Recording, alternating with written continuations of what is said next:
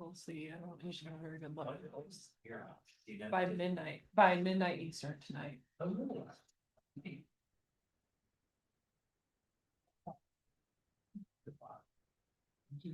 Fish and spear. Oh, Laura's, what's going I've never been to one on? at either the Spear or a fish show, and so it's two bucket list items that I could do in one. Yeah.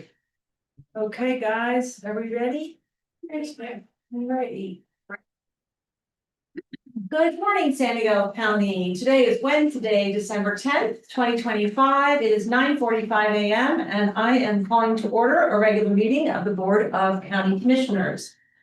Present in the room are all three commissioners, members of the staff, public, someone from SMRHA, all sorts of nice people. We will have now our moment of silence for grounding and gratitude.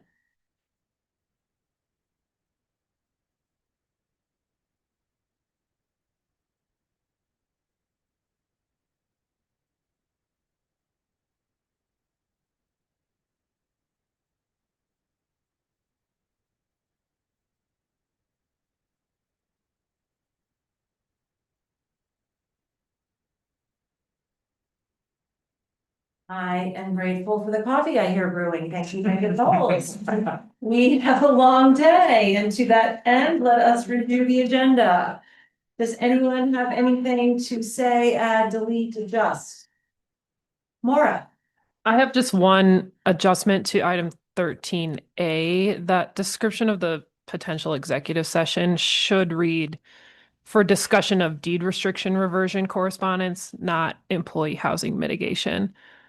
And Restriction. correspondence. And we'll cover this again when we get to that item to make sure it's properly noticed on the record. Deed restriction, okay. Do we need to do anything formal to change the agenda, or is that sufficient? That's I think sufficient. that's sufficient. Okay. Anybody else? Nothing for me. Okay, let's carry on then to public comment for items not on the agenda. Please limit comments to 3 minutes. If comments are not related to an item on the agenda, there will be no board response or action taken. Since the topic was not posted with proper notice, and any comment could potentially violate the Colorado Open Meetings Law. I am looking in the room. I don't think anyone who's here right now is here for public comment, looking for hands online. None are coming up for me. Anybody else seeing any? No, nope. Okay, then I will close public comment for items not on the agenda and move on to the consent agenda. We have a number of items on here, including some liquor license renewals. Letter we wrote regarding the CORE Act, all sorts of things. Any questions or comments or adjustments to the consent agenda? No, but I do have a motion. Let's go. I move to approve the consent agenda. I second that. How do you vote? Ah, I. I as well. I would say we are off to a good start. The county commissioners are now sitting as the San Miguel County Housing Authority in consideration of item 7A, a request from Suryaveer Senkineni for county approval of 2.2 public sector employment. I see Grace Franklin is here, his supervisor, and I see Pam Schifrin is here. Is Surya joining us? No, he's in Norway today, so. He's yeah. working his Yeah, public he's sector working, job. Yes. Okay. Pam, let's hear it. Good morning. Thank you, commissioners. We received an application from Surya last week for the purchase of a deed restricted property in Lawson Hill, known as 501 Society Drive. He is qualified for all purposes, with the exception of the amount of time residency and hours. And so upon reviewing the deed restriction that we're qualifying him against, which is the current deed restriction covenant on the property, we are able to utilize the public sector employment, which would allow them to not be able, or to may not meet the employment term requirements. And but it does require county approval. And so upon discussion with the San Miguel County Housing Authority Attorney, Elaine, we brought this memo. It's not an exception, it's just an approval. Thank you. I was gonna make that point. This is not an exception. I want to make that, particularly since this is one of our employees. So we're not making a exception or bending the rules. We are just following a matter that requires BOCC approval. Yes, Kalina. Maybe this is coming, but I feel that it would be good to read section 2.2, what this would fall under, which is the public sector employment. An ownership applicant seeking approval as a qualified purchaser pursuant to the current local employee standard and hired by a public sector employer may not be required to meet the employment term required subject to the approval of the county. So that's what we're looking at here. Yeah.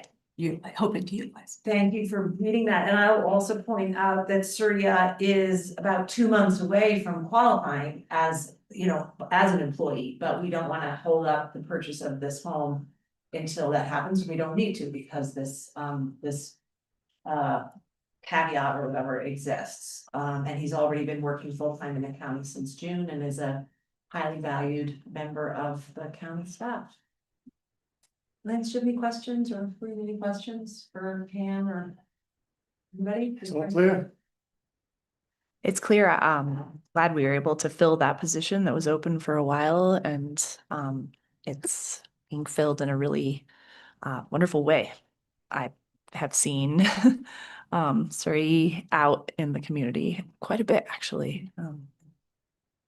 I'm glad that he has found some potential housing. Absolutely. Well, I think I'm ready for a motion.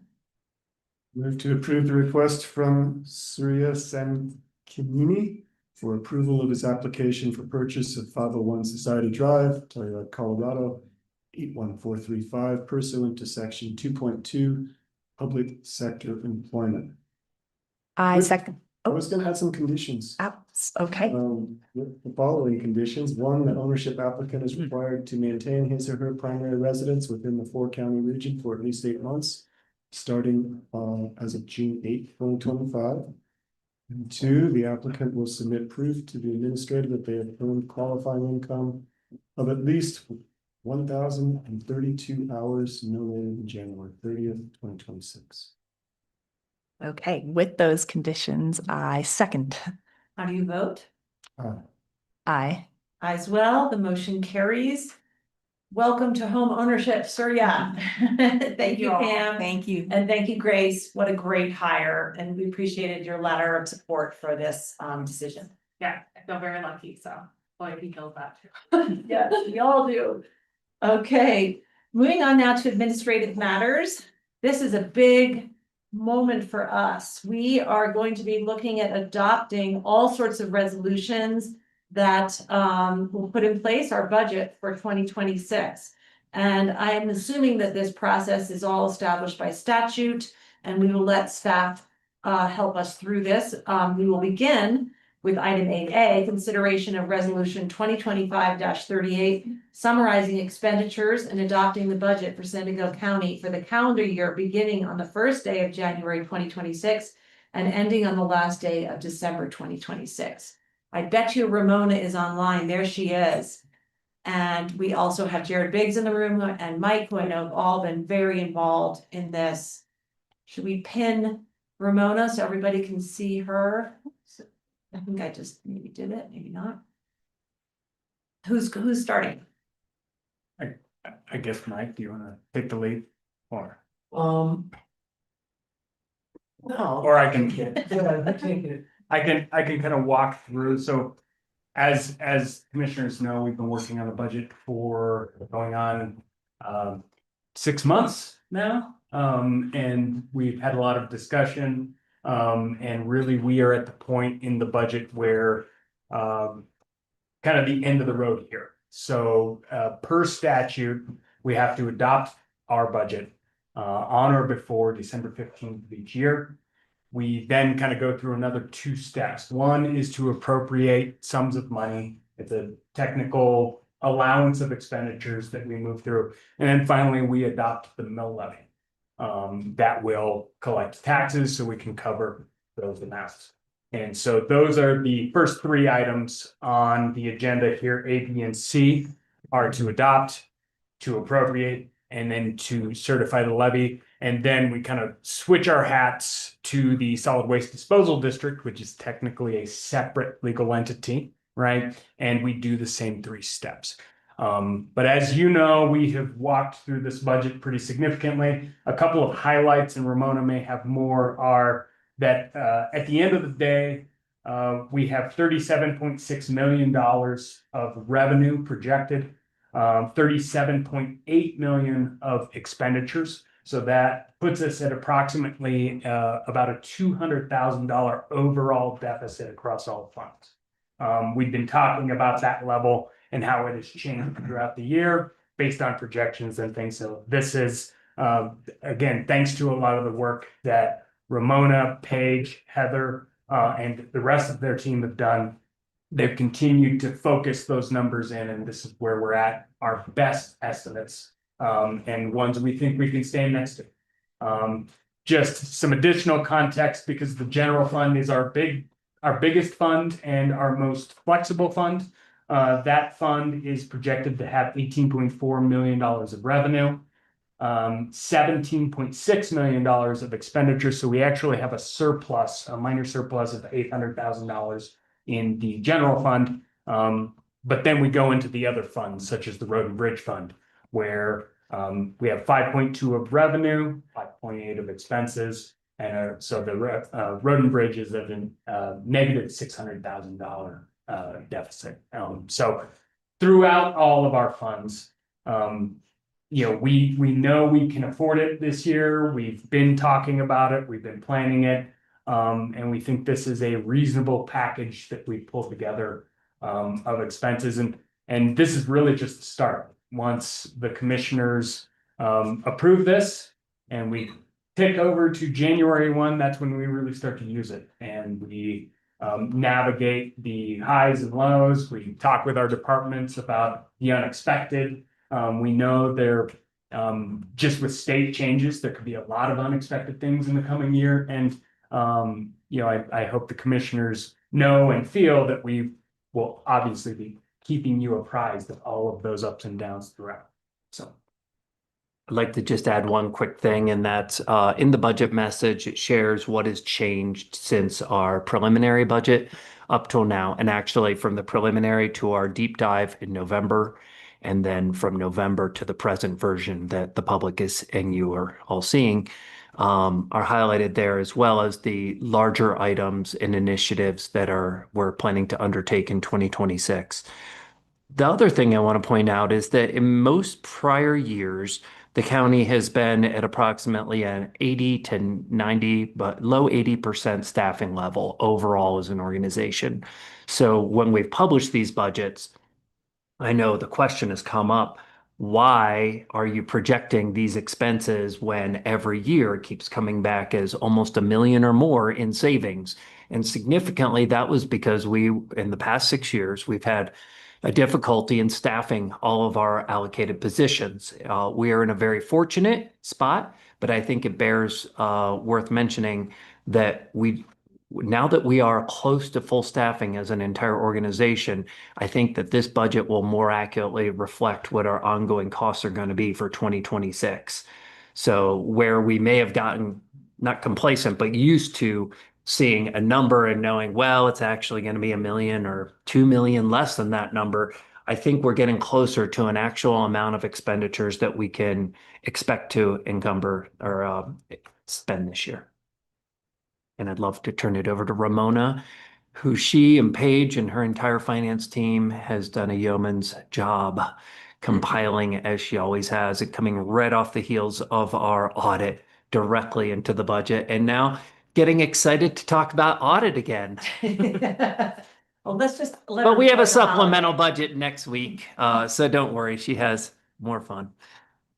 Yeah, it's always ongoing and always challenging. So good morning, everyone. Thank you, Mike and Jared, for that intro. I think you've covered everything well. The one additional point I wanted to mention was that in this budget structure, we have separated the personnel from the operating costs in each respective department. That was kind of a response to last year's structure and also a tool to help us to Mike's point of navigating this more full staffing and what those personnel costs are related to our operating. You know, our operating costs we're pretty routine and methodical organization with our operating, with the outliers of our special projects. So it's the personnel that is the big dollar or the big ticket item within our budgets. And hopefully this structure will allow us to navigate that and manage and administer it with a little bit more oversight instead of it all being wrapped up into an operating budget. So hopefully the department heads will use that as their tool as well. And I think it was a good move for structural wise within the budget document. But just wanted to point that out as a slight clarity and different format than what you've used to seeing in the past as well. So I don't have any other comments. I think I'm ready for the formality of going through this if there are no other questions from anyone else. No questions, but I just want to commend you all for continually looking at ways to improve this document so that it is more useful to all of us. So thank you for being open to, you know, evolving and in a really positive way. Thanks. So is there a formal way to go through this other than just motions, or have you presented it in the way that is required? It is, each resolution is going to be requesting a motion when we can go into each specific resolution and talk further about it if you'd like. Why don't you, Mike, if you would, or Jared, present, you know, kind of an overview in 30 seconds or something of each resolution, and then we'll have a commissioner make a motion, second, and vote. Does that make sense? Sure. So the first action is adoption of the budget. And so that action is reflected in resolution 2025-38 that is within the packet, summarizing the revenues and expenditures for the budget. And it kind of spells out by fund how much is expected to be expended based on our spending plan that is more detailed in the attachment that is included as well. And so this action to approve resolution 2025-38 and adopt the 2026 budget for San Miguel County would be kind of step one in that process. Perfect. Okay, well, I move to approve resolution 2025-38, summarizing expenditures and adopting the budget for San Miguel County for the calendar year beginning on the first day of January 2026 and ending on the last day of December 2026. A second. How do you vote? Aye. Aye. Aye as well. The budget is adopted. Moving on to 8B. So the next step, as I had previously mentioned, is that kind of a technical formal step of appropriating funds. And this is a technical spending allowance that is given. And this is, it's germane. We're having a meeting next week where we'll consider a supplemental, and that's to adjust the appropriation For in 2025. For 2025. Correct. But this one, resolution 2025-40, spells out much the same, but it spells out, as Ramona said, by department what the spending allowances are, per our conversations about how we're changing this document a little bit. Again, summarizing the general fund at 17,600,000 and change, all the other funds similarly, and then moving ahead, we will use this as kind of our limits. So this is where we will come, and when we have conversations during the year, we'll say, well, we think we have room. And this is kind of the document we're really talking about. So. Thank you. I move to approve resolution 2025-40, appropriating sums of money to the various funds and spending agencies for San Miguel County for the 2026 budget year. I second that. How do you vote? Aye. Aye as well. Aye as well. The motion carries. Resolution 2025-40 is approved. And on to 8C. And the last one is resolution 2025-44. This is the certification of the mill levy. for the year. So the other two really have to do with revenues and expenditures. One is our expenditure plan, and this is our revenue plan from property taxes, right? And so a couple things I wanted to point out is we are certifying a 6.369 mil levy for the general fund. And thanks to the voters, we are certifying a full 1.9 for the Road and Bridge Fund, a full 0.75 for the Early Childhood Care and Education Fund, a full 0.75 for the Mental Health Services Fund. And we had already had approval based on the election for the Housing Fund to do that $0.5 mil without regard to the 5.25 limit. So accepting those that we've removed from that limit, we are living under our new 5.25% cap calculation. And so you will see on here For all other funds. for all other funds. Yeah. And so you'll see on here a temporary mill levy reduction of 0.963, which equates to about $1.5 million of revenue that we would have otherwise been able to collect without that cap. So again, we are thankful to the voters for what they have allowed us. And I think this is a way we're saying we're living within our means, we're living within the new rules that have been provided to us. And so at this point, we would certify this mill levy. And this will come back next week because the county commissioners have to also certify all levies and revenues next week as kind of another formal process for application on the tax roll. So you'll see these numbers come back with everybody else's property tax values next week as well. You mean the other taxing districts? Correct. Okay, great. Any questions on that? Let's move. All right, I move to approve resolution 2025-44 levying property taxes for the year 2025 to help defray the costs of government for San Miguel County for the 2026 budget year. A second. How do you vote? Aye. Aye. I as well, the mill levy, the property taxes are levied. All right. Now we are sitting as the Board of San Miguel County Solid Waste Disposal District. For some maybe slightly absurd reason, this budget is completely separate from our other funds. Maybe there's a good reason. Help me if someone happens to know what that is. As Jared said, it's a separate legal entity, so we just have to put on different hats. Okay, done. Garbage man hat is on. Sanitation engineer. Sanitation. Yes, engineer. yes. There you go. Waste diversion. Oh, even better. So as reflected in the packet, resolution 2025-39, this is the step one, similarly to adopt that budget. And overall, and just for sake of argument, these numbers are included within the big county packet as well.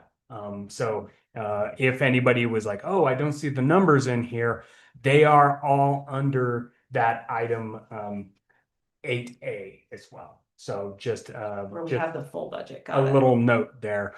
This is the formal adoption of the sanitation district's budget, similar to 2025-38.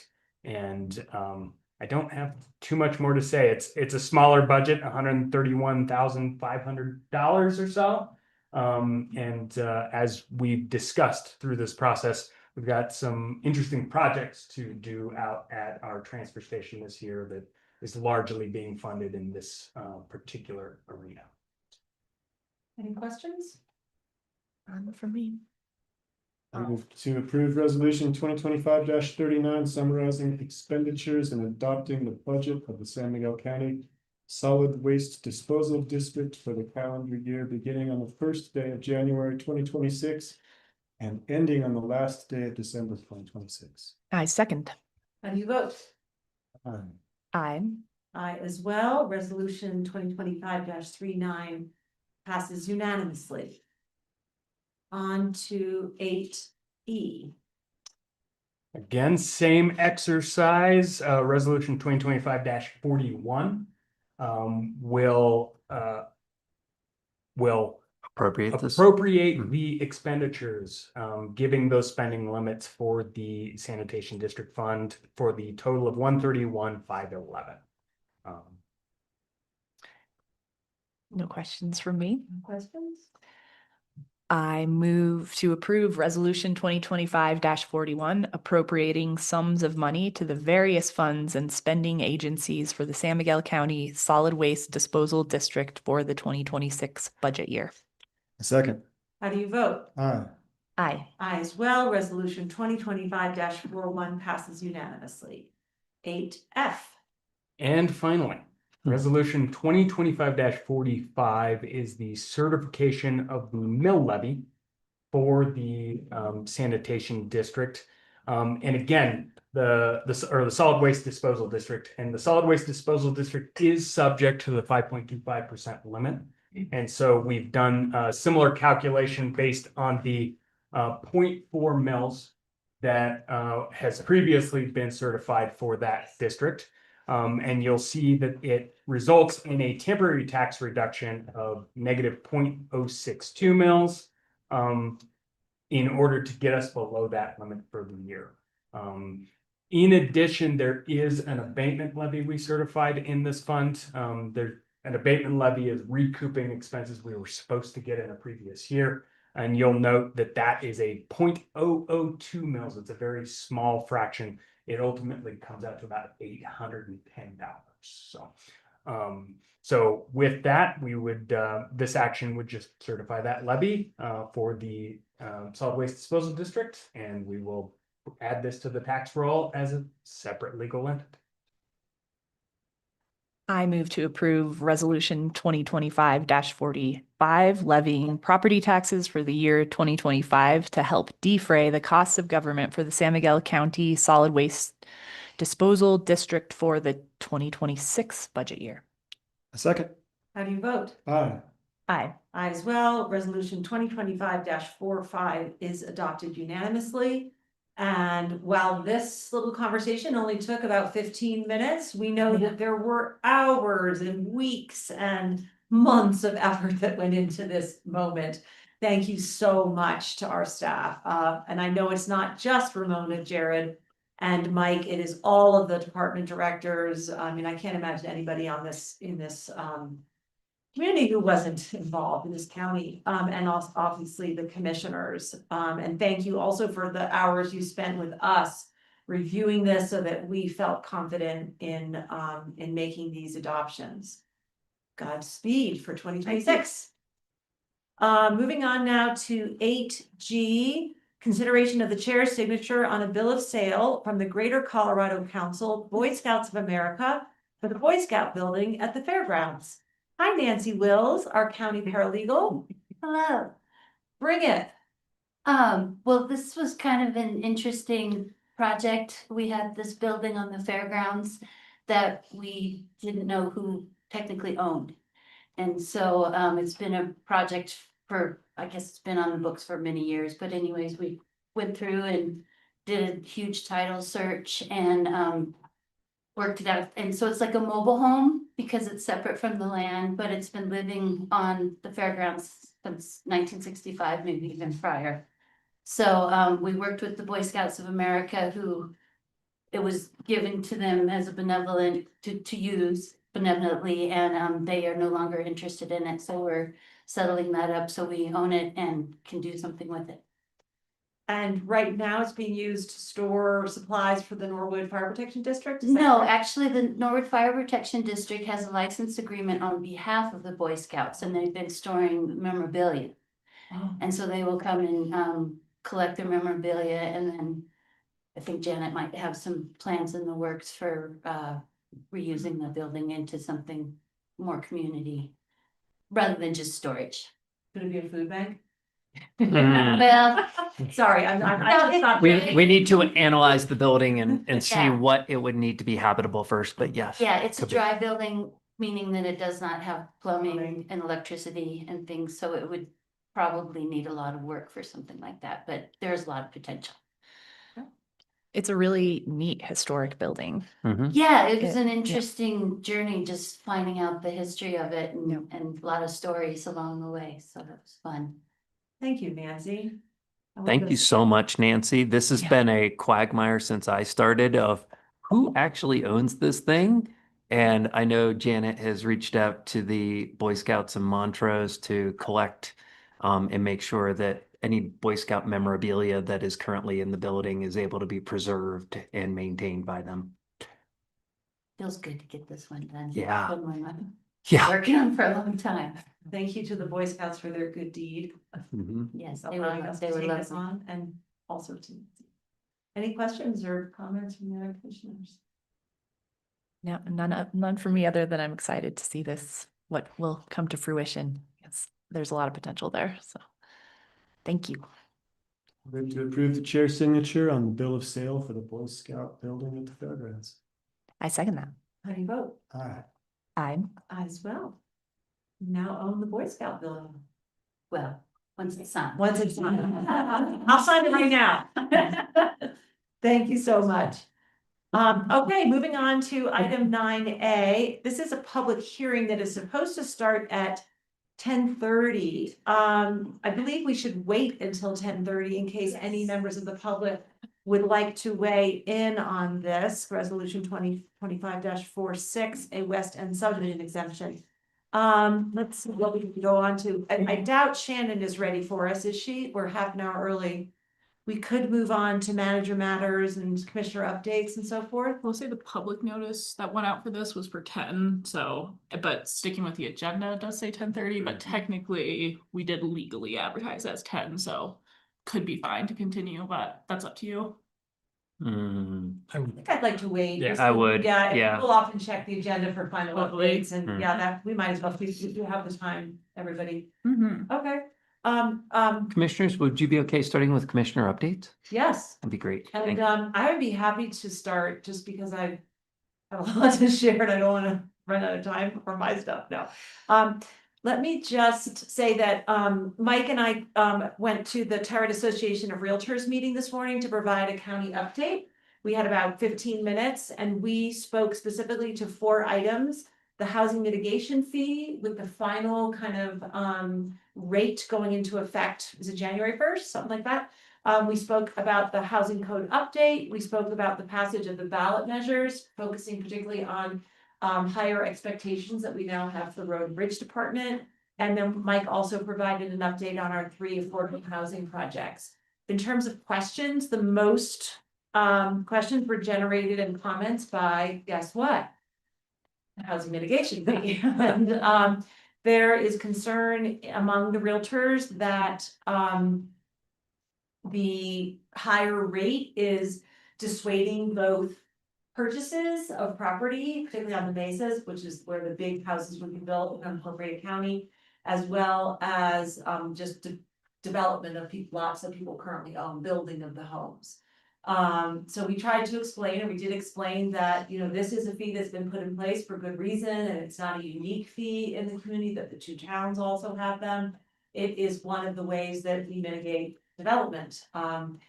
We did also hear that there is concern from locals, which I know we've heard through the Lamb family, and I've heard through other people, not in a public meeting, about how this is impacting locals building their own homes.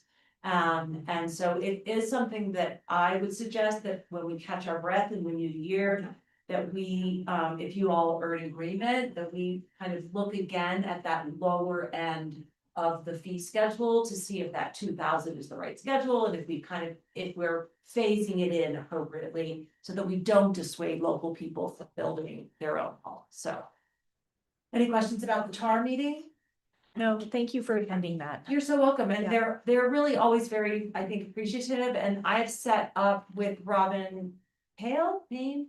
Robin who Pale. is the executive director of that we would come, I think it's every 6 months, so I'll make sure that whoever next year's chair is aware of that date and can organize that with Robin. And I think actually, Glenn, it's your probably turn to It's my go. turn. So I'll just let I'm you up. know the date. Okay. Great. I also wanted to share some meetings and progress that's being made in regards to behavioral health matters. The first topic being the community intervention program, which we used to call the co-responder program. It's no longer called that because the response will be, the current vision will be made by 2 behavioral health practitioners, not a co-response with law enforcement or emergency medical team. So it's called the Community Intervention Program. And planning had been centered on the East End because that's where there was the most interest, at least to start. But last week we brought in the Norwood Fire Protection District and UMC kind of into the conversation. So now we have all agencies that would potentially be involved with this program at the planning table and supportive. And it's a big group. It's all 3 law enforcement agencies, both medical centers, 3 fire protection districts. The one we have not yet brought into the loop is Egner. And Dan Koval plans to go out there pretty soon, so I imagine. I think he was actually out on Monday night. Oh, did he go? Yes. To the fire department? Okay. Yes. So perhaps he updated that, but that's moving along and we are currently working on an MOU among all of those agencies for kind of the planning phase of this. The other part that's moving along there is conversations about funding. Just a reminder that we appropriated today about, I think, 175,000, is that right? Correct. For this program from the general fund. But both of you had suggested to me, and point well taken, I'm with you, that we not actually spend that money if we don't know that the program can be sustained. So we've been working on figuring out how that will be sustained longer term. And our first step was to go to the Behavioral Health Solutions Panel, that mental health 0.75 mils. And with huge enthusiasm, letting them know we had this program in the works and we were ready for funding. And as you know, because Don Pandolfo, the chair, came back to speak with us, they are already fully kind of utilizing those funds. And they made it clear to us that we would, they would like for us to be considered as any other program. They also made it clear that the maximum funding they typically provide for any program is 50%. And that they would expect the other entities to kind of support the other 50%. And in truth, this program would take up about 20% of their total budget alone, this program alone. So I think their point is well taken. So I've started conversations with the other entities who could potentially fund this. And certainly the sheriff's office is interested, which is, as we know, kind of us, the general fund. The 2 town, the marshal and the police department have expressed interest, but of course that would have to be approved by their councils. And the fire protection district, Telluride, has also expressed some support. So we're working on kind of lining that up. Nothing will be guaranteed, but I think we can have something more than a handshake to in terms of expectations before we decide whether we're gonna launch it. So Firm handshake. firm. Exactly, but no winking with the hand, so. So any questions on that, the community intervention program? That's great progress. It's really exciting, and I actually had a practitioner reach out to me, interested in applying for the position, the lead position, so. I told them to hang on, we're not there yet. Our goal is to just kind of kick this off in May. Which is, yeah, so that's keeping on. The other big matter behavioral health wise is implementation of the behavioral health strategic plan. And I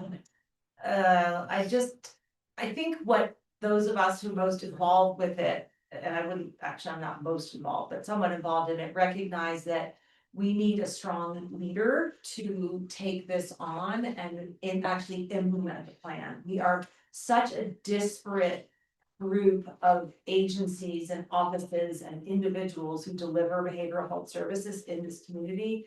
And there is a real need to kind of coordinate that generally, and then in particular in terms of implementing the plan. So Grace and Mike and I have had a number of meetings about this. Grace Franklin, the Director of Public Health.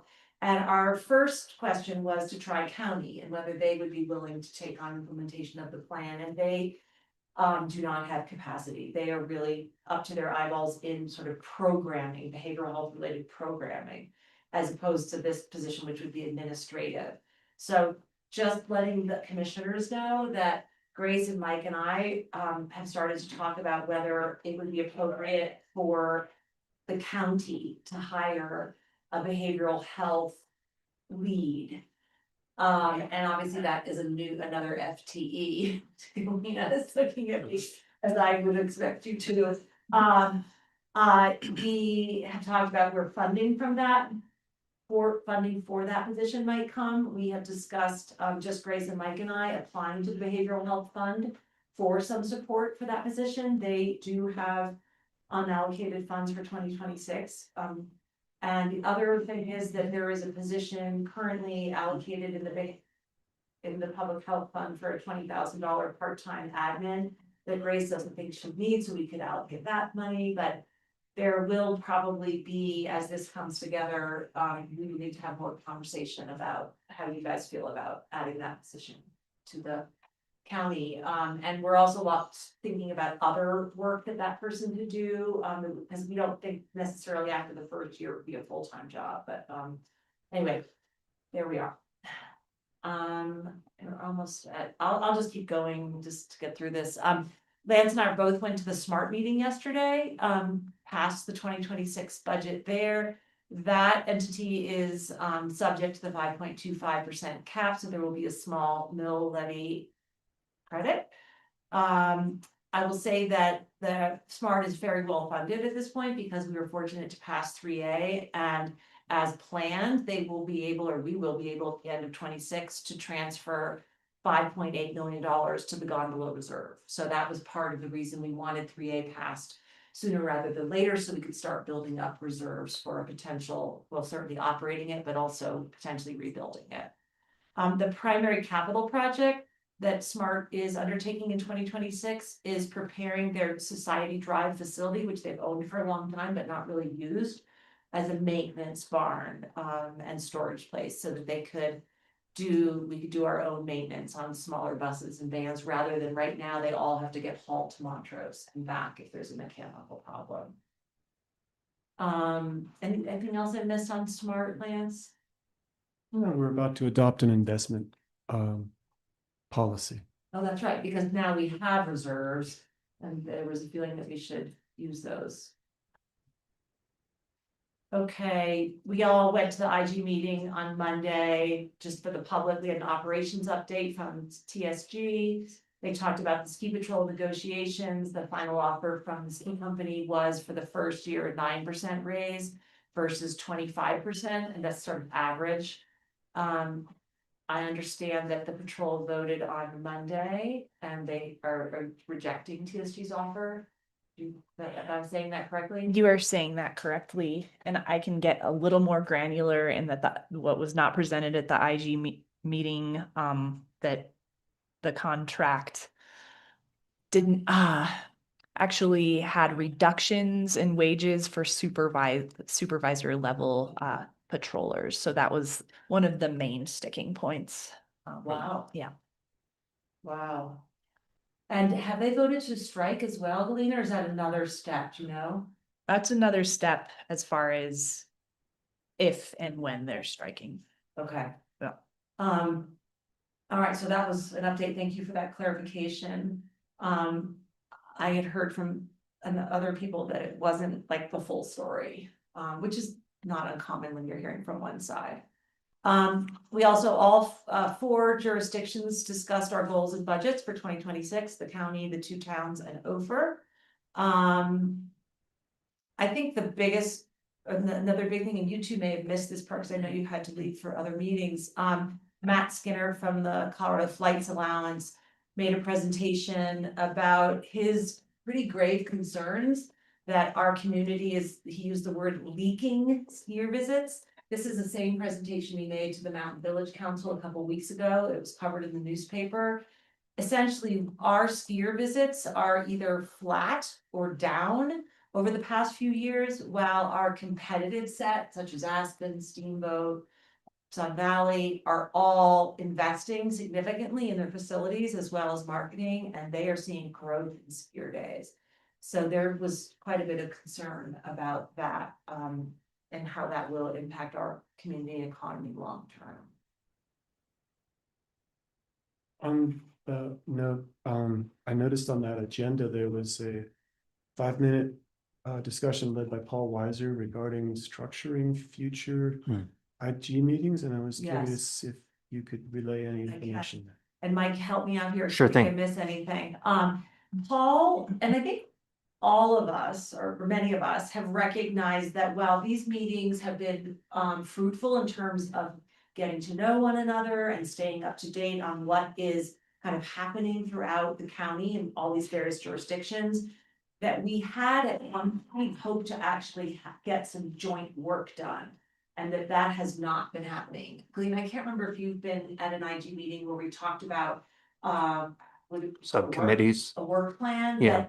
that Zoe Donnell had Mhm. led, and we had identified 3 goals for the IG and subcommittees that would undertake some real effort, some real work in terms of collaboration and projects and things, and none of those have happened. And the reality is, staff and the electeds do not have bandwidth to take on another committee and another, they've just kind of fallen down. So Paul's suggestion was that we hire a facilitator for these meetings that would help us with setting the agenda, running the meetings, and also sort of holding people accountable for getting that work done.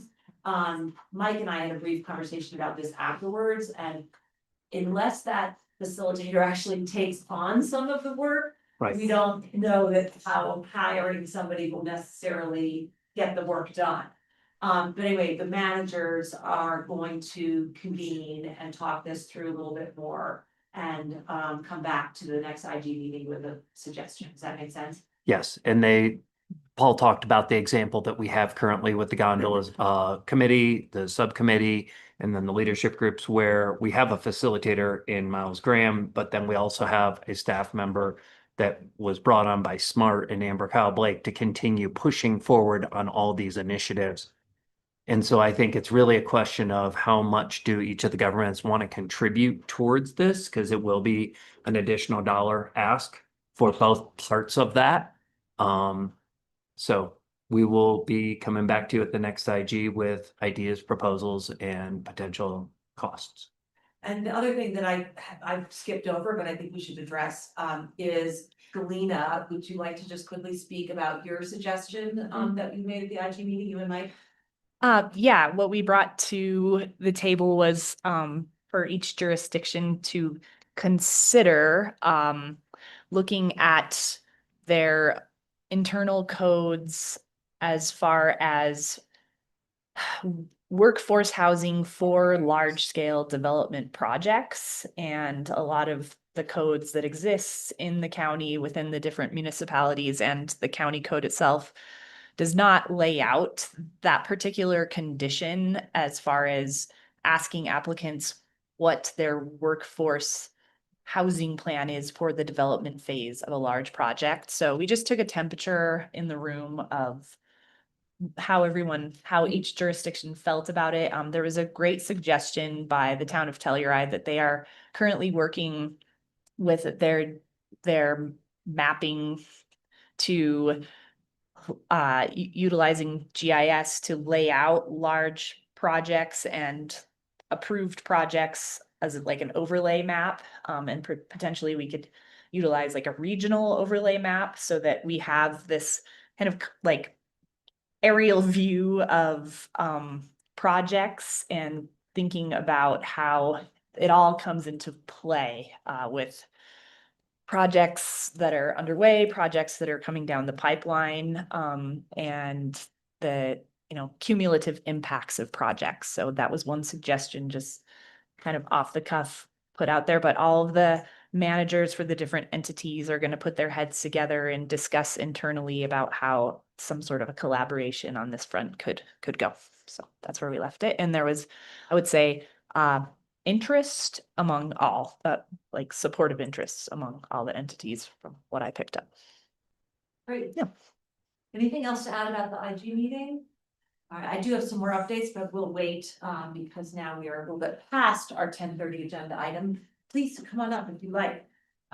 This is our first planning matter of the day. Item 9A, this is a public hearing for consideration of the chair's signature on resolution 2025-46, granting a West End subdivision exemption to split a parcel for person Hilbert Clay. Did I say that right? The name of the Trust. is owned That's by the a trust, yes. That's right. And your first name again, Mr. Clay? My first name is Clayton Race Young. I go by my middle name Race. Race Young. Okay, Yes. thank you very much. Sorry. Okay. So we have leading this for the staff, Nicola Kerr. Thank you, commissioners. So yes, it is a West End subdivision exemption 2 this year. So you'll remember from our recent meeting, kind of how this goes. This is for the Clay Fearson Family Trust, and we have Race Young here, who is a part of that trust. It is located out in Egnar, or west of Egnar, at the intersection of County Road H1 and County Road 5HS. The proposal is to split one lot into 2, so we're only creating really one new lot. They are all zoned West End. It is a 1-step review to you all, the Board of County Commissioners. Currently, that one parcel that's being split into 2 is 39 acres. And it will create lot 1, which will be 3.4 acres, and then lot 2, which will be 35.45 acres. And here is a vicinity map showing the location of that parcel west of Egnar. And then a zoomed in aerial map. Here is the plat. So we're really just focusing in on that bottom right-hand corner, which is showing the parcel in question. Here is a zoomed in portion of that. You'll see lot 2, and then lot 1, which I believe is the lot that Race is contemplating building a house on, is that lot 1. And so this was noticed in the Telluride, no longer the Telluride Daily Planet, now the Telluride News, Telluride Times, yes, thanks. And then the Norwood Post on November 20th, 2025. And then Race completed the required mailing and the sign posting on October 22nd. We did not receive any public comments regarding this. It was referred to the county attorney, county manager, deputy county manager, county road and bridge director, county surveyor, the Colorado Department of Transportation, and the Egnar Fire District. David Foley, our CMEO county surveyor, did say that he reviewed the plat and he had 5 comments to be addressed, and he has been working with Race's surveyor, and I think they've already made some progress on getting those addressed. So the review standards are established in section 5-1211 for the West End subdivision exemptions, and they are that 1-step review. So the West End subdivision exemption was created to allow agricultural families the ability to split off a lot. They can create up to 4 parcels out of a lot. In this case, we're only creating 1 new, and it does prohibit the rest of that parcel from being subdivided in the future. So he did submit an application that was in compliance with all of our requirements, and then the plat did include the note citing the guidelines in LUC section 5-320, and those are just something we like to see on the plat. We're talking about respecting pre-existing agricultural ditches and water rights and fence lines. And then they must show proof of an adequate water supply, and the applicant did actually confirm with Montezuma Water Company that they do have a main line south of that County Road H1 across from the property, and they do have enough water for an additional residence on there. And so here is your sample motion to approve with the conditions to address the comments by Dave Foley, as well as to obtain that development permit that would include access off of County Road H1, the address assignment, and the on-site wastewater treatment installation. So let me know if you have any questions, and thank you. Thank you, Nicola. It's quite clear to me, and we're kind of up to speed because we just did one of these. Yeah. Anybody questions? All you gotta do is open public comment.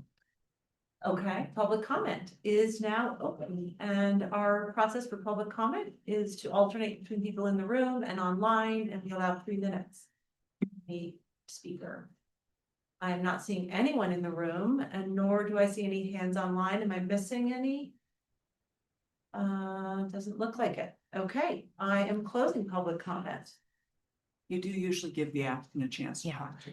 I'm sorry, God. Okay, this is practice for this afternoon. Hmm. Applicant, I should have done that before the public comment. I apologize. Is there anything you'd like to add to what Nicola shared? No, thank you. Appreciate the opportunity. We'd be happy if we get the chance to move to San Miguel County. Great. I just have a quick question for you in regards to the comments from County Surveyor Foley as to kind of where you're at with that process.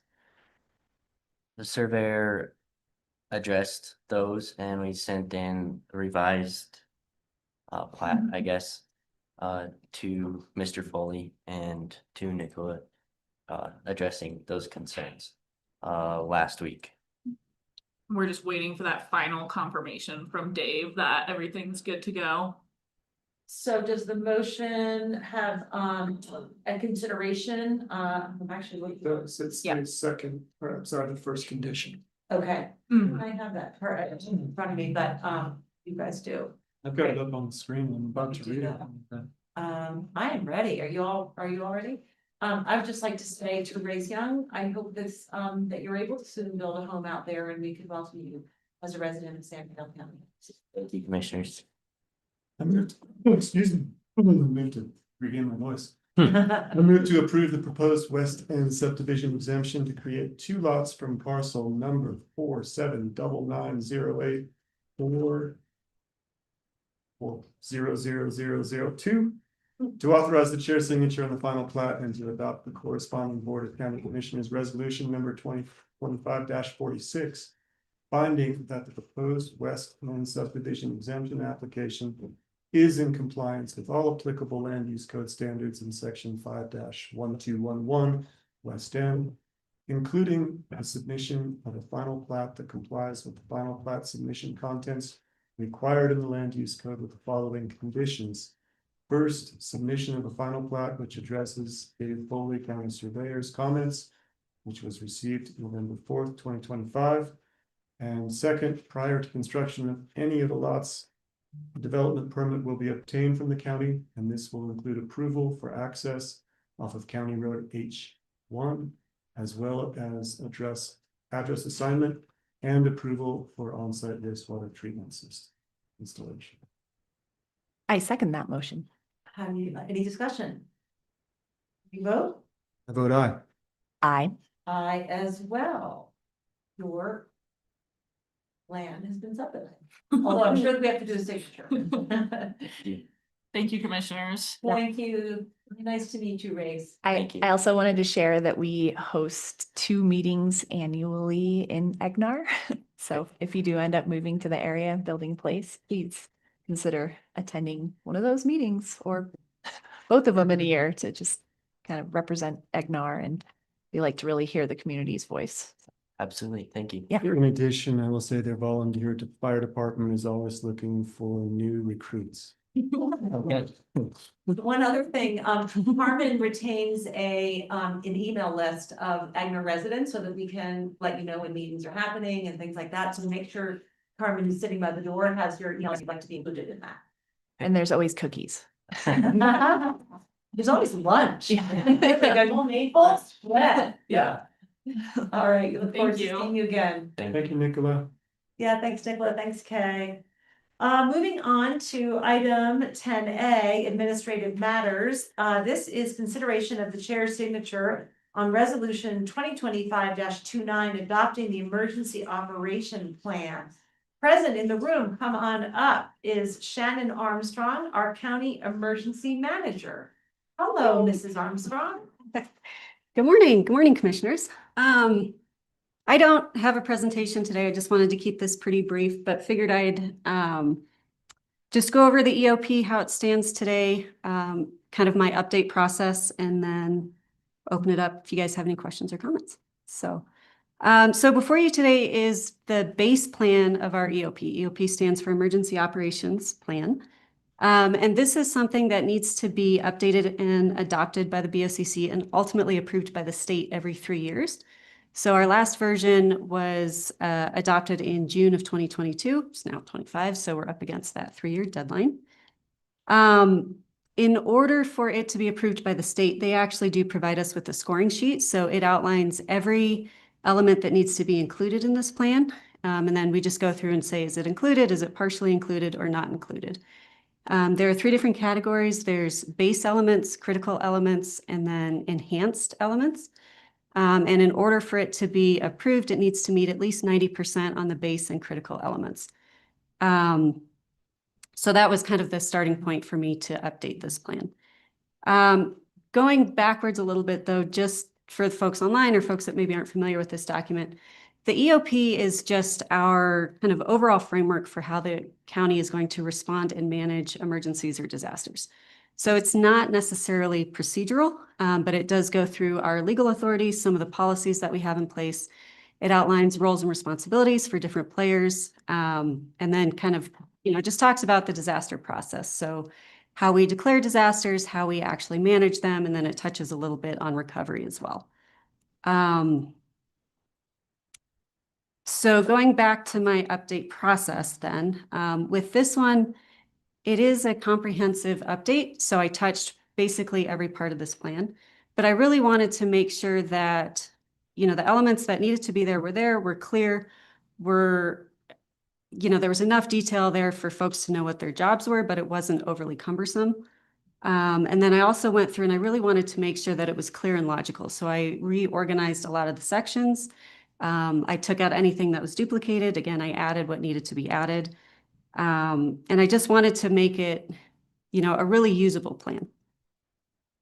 My next steps for this, because again, it is that guiding framework, it's not necessarily procedural, is I do want to go through and operationalize it. I want to pull out important pieces and turn those into checklists. I want to make sure that our county staff are familiar with this plan. I am hoping to, pull together some lunch and learn so that folks are, can come and sit with me and really kind of marinate in this plan and what their roles might be. But then also use this to update our, our checklists, our ESF job aids. ESF stands for Emergency Support Function.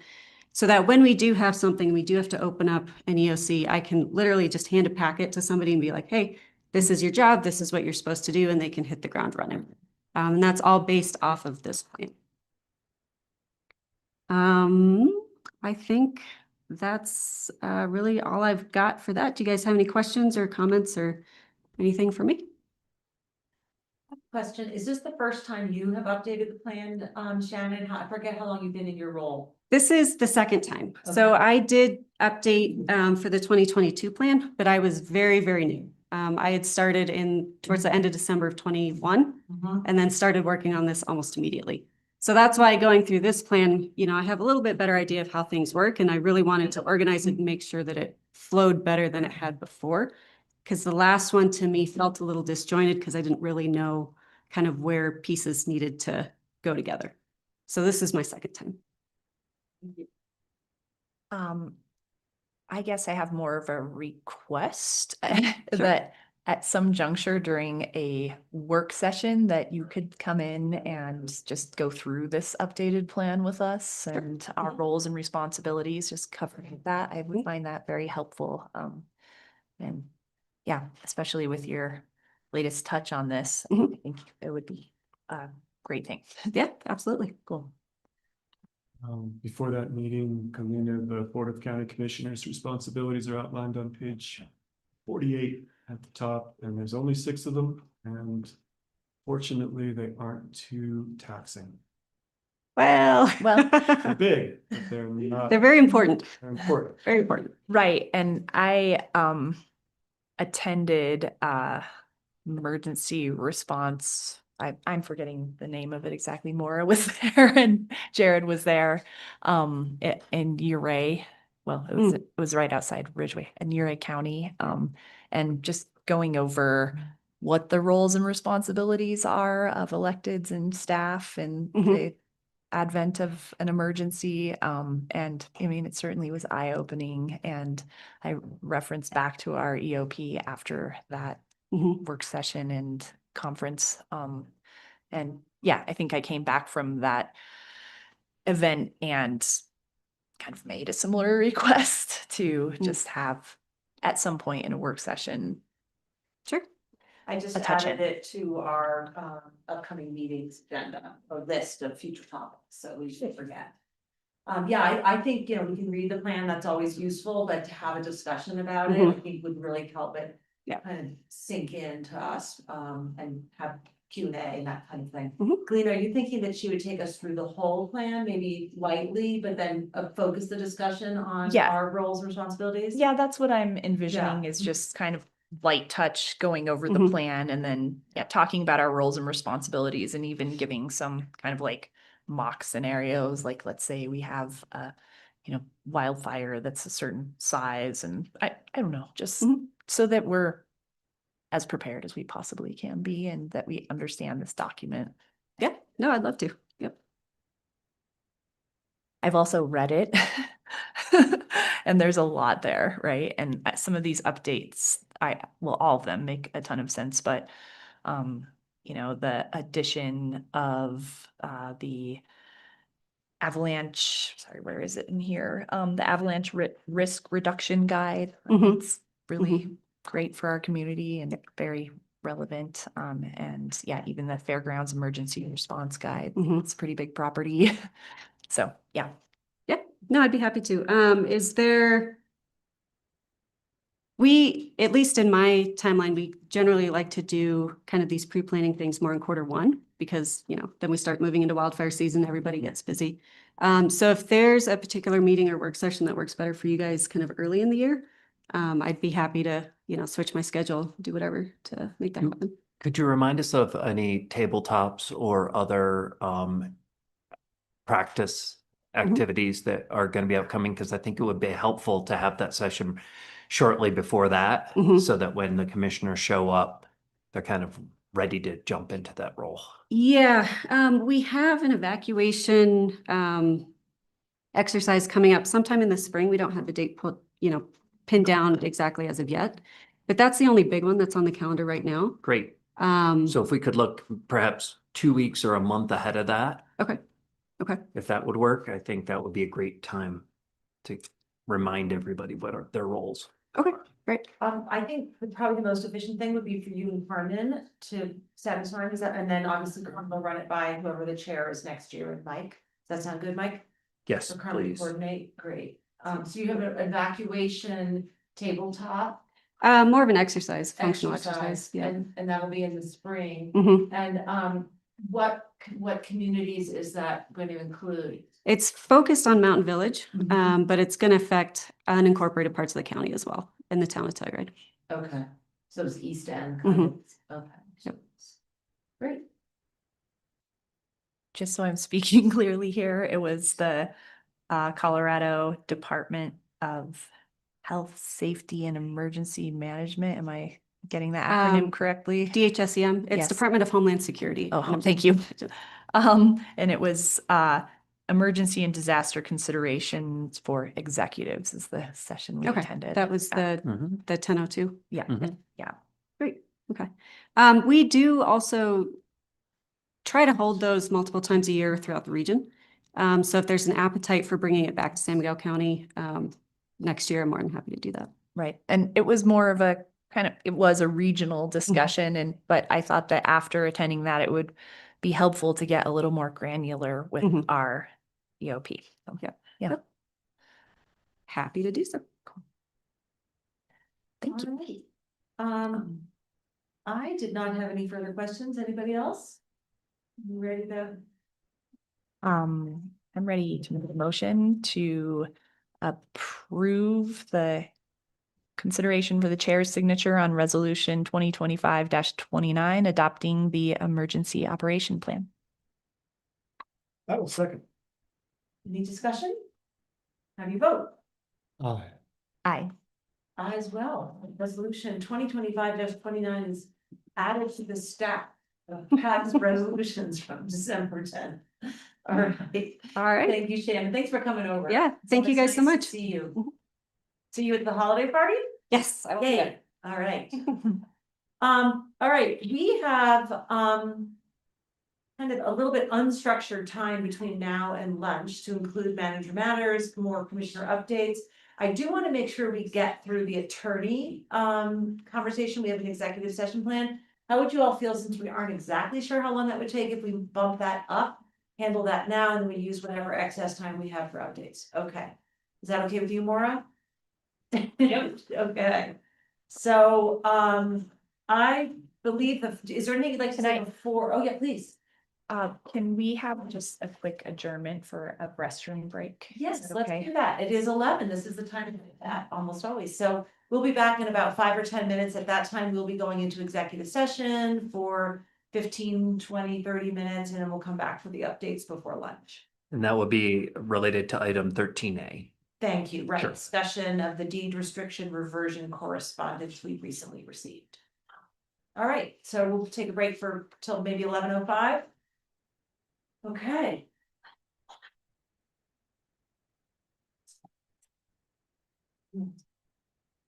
For the road.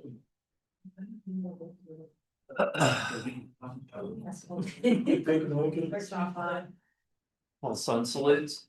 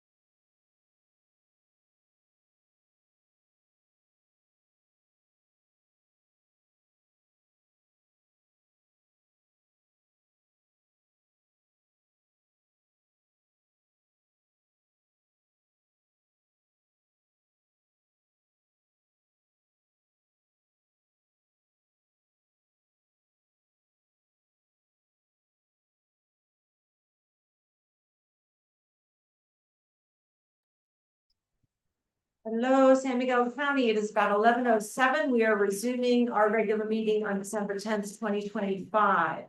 We are skipping 11 and 12 or postponing them in short so that we are sure to have enough time for item 13A, which we will attend to now.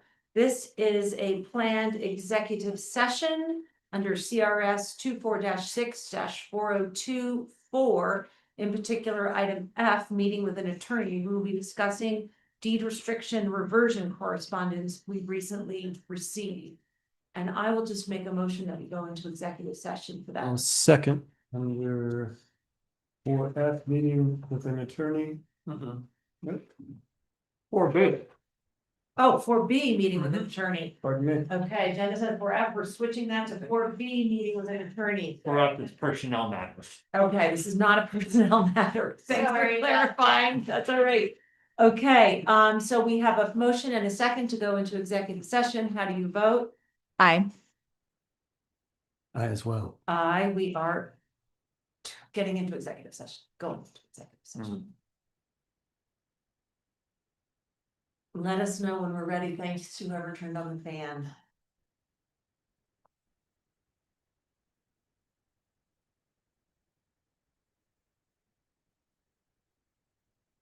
Are you doing it or am I doing it? Oh, can you do it? Yes. I just didn't get No, that's right. I'm just making sure. it.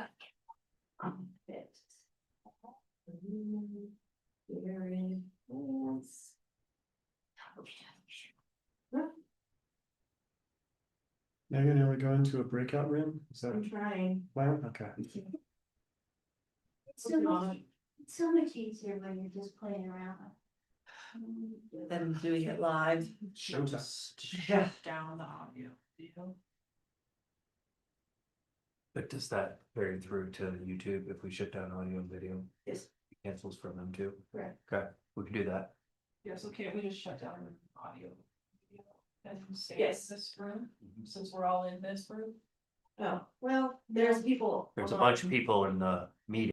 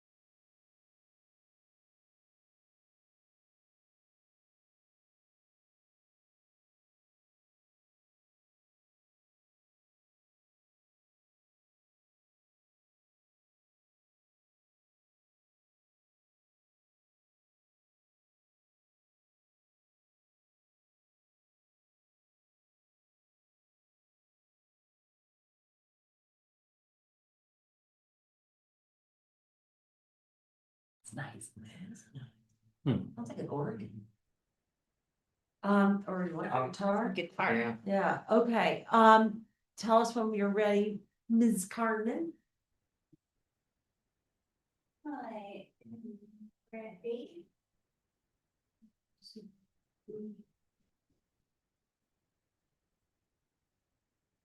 Are you gonna, you wanna start recording? It's been started? Oh, I beg your pardon. Okay.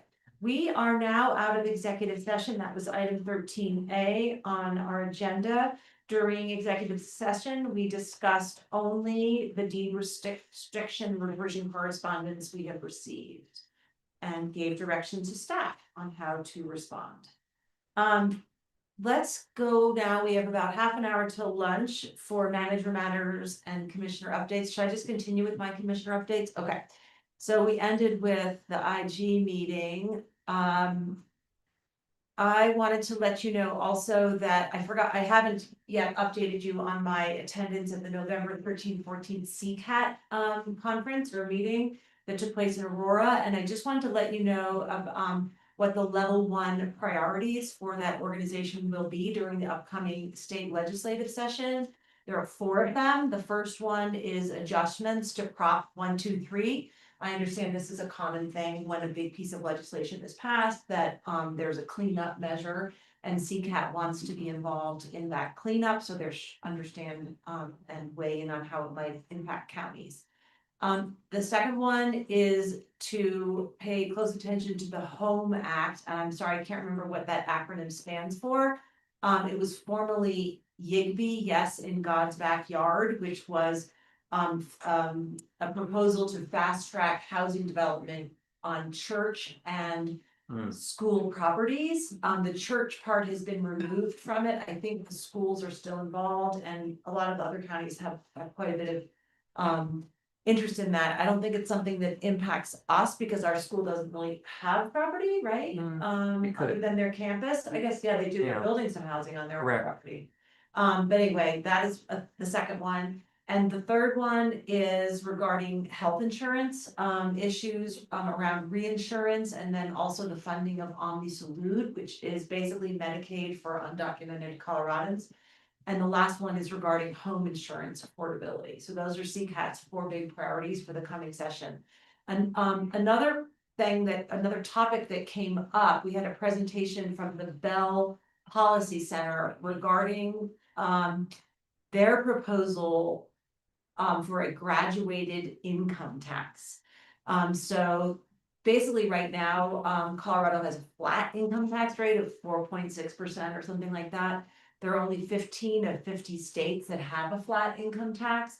This is perceived or was presented by the Bell Policy Center as a way to generate additional revenues for the state, which, as we know, is really strapped. But currently, due to Tabor, there is a provision in our Constitution which prohibits a graduated income tax. So the idea is to remove that language from the Constitution, and there will be a ballot measure coming forth in November of 2026. CCAT is very much in favor of that, as am I, to be frank.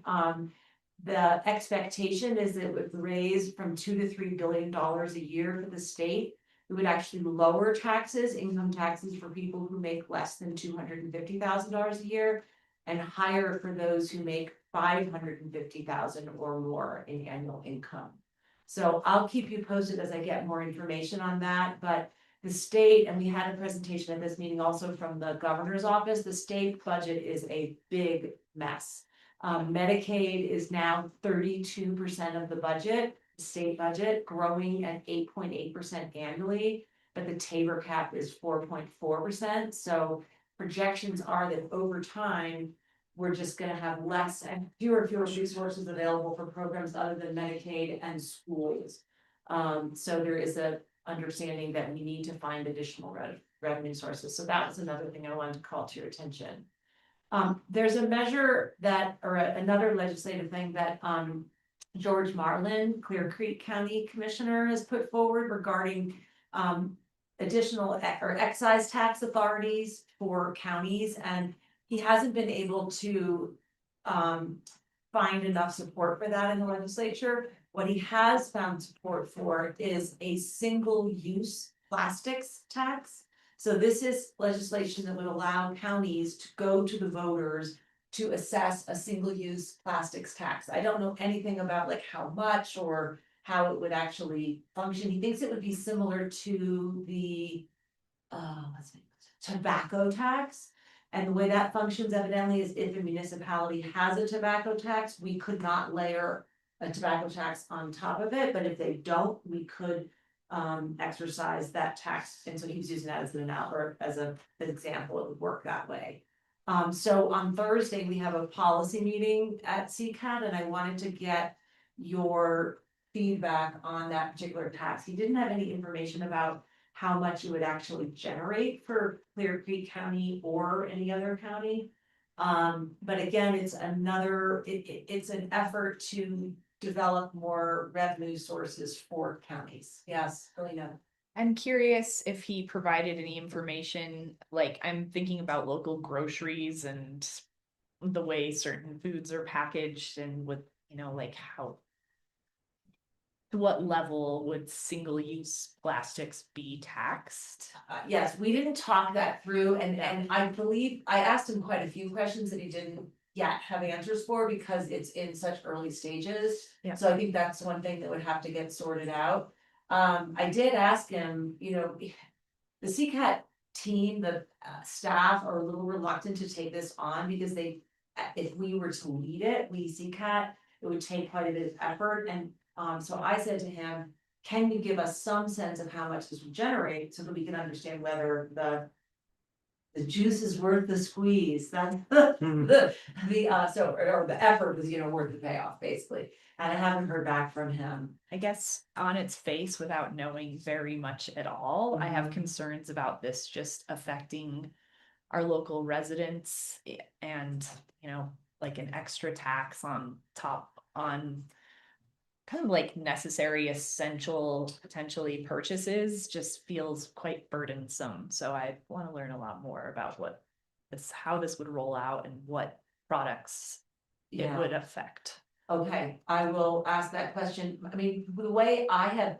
understood these taxes in the past is they're basically on like bottled water and juices and sodas. Right. They're not on like, tortellini packaged in plastic. But I will absolutely clarify that.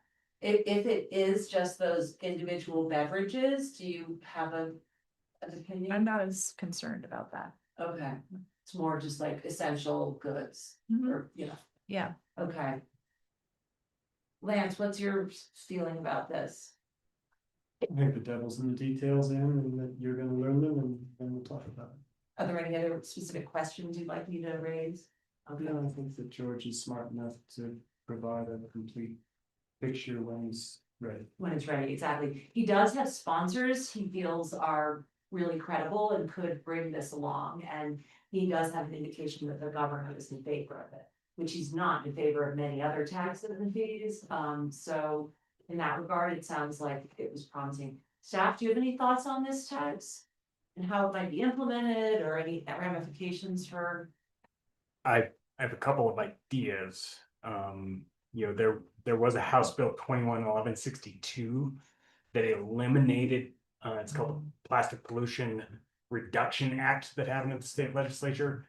And that prohibited single-use plastics in takeout. And so that has been implemented over the last few years in a lot of municipalities. I know, speaking with Darren Gray with the town of Telluride, they had been grappling with that. You may have seen, particularly over the last year, a lot of the takeout containers in Telluride have shifted to cardboard. Right, so A statewide tax. that's a statewide prohibition. And then local governments can go further to prohibit even more of the, different products, plastic products. And so I think if this, one thing I would want us to be cautious about is if we're building a tax revenue on something, we're kind of intending for that to be eliminated, right? So, we would want, just like a tobacco tax, right? We want to work ourselves out of that job. But we just want to be clear-eyed about that approach a little bit, and how would this dovetail or not with this kind of single-use plastic elimination process that has already been implemented. Again, I think, as Commissioner Waring said, devil's in the details. How's it collected? Would the Department of Revenue be willing to collect? And my inclination is the answer is no. Right, Oh. so we would potentially have some pretty significant administrative burdens to stand up a collection program. Right. This is something that I would argue the muni should try first, because they already have those mechanisms. And see how it works, but. Okay. Well, I think George's objective as a county commissioner is to generate income. He really wants a recreation tax because they have very little lodging, but they have a ton of expedition or whatever that you call that. Outfitters, thank you. And so, It's but a fun book. he has been unable, Heavily in recreation. they've been unable to get that support for that at the state. Okay. Anything else you want to share, or should I think I've got what I need to have a productive discussion with CCAT on Thursday. What else? We had a lodging tax panel meeting a week or so ago, and this is dovetailing this information I'll share with Matt Skinner's presentation at the IG meeting. Occupancy for the winter is down, currently 2% projected, and revenue down 8% for the winter. John Duncan, who's on the lodging tax panel, said he didn't feel that was particularly concerning, that 2% is kind of like flat, statistically insignificant, but that is, I just think, a data point we should all have in mind. And we also we already filled those positions, didn't we? But I don't know if it's been announced that we have 2 new members on the lodging tax panel from the commissioner's last meeting. And our next meeting will be on December 18th. Well, we'll be hearing a lot of those reports and financials that we weren't able to do because we did not have enough members for a seated quorum at that last meeting. Yes, thank you. Sure. I had a note last night from Commissioner Brown in Archuleta County that they have set the date for the next Southwest Commissioners meeting. It is January 5th at 2:30 to 4:30 p.m. in Pagosa Springs. Present will definitely be Senator Cleve Simpson, as well as Representative Stewart, who is not our representative. Ours, as you know, is Representative Sukla. He had not heard back from Sukla yet, but he decided to go ahead with the meeting, given that those 2 reps or 2 people are available. And I just wondered if anybody here is able or interested to attend. I think Lance has been to one, I've been to one. I would really like to attend this one, if I can pull it off. Okay. You said January 5th, 2:30. 2:30 to 4:30, and that's Monday. Mike, are you interested? Pagosa. I would be interested. We do have an SMRHA board meeting that afternoon. I'm So trying to if think- I'm not needed for a quorum, I can attend. Or Jared? Or divide and conquer. Yeah. Okay, and then, do you wanna get back to me or? I'm gonna, looking at my calendar right now, it looks doable, so I'm gonna say yes, and if I have to. Yeah, Okay, great. So I will and I'll copy Jared, Mike, and Galena and let him know that 2 of 3 of you will attend. Does that make sense? Yes. Great. The last thing I wanted to mention is that, I got together with the 2 mayors as well as the county and town manager last week, a real informal meeting, kind of brainstorming about how the ski patrol potential strike might impact our communities. And we raised a number of concerns, one being about the visitor experience over the holiday, if the patrol should strike around the Christmas, New Year's holiday, which I believe is the intention. The mayors had discussions with their perspective, I guess councils. And they feel fairly confident that there are enough activities in place already for our visitors to have a good experience, even if the ski mountain has limited, terrain. And as you remember from the IG meeting, the plan, if there is a strike, would be to open just chairs 1 and 4. But, you know, thinking back to other times when, like, for example, we had no snow, the economy actually did okay because people weren't spending their money on the mountain, but they were enjoying other activities, spending money in shops and in restaurants. So there is a feeling from the towns that we don't need to sort of bolster the economy, if you will, over the holidays. We felt that we would.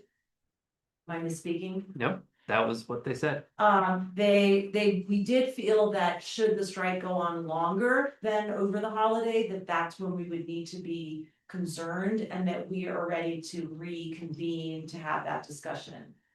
Should that go on.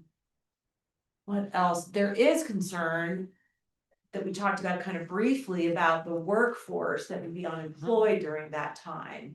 And, you know, again, there's depending on how long it goes on, it will really depend on what our response will need to be. So I think it's kind of wait and see how long this may last if it in fact happens. You guys heard at the IG meeting, Steve Swenson say that there are 1,500 seasonal workers. And TSG's concern is if the strike goes on too long, that those folks will just leave because they are unemployed and it will be hard to get them back to, you know, at the time when hopefully the mountain would fully reengage. So it's something we need to really think about, I think, is those seasonal workers. The other point that we talked about. Oh, so basically what we felt was that we'll see how it goes over the holiday, but that our jobs as governments would be to really, and the tourism board and others, is to get the word out about what the alternative activities are. And so, Mike and I ran into Catherine Warren this morning at the TAR meeting, she's the comms person for Mountain Village, and she talked about collaborating with all the communications people of the various jurisdictions to share information about what's happening and get that word out. We also discussed whether we might do some sort of joint messaging as the two towns and the county. I asked, just as a matter of point of conversation, do we want to come out in support of the strike or against the strike? And there's a consensus that we want to kind of leave that alone, that it's not really necessary and it would be politically touchy. So that we kind of set aside.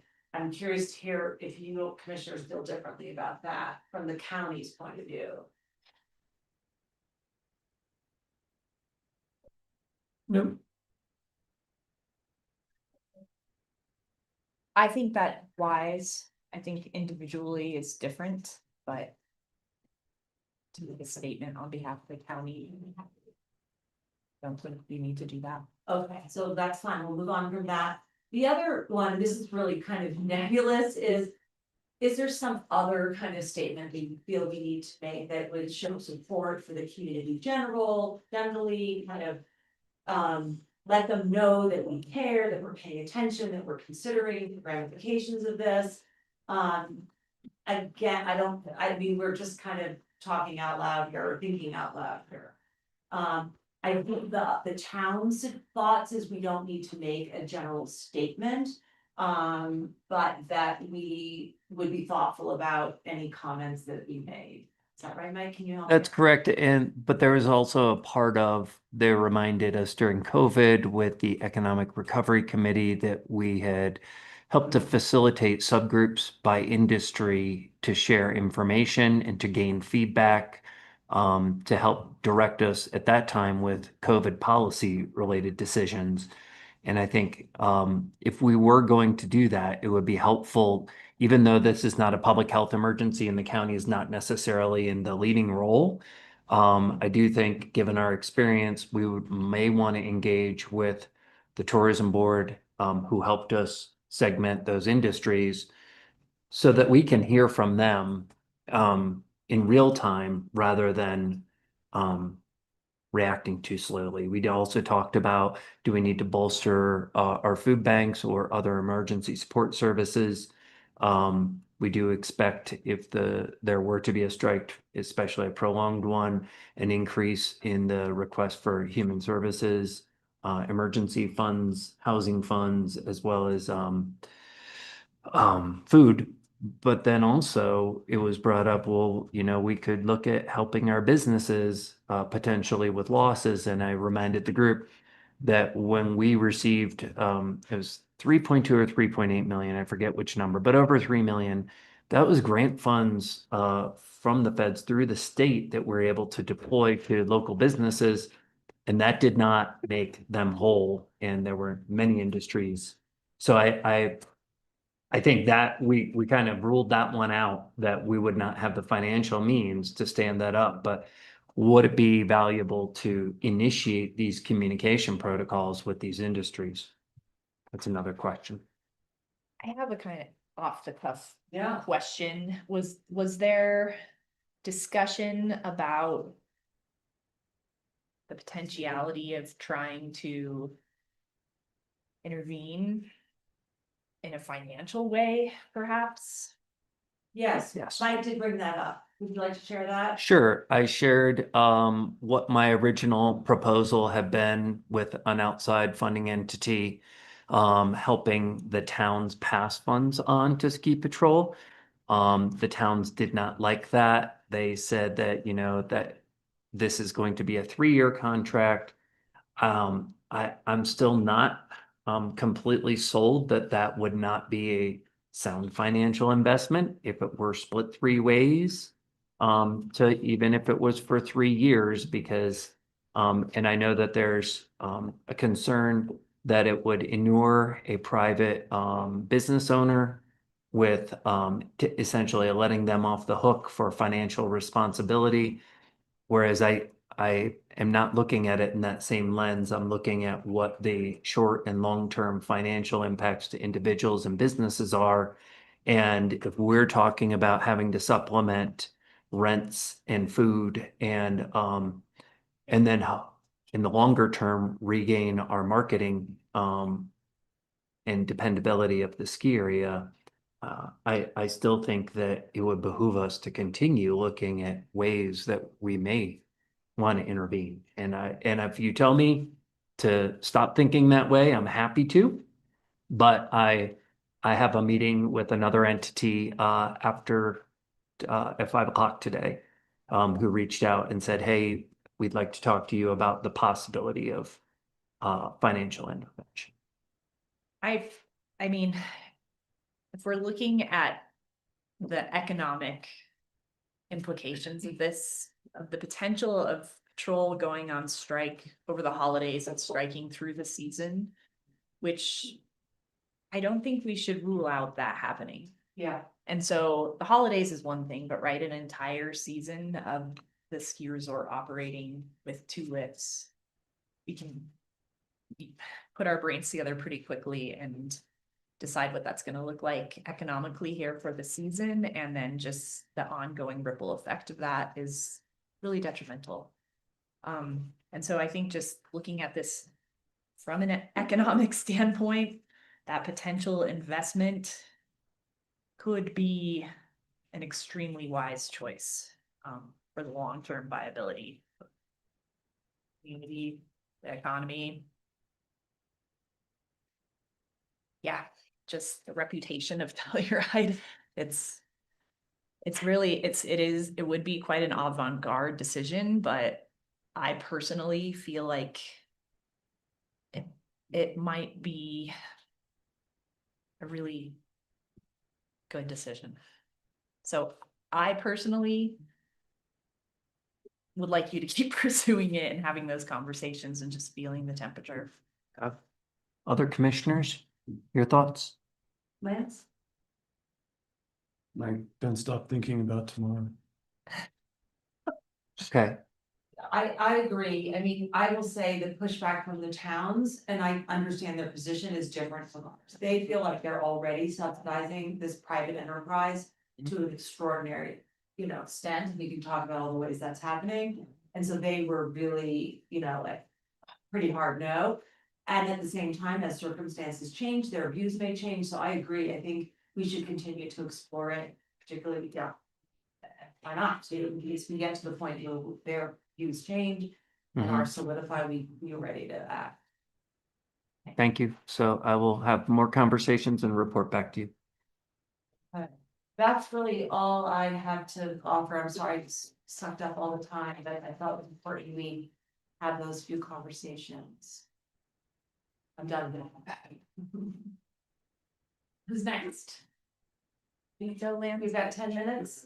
We haven't done manager matters. That's yet. okay. Mine are quick. Okay. I'll raise you, Mike. Okay. As Commissioner Brown reported, SMART met yesterday and passed a budget and approved appropriated funds, just like we did this morning. The SSR meeting, which happened concurrent with the IG meeting, was wildly diverse in the ideas generated. We broke into small groups, and our consulting team each provided a member at each of the groups and tried to capture ideas as they came at the recording devices, and we are going to receive all those ideas and bundle them and think about them and meet sooner than later. And the group had about 40 pages of homework, and it seemed like everyone had read the packet. And there was a lot of interesting conversation, and I think some really good ideas generated. More to come as that unfolds, but our due date is April, and so we are going to double time our meeting cadence and really try to come up with some useful and valuable suggestions for the CPC and the commissioners to consider in the spring. I am backing up all the way to an SMRHA meeting where Mike and I learned that, excuse me, Mike wasn't there, Jared and I learned that, You weren't there either? no, it was just me that was. I bet you did a fine job. I ran the meeting. So with that, we learned that compliance is starting up for the town of Telluride. That there are 3 different ways to report compliance: paper, portal, or online. That the town has got some deed restricted units coming up for lottery. We hoped that the database continues to improve. Beyond that, goes deeper, but Region 10 met and continues to do good deeds. And Mike and I attended a Chief Conjola subcommittee meeting and learned more about the details that are being discussed for Station Alley plan. Thank you. Thanks. I'm gonna cover the CCI Winter Conference. Great. The hot topics were preparing for the changes to SNAP and Medicaid from HR1 and the state deficit, kind of twofold situation going on right now, and it's going to affect counties severely. I'll use that word. Also renewable energy codes, housing, and local taxes. Those were things I attended and covered and retained, kind of engaged with those topics. I attended issue sessions on sustainable, affordable housing assistance and resources and requirements of SB 24-174, which covers strategic growth, housing needs assessments, which were ahead of the curve there, and then water supply studies that are being required now. Are those different from what we already require in our land use code? Yes.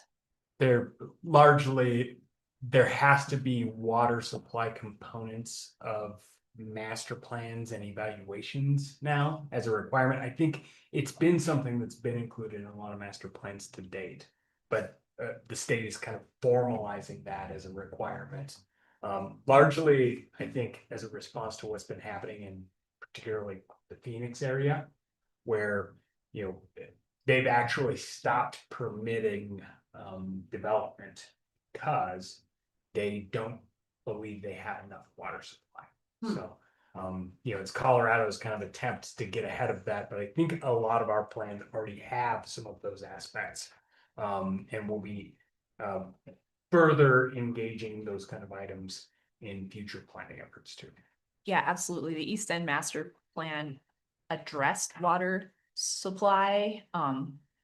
we could look into an amendment to kind of like give that a little bit more meat. But our timing is great, looking at the Down Valley Master Plan and then the Wrights Mesa Master Plan. These can be incorporated into those updates or the new adoption of the Down Valley Master Plan.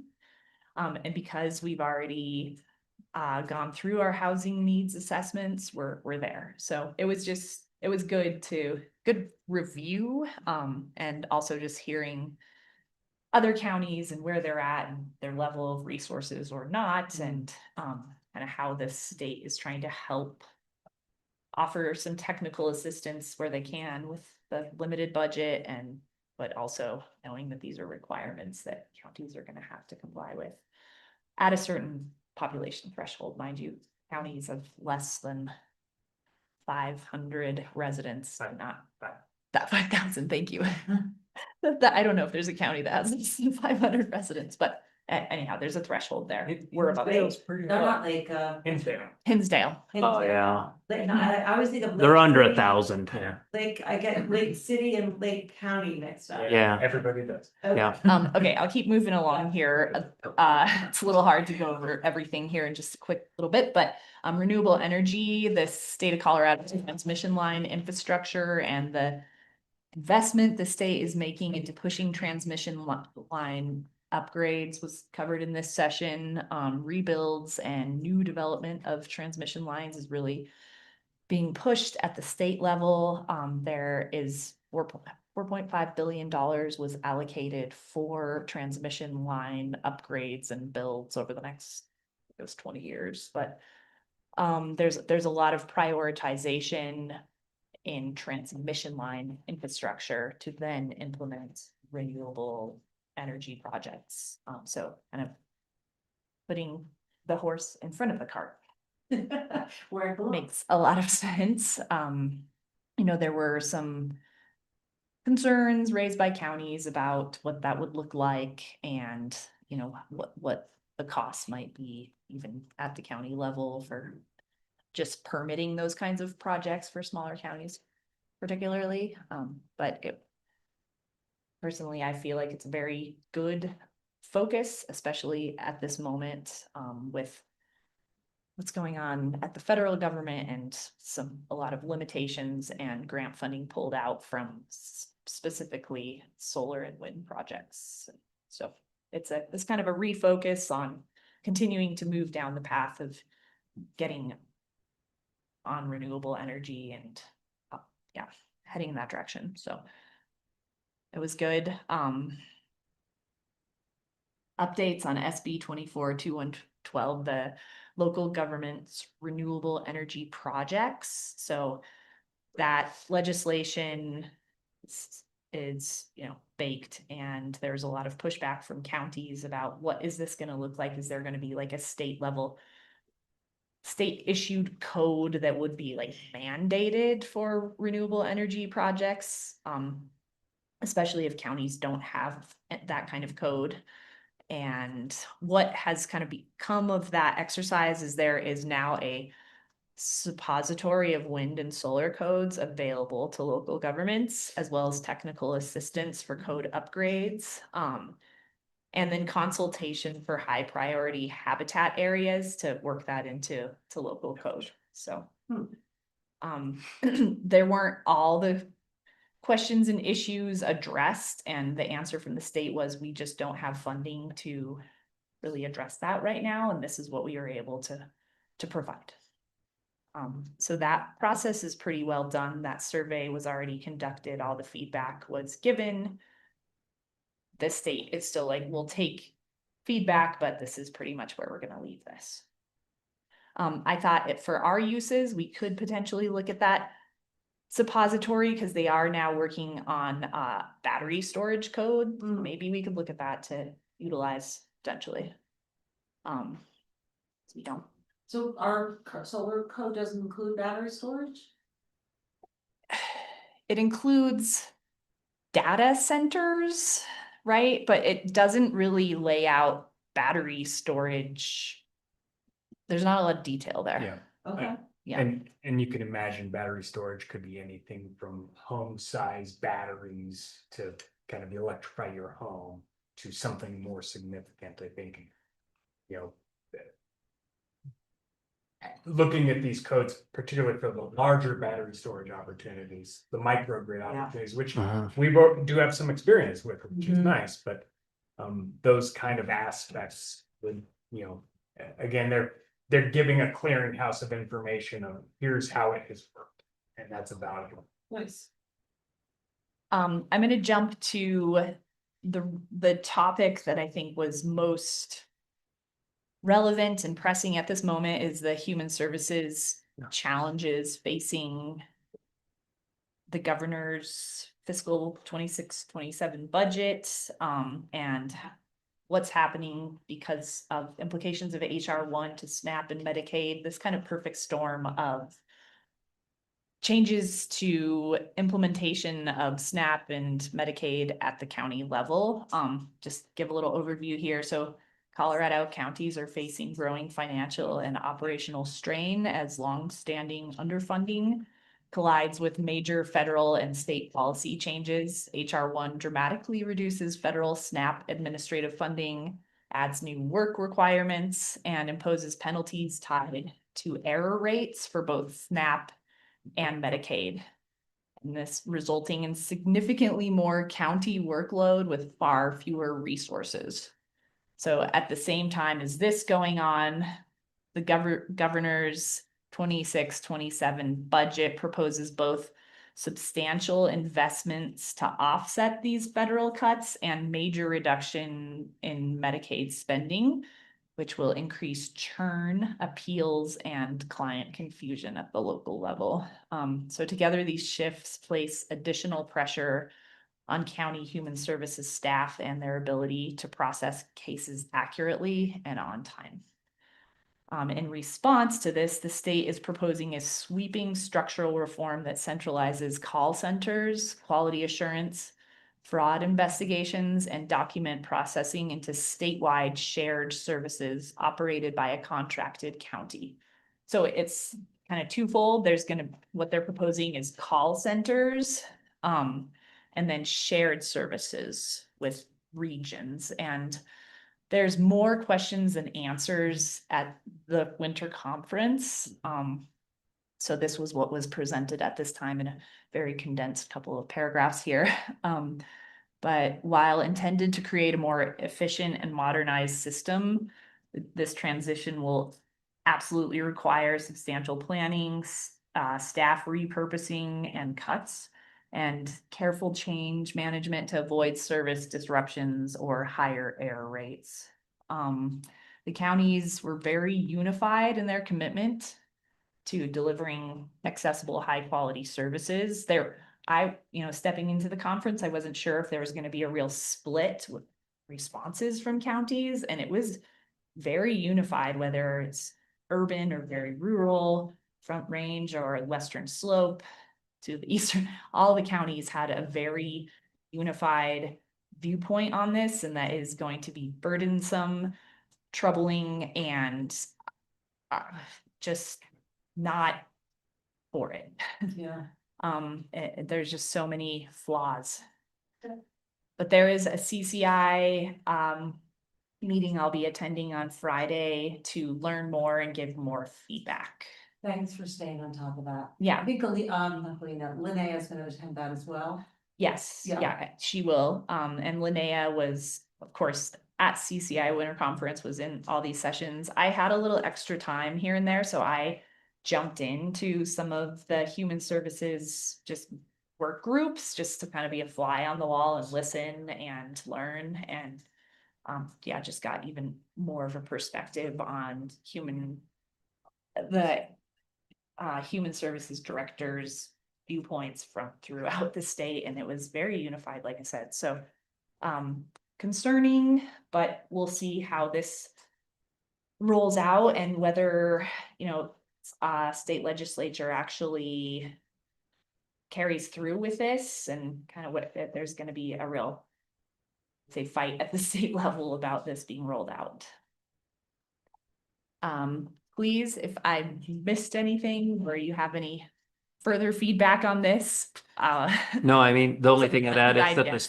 the state human services employees were, some of whom were present at that final session, reported that they will not have answers to the majority of the questions that were posed this Friday, during that steering committee meeting.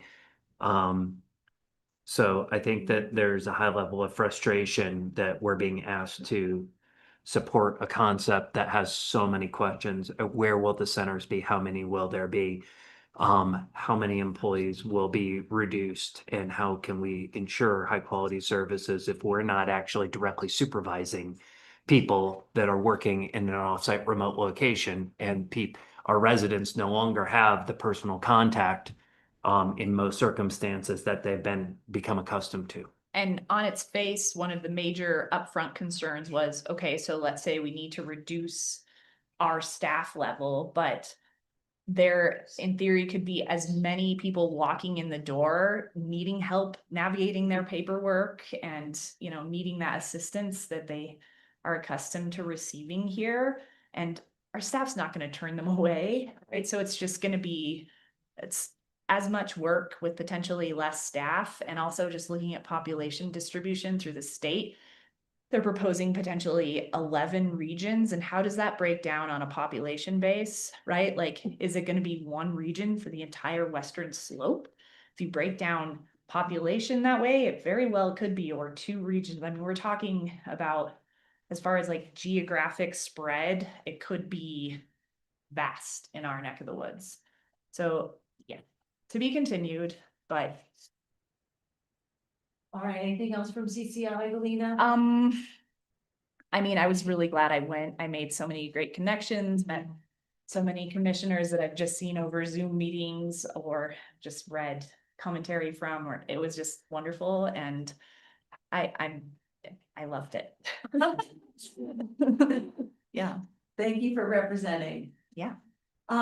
I'm concerned about us running too far into our lunch because I think Totally we good. need a break. Mhm. So I don't know, is there anything super urgent? or Nope. we'll have to Everything can wait. Okay. Very good. So we are ready to adjourn for lunch. Mhm. Hello, members of the public. We are actually gonna close the meeting for now, and close the meeting room. And reopen at 12:40, and so that there's time for people to screen in who are interested in our agenda item at 12:45. If you wanna queue up outside, you're welcome to, but we just need to take kind of our mental and physical eating break. Yeah, and Chris, I'll be in touch with you about that video. We're gonna discuss that, okay, This is a thumb drive. Yeah. We asked Kay Simonson yesterday if we could play it. Right. He said not through the, we might need our own equipment, so we have both options. do you have a laptop that you can get into Zoom with and then Yeah. use your own thumb drive? Yep. Okay, so we just need to discuss as a board, we've never been asked whether, or I have never been asked if a video could be played, so we just need to discuss that policy and we'll do that over lunch and I'll text you and let you know. Yeah, my solemn promise, it's rated G. Okay, good. That's our, that's not my concern, Yeah. but that's why in the past we haven't allowed videos, because there've been some unpleasant things that not by our community, but what are they called? Zoom bombing. Zoom bombing, so we've been very reluctant to do that, but we'll discuss it and I'll shoot you a text and so you'll be prepared. So come on back around 12:40. Thank you. Okay, and I don't know if you know this, but we are only able to accommodate 30 people in the room, so we are suggesting that folks spend, get on Zoom if they don't think that'll be in the first 30 in line. And we wait till we come back to share that information. Thank you. We'll just take that with you, if you don't mind. We're gonna shift Thanks. everything this way. I was gonna suggest that we do a room Yeah, switch up first yeah, Great. great, good job. in a Do you moment. Arrange for like the fire. Yeah, that's what we look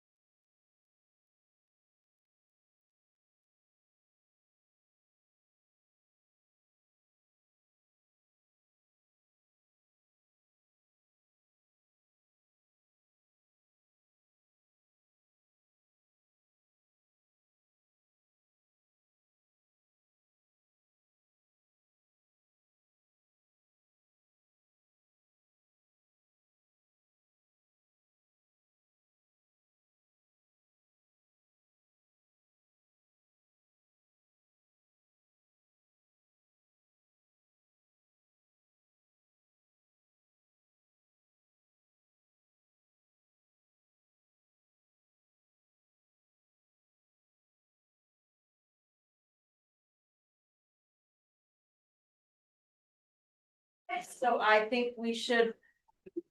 Thank you. We will resume this regular meeting of the San Miguel County Board of Commissioners on Wednesday, December 10th. We are up to agenda item 15, planning matters. But before we begin that, I'd like to do what we often do, which is take a moment of silence for grounding and gratitude.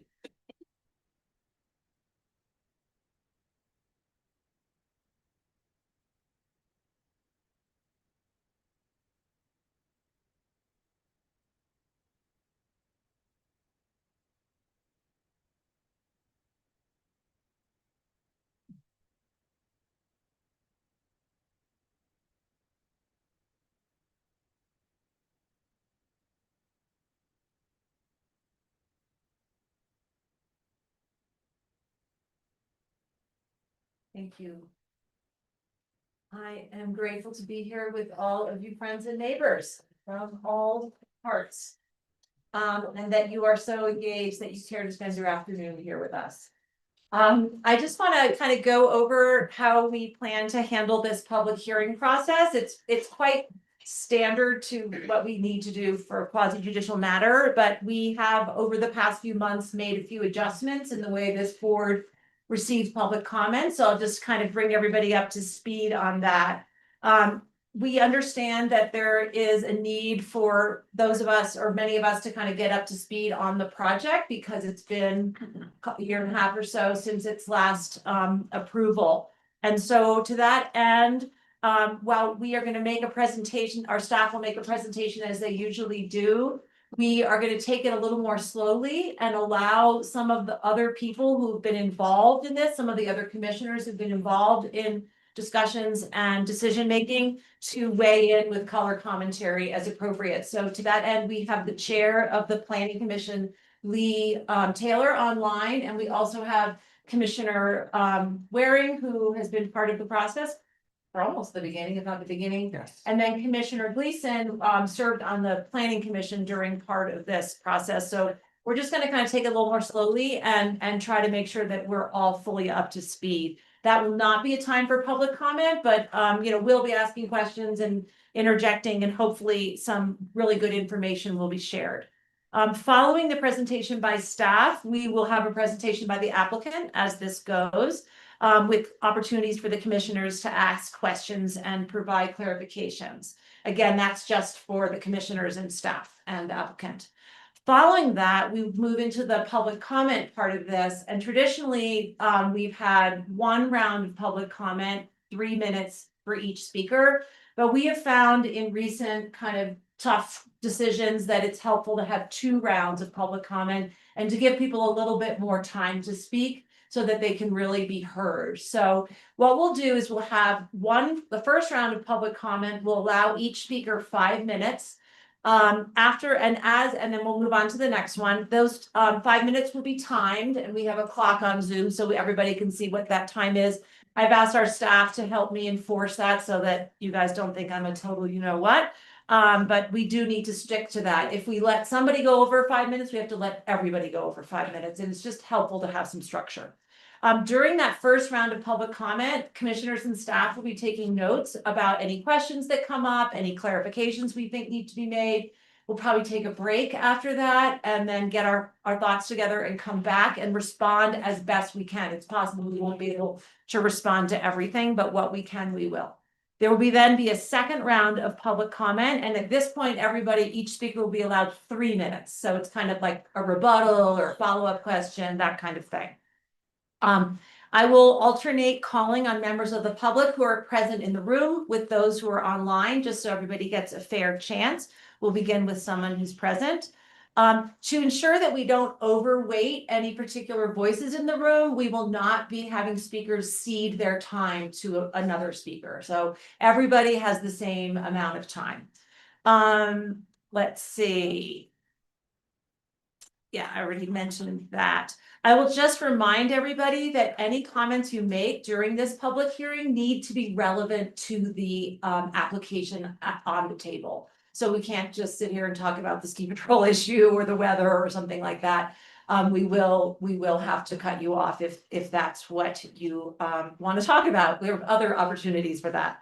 In order for everybody on Zoom to hear what's happening in the room, any speaker needs to actually have a microphone close to their mouth. So we are going to invite anybody who'd like to speak to come up here. And that way too, they can address the whole community and not just the board. So that's how we'll do it. And once you get settled and start speaking, the 5 minutes start.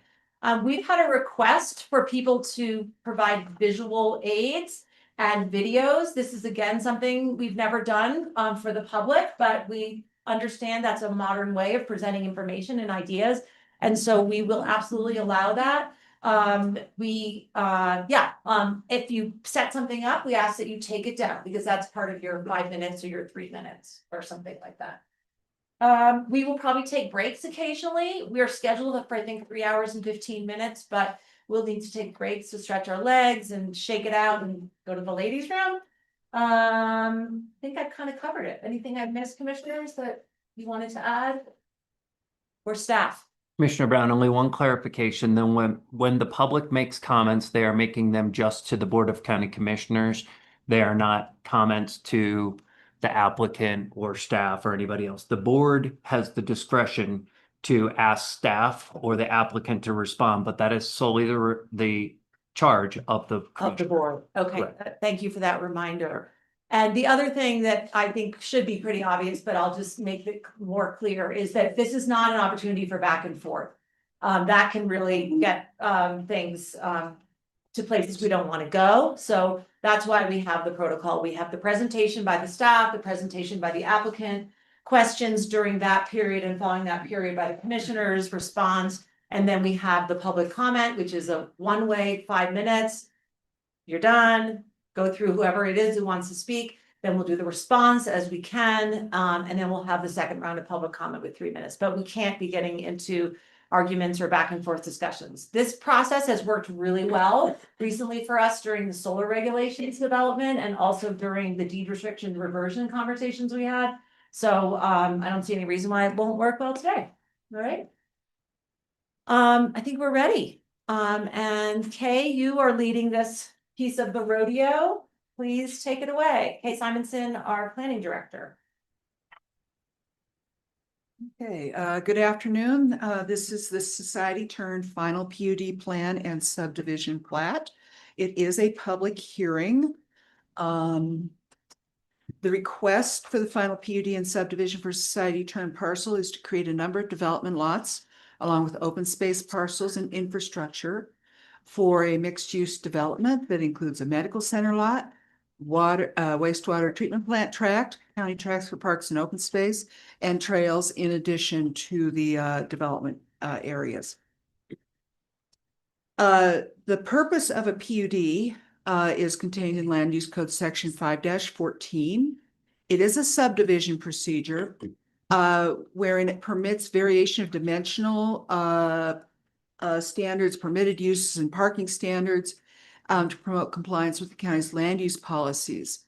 And it should be noted that previously this property was zoned PUDR, meaning it had to go through a PUD to get zoning assigned to it and get uses and any development standards assigned.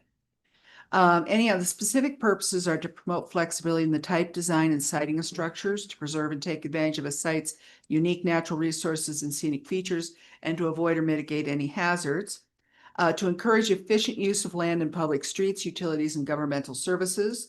To preserve open space, to achieve a compatible land use relationship with surrounding areas, to promote multiple land uses and greater variety in the type, design, and siting of buildings, and to preserve and protect wildlife and wildlife habitat areas. A PUD is what we call a 5-step process, and we're in step 5. It begins with a sketch plan, and those are intended to address the general concept of a proposal. It goes first to the Planning Commission and then to the BOCC. And then the next step is the preliminary plan, and that addresses the proposal in more detail. It includes our 1041 areas of local and state and areas of state and local interest review, and visual impacts as well. And it establishes the land uses and development standards for the project. And that again has a planning commission meeting, and then a BOCC public hearing. And we're now at final PUD and subdivision, which is your for final approval and signature. And the purpose of this is to finalize the terms and conditions and approval documents. So what we're doing here is we're implementing and finalizing the terms and conditions as was described and determined and approved in the preliminary PUD and the subdivision plans.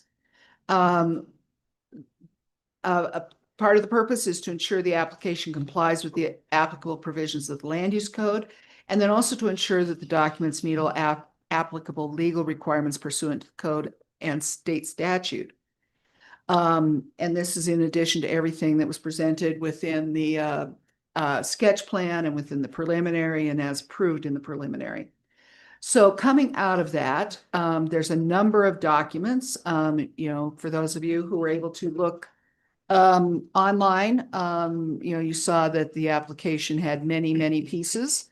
But the most important parts, the development agreement, that's basically a contract that describes everything about how this development is going to occur, what uses are going to be in there, and how it's going to proceed. There's the final plat. That's the actual drawings that lay out all the lots and all the related features and elements. And then there's the subdivision improvements agreement, which specifies how improvements are going to be installed. There's a schedule of costs that goes along with that. And there's also some very extensive engineering drawings. And then also in the packet were a number of other documents that are supporting. The county does not ultimately approve them or sign off on them, but they complement the overall project. And that's the design guidelines, which will be enforced by the Owners Association as they move forward. And there's a declaration of covenants, conditions, and restrictions that, again, will be used by the Owners Association. And there are several private easements and agreements. For example, there's one for parking, sharing of parking and interconnectedness. By way of background, today is actually our 17th meeting. We began in 2019 with an amendment to the Telluride Regional Area Master Plan, as we affectionately called it, the TRAMP. We added a future land use element to it specifically for Society Turn to basically establish the vision for what would go on the property. As you know, we adopted the East End Master Plan in last year. But we made sure that for those land use elements that were still in play, so to speak, for specific properties, that we preserve them. So the Society Turn piece is now part of Appendix B to the East End Master Plan. And as part of that process, there were 2 planning commission meetings and 1 site walk. And then in 2021, we moved on to the PUD sketch plan and also a land use code amendment to create the MXD zone district because we needed a zone district that would work for this property. After 2 planning commission meetings, 2 Board of County Commissioner meetings, and 1 site walk, that was approved in July of 2021. And then there were 2 extensions granted by the BOCC over the next 2 years because there was a fair amount of details that had to be worked out and studies and reports had to be updated for the PUD preliminary plan and the rezone to MXD. That was approved in May of 2023. And again, there were 2 planning commission meetings. There was 1 BOCC meeting. There was 1 site walk. And then there have been 2 extensions to the preliminary plan while they have finalized all the documents needed for this and also worked their way through permitting with other entities. The location, Before you go on to that, I just Yeah. want to provide an opportunity for any commissioners to weigh in on additional comments about the process. I've been texting Lee Taylor too. I wonder if we could make him a co-host so he can have his camera on if we haven't done that already. Anybody, anything to add, or does that all sound copacetic and? Okay, thanks, Kay. I do have a question. When covering the background, Kay, are you gonna go into the granular about changes through the process that were implemented at different meetings or? no, because Okay. I would like this meeting to last less than 5 days. Um, Yeah. But I will get into the details of what was ultimately approved in the PUD. And some of the considerations and concerns that went into that. Okay, I'll just respond to that by saying contextually, if some concerns or comments come up that are in regard to that, then we'll respond accordingly to the process and how that evolved in decision-making up to this point. So I think that's appropriate. Thank you, Galena. So, Wow. I think Galena just talked right onto it. She's exactly right. We can provide additional, I'm happy to provide additional context, but Yeah. that was the process. Thank you, Lee. You sound like God. Well, that's why I don't have my camera on. Then you would look like Jesus. Okay, sorry. Okay. Maybe Johnny Winter. okay, so this is the location map. It is located at the southwest corner of the Society Turn roundabout. It is a long triangular piece with a chunk out of it for the wastewater treatment plant. The river cuts through the southeast corner of it. Sampa's located just to the south. Source gas facility is off the northwest end. The Remine Creek Trail comes down from the north, crosses the highway, and comes through the property. And then you, of course, have Lawson Hill to the south and a number of trails and such in that open space. This is an illustrative plan, and in the applicant's presentation, you'll see a lot more detail of this, but it generally shows the new road coming in from the north, which has been referred to as Road A, and then Road B going east-west, and potential layout of buildings and parking throughout. This is the site plan. So you can maybe see it a little bit better. And I'm going to get into the actual uses and lots here in just a moment. But you'll see that there's a lot of landscaping along the north and wrapping around to the east. You'll see that there's a trail that comes from the existing underpass over to the existing bridge across the river. And then it loops up and around the north side in the CDOT right-of-way and back in. So it's an extension of the commuter trail. And there's some other possible trail locations and connections within that as well. And then there is also, so that open space parcel on either side of the river, that'll be the county tracks, that's tracks 1 and 2. And then there's the proposed wastewater treatment plant expansion parcel as well. And then there's a private open space parcel that the public will still be able to access. It just won't be owned by the county. That's in the far west point of the triangle. So this is the land use map. The lot 1, that's the big yellow lot. That is that's the medical center site. And it includes space for the medical center itself, as well as 3 housing units over parking. That's the hashed band shown on the south side there. And then the darker orange parcel is lot 2A. And that's broken, or 2A and 2B. And there's a circle in there that when we get into development of the second phase, a bus turnaround and pullout will be built there. That purplish color you see south of that is tract 3, which will be deeded to the town for potential wastewater treatment expansion or other public uses, whatever its need is. That medium orange color in the north central part is lot 3. And that portion is expected to be mixed use development with, retail, commercial, office, what we call flex space.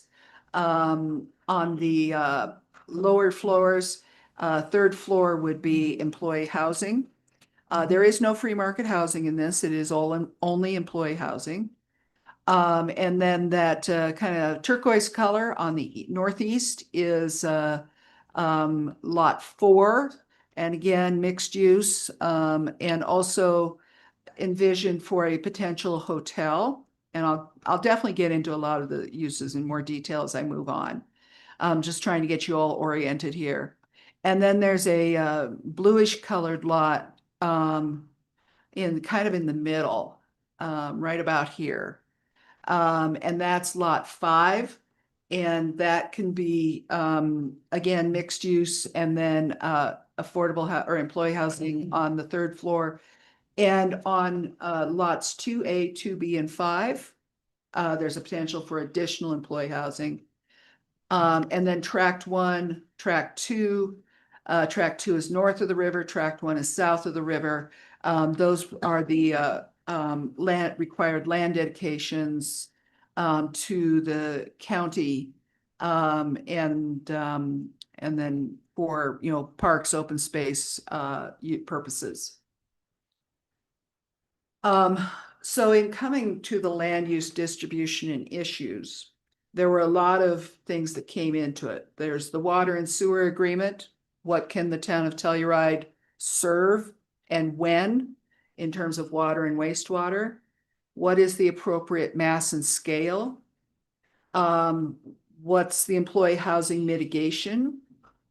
What is the traffic capacity? Because how much traffic can be generated by the use that can be handled by the new intersection? And then the land use is very closely tied to that intersection design capacity. In terms of how the land breaks out, about 38% of the area is private development. 12% is infrastructure. So, anybody who's really quick at math right there, you're at 50%. The remaining 50% is the medical center, the public uses and open space, the private open space, and the wastewater treatment plant expansion site. So, half of the property going to public purposes, public uses. So in terms of public benefits, as I said, about half the property will be dedicated to open space and public purposes, uses, and activities. Lot 1, the dedication and conveyance of the 2.6 acres to the Telluride Hospital District, including installation of all the infrastructure for Road A and all the utilities, water, wastewater, electrical, gas, telecommunications. All of that goes in phase 1. Tract 3, which is the regional wastewater treatment plant property, that's about 1.5 acres. That gets dedicated in phase 1 as well. Tracts 1 and 2, that totals 3.8 acres, gets dedicated to the county. That is in excess of the minimum open space requirements of the code, as well as the school dedications. And so the south portion will be dedicated to the county in phase 1, or deeded to the county in phase 1. And then with easements across tract the northern piece, and then it's actually deeded to the county when they get to the third phase of development. And the reasoning for that is the road is not built until that point. And then there are new and extended trails throughout. Transportation, something that's on a lot of Before we get people's to minds. that, did Yeah. anybody want to comment either on the land use or on the public benefits? And when I say anyone, I mean the commissioners or other staff. Is that all pretty clear? Lee, if I don't hear from you, I'm assuming you're good. Okay, Yeah. thanks. So the transportation study has been a big part of this. It's a balancing act to figure out what sort of capacity the new intersection can have relative to the uses on the property. Traffic studies do start with a traffic count at a certain point in time. In this case, it was pre-COVID on an average day. They don't use Bluegrass, as their traffic count day, or the 4th of July. They use a typical day, and that's their baseline. And then from there, they create a 20-year projection. And from that, they look at the traffic that's generated by the uses within the project, but then also what they expect the growth to be along the highway versus the 20-year background traffic estimates. And from that, the engineers turn it all together and dictate a design with certain features that have to be accommodated. And it's also important to note that the existing east access, that'll be continue to serve the wastewater treatment plant, and it'll be for emergency access only. This project could have been quite different if CDOT had allowed general access through there. But they said, no, it all has to go to the north. And the reason they didn't allow that is because it's too close, as I understand it, to the roundabout and the Society Drive, right? And they try to limit the number of kind of ingress and egress points within a certain yardage or. Yeah, that is correct. As that stretch of 145 now exists, they did not want to put more traffic into it, or go into the level of improvements that would have been necessary to make that work. Or just period to have another opening there, right? Well, there is an opening But I mean, there, that's highly used, a yeah. highly used opening. Yeah. So, yeah, Galena. And as I understand it, that 20-year projection, that's based on state demography information as well as a compilation of like local master plans, and there's a lot of different information that comes into that to formulate that 20-year projection. Is that correct? Yeah, and I mean, CDOT has a lot of their own data and information. I mean, they're doing projections all over the state, for all of their roadways. Because they plan in 10, 15, 20-year increments as well. And I know there were some questions in the public about when that traffic study was conducted, and there was some suggestion that it happened during COVID. I actually looked back into the documents, and it was conducted on March 3rd, 4th, and 5th of 2020, which was pre-COVID. It was characterized in the traffic study as a typical peak day in the winter season, which is equivalent to a typical peak day in the summer season. So this was before COVID. It did not take place during COVID. That was something that I was really concerned about. Yeah. Yeah. Yeah. And then it's important to remember that again, the traffic or the roadway design, the intersection design, all that is based on the 20-year use projection. It's not just that one point on that day. What did it need? It's what will this need in 20 years? That's a really helpful point. Yeah. Thank you. So with this, there'll be the new Road A coming from Highway 145 on the north. There will be eastbound acceleration and deceleration lanes. And there will be a westbound left turn lane into the property. CDOT did not find that it was necessary to have a westbound acceleration lane for people making their left turns.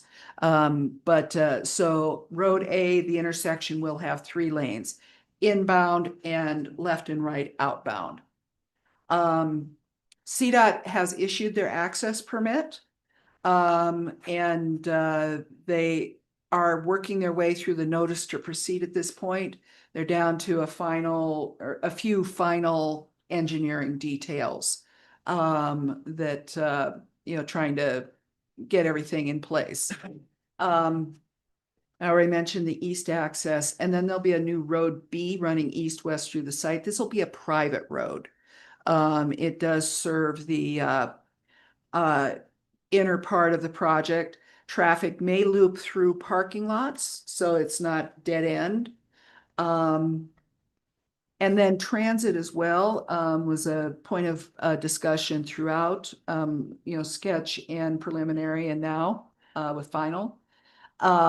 Within phase one, buses will be able to loop through the medical center site. So they'll go around to the west side of the medical center so they can pull up with their door to the building side.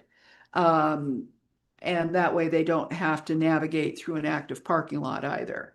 There's a service route on the back.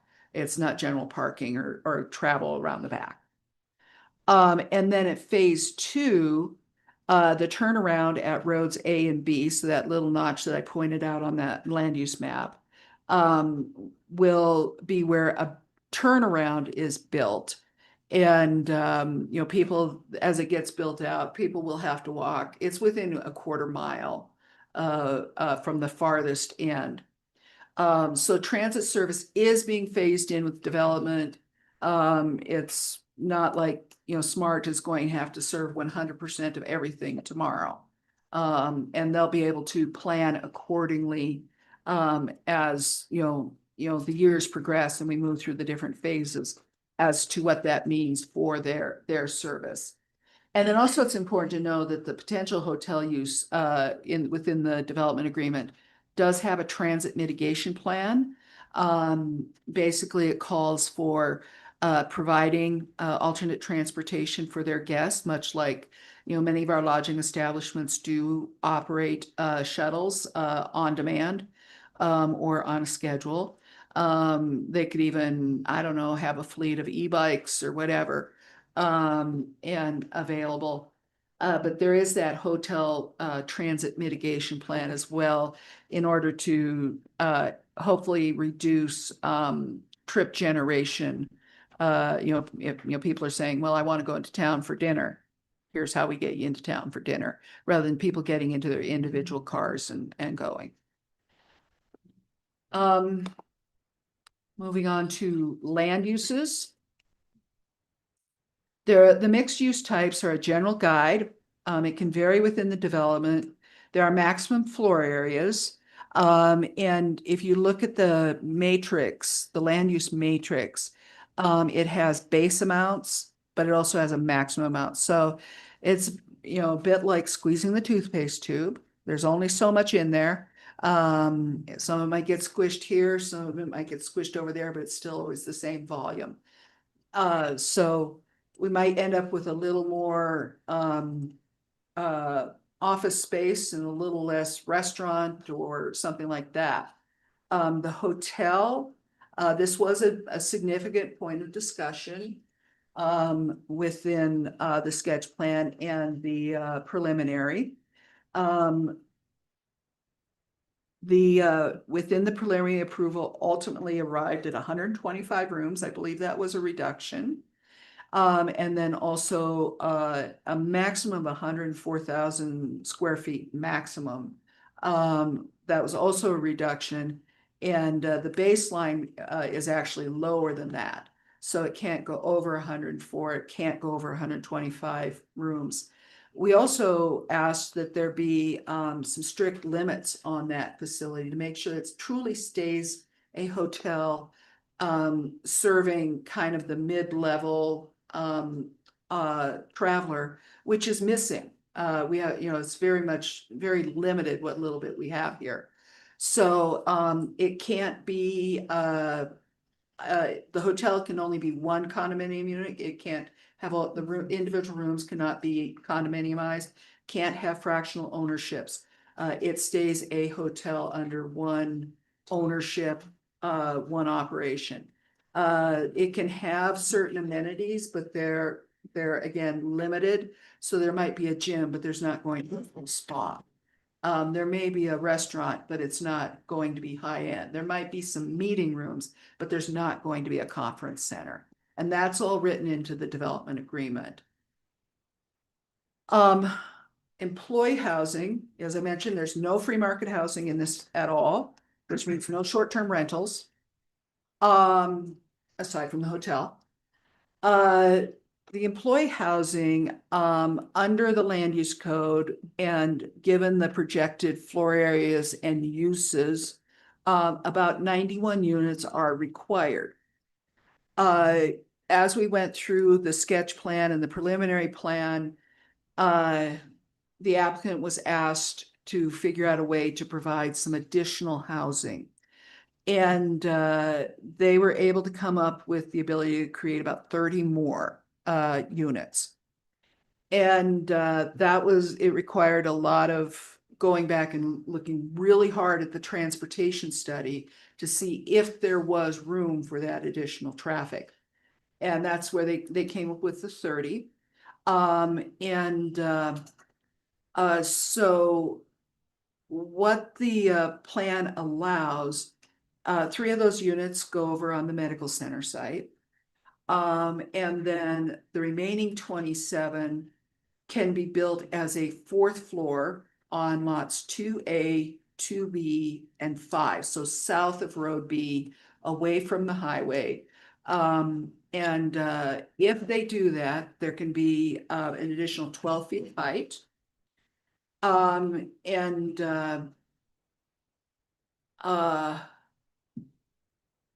So 4 stories, additional 12 feet of height, as opposed to what would be there. And then also we have in here that so these lots are going to be sold to individual developers at some point in the future.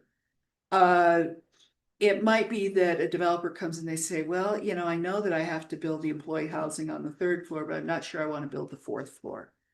What we had asked them to do, and it's in the development agreement, is that the current developer can partner with them, or others can partner so that that 4th floor gets built and we get the housing. And that would be part of the a condition of the sale of the land. It's going to be a little complex when we get to that point, but trying to make sure that that potential for additional housing was really there. So just to clarify, if the developer of that particular parcel doesn't want to build any additional units that are required, they need to allow a 3rd party to build those. And that could be a private developer or a business or a town of Telluride, county, anybody. Yes. Okay. Yeah, and it'll require, some, development Maybe agreements in between them or partnership agreements. And then the medical center, that is for 40,000 net square feet. Because as you can imagine, there's some additional, ancillary stuff that takes up a lot of space. So we define within the matrix what is included in that net square footage or what is excluded. And then the 3 employee housing units, which, hopefully will be above parking over on the south side. And just as a note, the proposed total floor area that can be permitted at 100% build out is within the same range as the Lawson Hill non-residential area and the Ilium commercial industrial area when those get to build out. Yes, Lee. I didn't want to drag this out, but I didn't hit my mute button fast enough on the traffic slide previous. I just was going to throw in some additional information about that when the time is right. Go ahead. Yeah, let's do it. Sorry, I forgot to interrupt Kay there. Oh, no, that's okay. She rolls on. She does that. Yeah. If I see you raise your hand, I will pause. Yeah, I'll remember to do that too. Thanks. And again, thanks for the opportunity to sit in. There were several points of serious discussion and wrestling, if you will, regarding transportation, circulation, and traffic. One of the areas of concern that we had in our discussions with the Planning Commission was the short distance of left turn westbound into the complex between that Road A entrance and the traffic circle. And the traffic study people measured it out in terms of trucks and buses and cars. And it's conceivable to see that that left turn lane on an afternoon when everybody's leaving town may well fill up and cause some delays. But the physics of the site didn't really give us a whole lot of options there. But that is something that we looked at pretty hard. Another thing that I remain hopeful of is that we can continue to wrestle with CDOT and at least come to an agreement that the side road that leads directly off of 145 to the sewage plant can be somehow designated as limited access, like with a key pass or something, for emergency vehicles and or shuttles. That was a point that we tried to make as well. We wrestled quite a bit with the ability to turn left out, turn right in, and I think CDOT's permit does not provide for a left turn, a center lane west of the intersection. And I think that time will come when it needs to revise and put that in, we hope. That's pretty much it. I just wanted to get those were points that we looked at very closely and repeatedly. Thank you. And it's a balancing act between the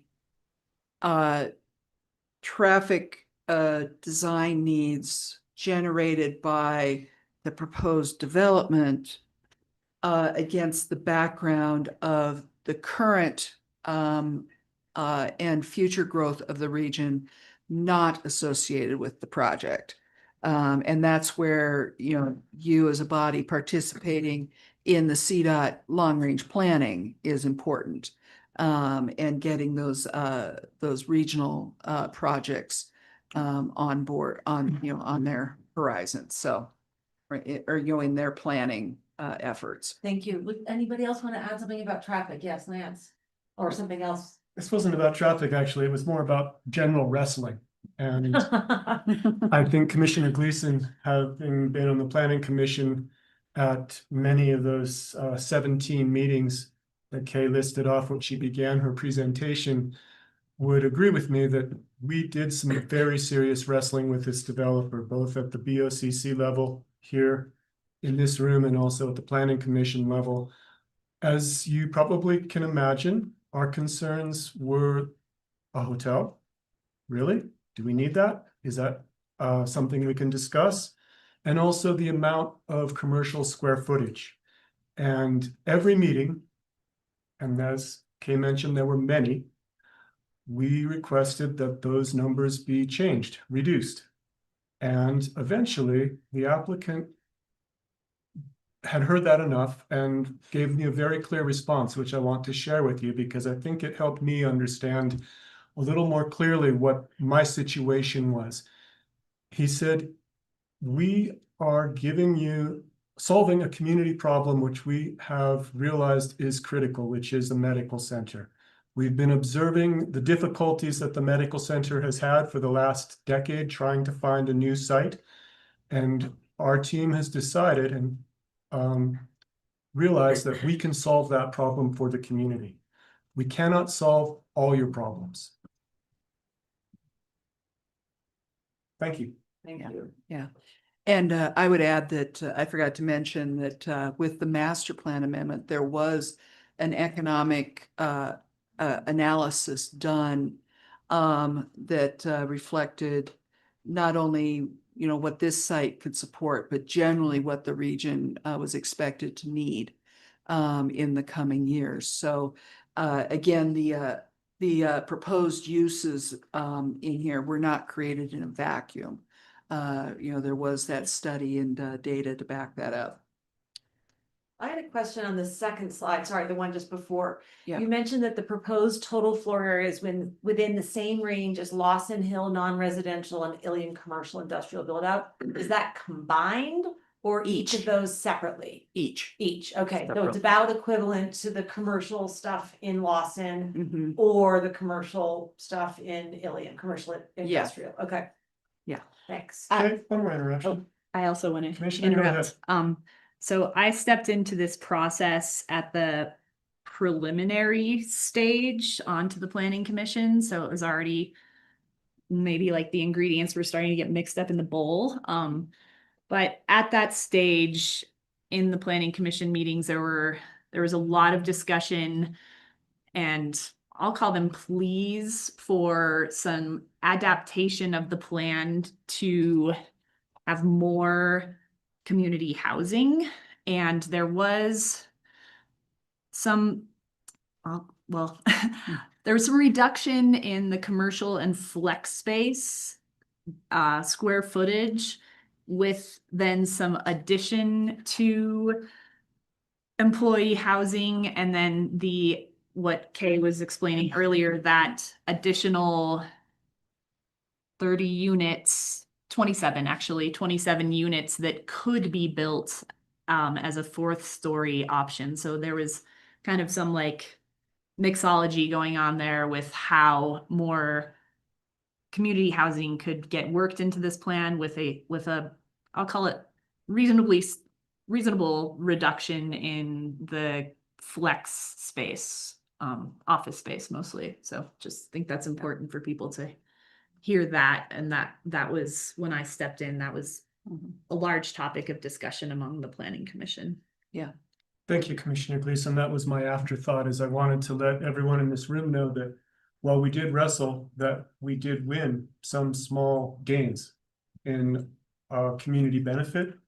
And while it would be great if we could wrestle some more and see what happened, that I circle back to my initial remarks, because eventually we did hit a response, which was we have given as much as we can in order to make this viable for both the community and for the developer.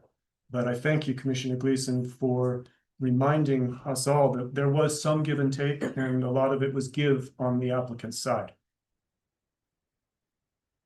Okay, building height and scenic quality, the applicant and the planning commission and the board were quite cognizant of the high visibility of this project. And a few key things out of that.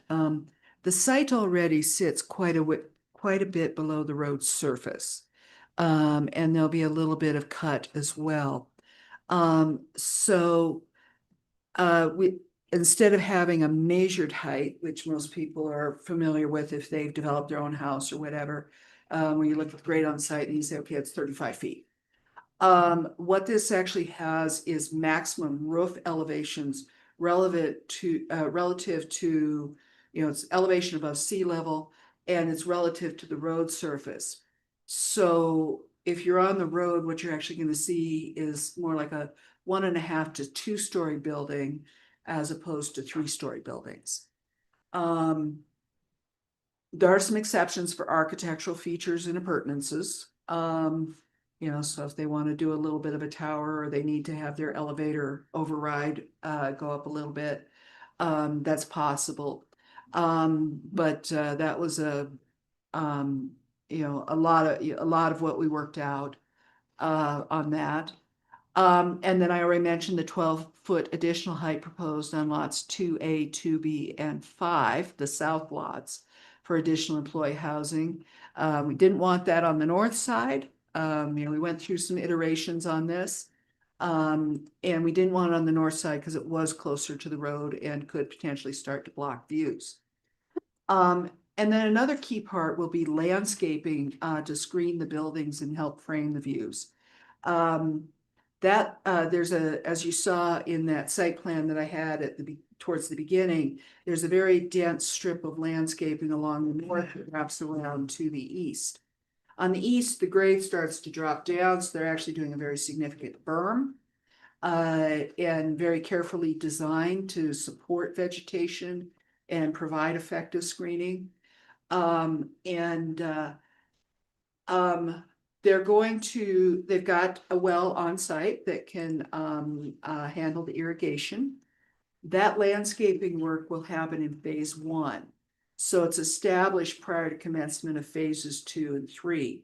And it's also being designed in such a way that they're not gonna have to tear it out to do phases 2 and 3. So getting a start on that important screening portion of it. Okay, I thought I read there's also a berm along the north side of lots 3 and 4.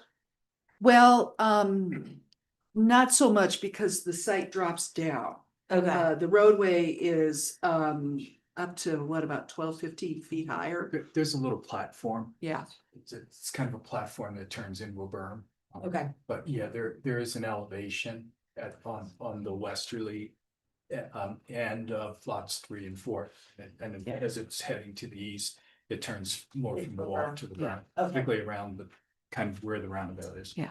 And that was Tom Kennedy filling in where my Tom memory Kennedy for that. ceased. And then there are design guidelines for the project. The county's not going to be in the business of design review. That will be up to the Owners Association's Design Review Board. But they have created some fairly comprehensive design guidelines. They'll be used much like all of our other HOAs do around here, where they review it ahead of time before it gets submitted to us.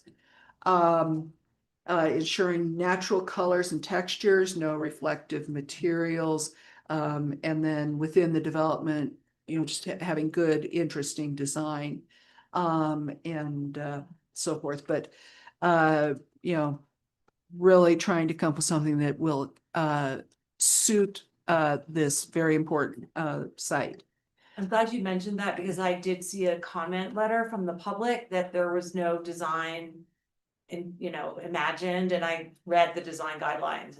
They are, as you say, and they include image boards if anybody wants to see what the buildings might potentially look like with all sorts of setbacks and interesting roof lines and different mix of materials. So it's not going to look like the New Jersey office park. Where I used to work. Yeah. And then lighting, night lighting is also an issue. Now, we can't do anything about the CDOT lights at the chain station.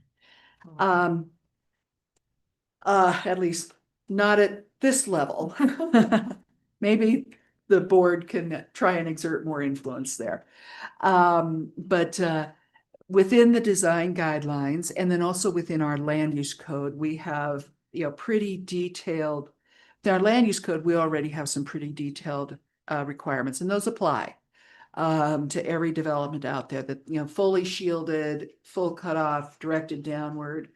And the design guidelines go a little bit farther than that and dictate when lighting that isn't necessary for safety and security has to be turned off.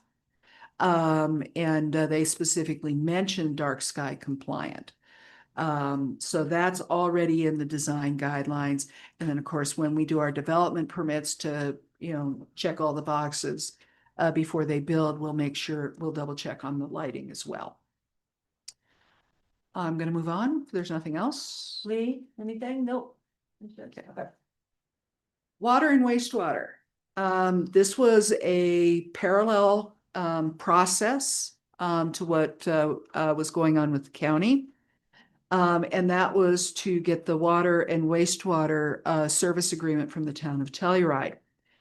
And it is what they call extraterritorial water. So that requires approval of an ordinance after a recommendation from the town P&Z. So in 2023, the town of Telluride did adopt an ordinance authorizing extension of water and sewer service and approving the water and sewer connection agreement. Within that ordinance and the agreement, the town certified that it has or will have capacity to serve the property with water and wastewater subject to phasing. Lots 1 and 2A are now effective under that agreement. Lots 2B and 2-3 can commence beginning 7 years. in 7 years from the agreement. So by the end of 2030 is when phase 2 can start. So there's going to be a pretty long space, 5 years from now, because we're a couple years into this.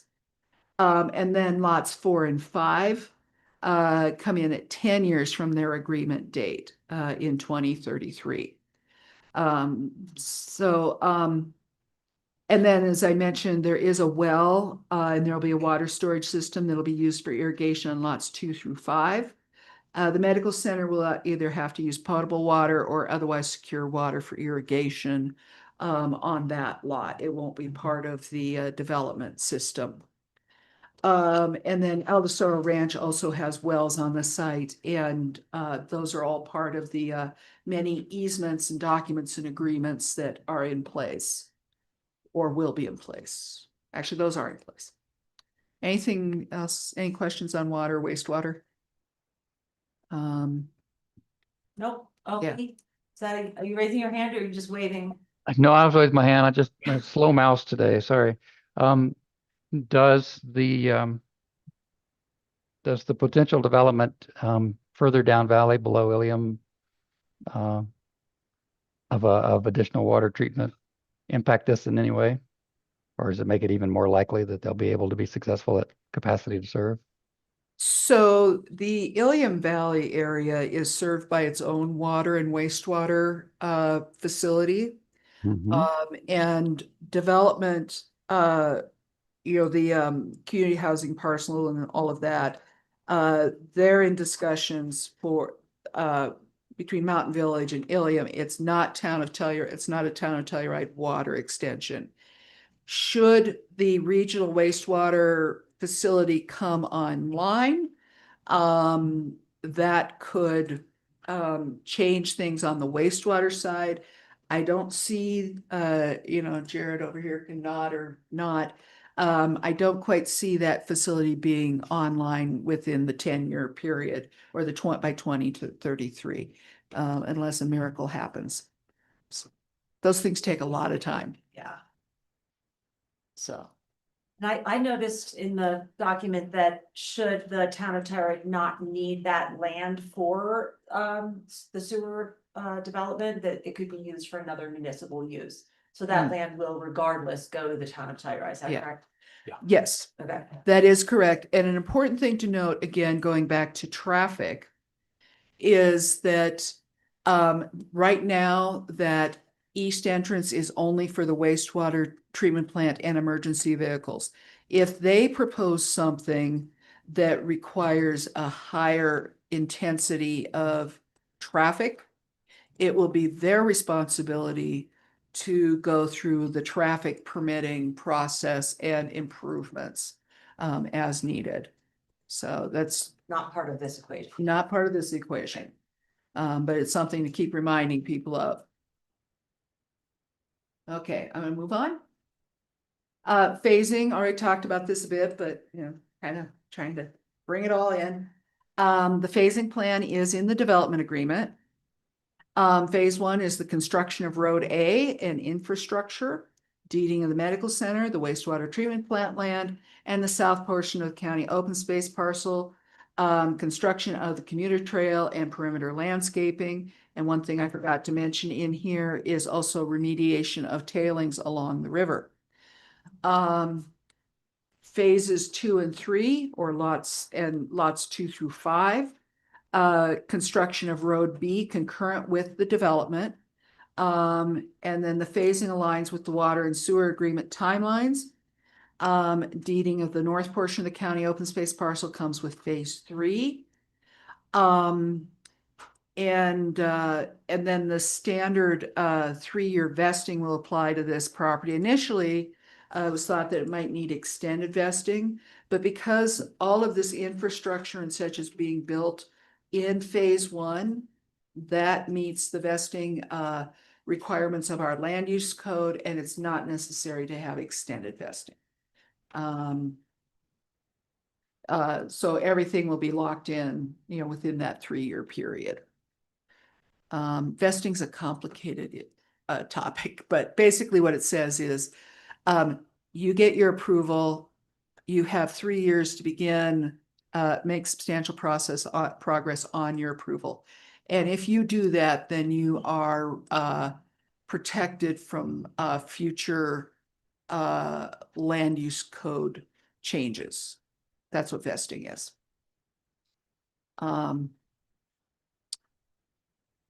Okay. Moving on. Okay. Public notice was published in the Telluride Times and the Norwood Post on November 13th. The property was posted and notice was mailed to owners within 500 feet as required by the code on November 17th. It was sent to a number of our referral agencies, and the ones that are in orange here. Our county engineer, our designated county engineer, Parks and Open Space, county surveyor, CDOT, SMART, and Town of Mountain Village did reply to us. CDOT noted that the access permit has been issued and the notice to proceed is pending. San Miguel County Parks and Open Space staff had comments on the design and use of the county tracts and associated trails and wanted to make sure that it fit in and that it, you know, offered opportunities for enhancements in the future.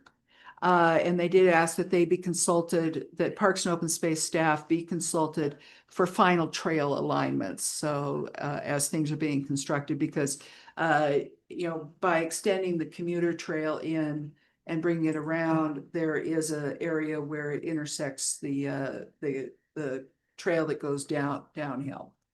And then there's also a potential trail coming over from Lawson Hill that would come up to the west side of the property. So just involving everybody as that occurs. The county surveyor had a detailed list of comments and corrections.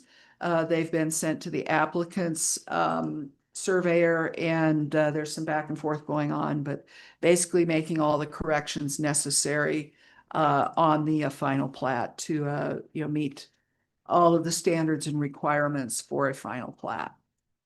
SEH was our county engineer on this one, and he had several recommendations regarding details. And he did note that he appreciated the high level of detail within all of the engineering drawings and found them to be very thorough. So actually for a project this size, he did not have a lot of comments.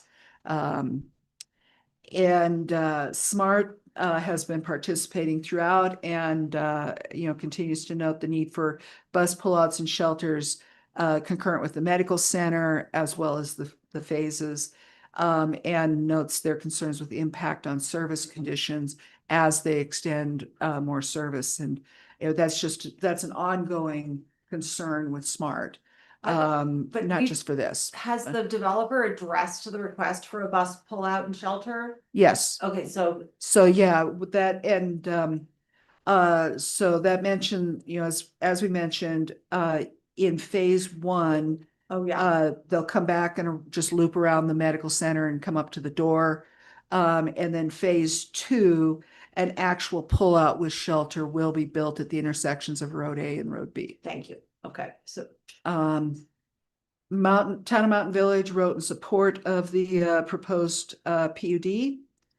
And then all the comments from referral agencies at sketch plan and preliminary plan have been incorporated into the final plan. So those have been rolling into it all, you know, all the way along.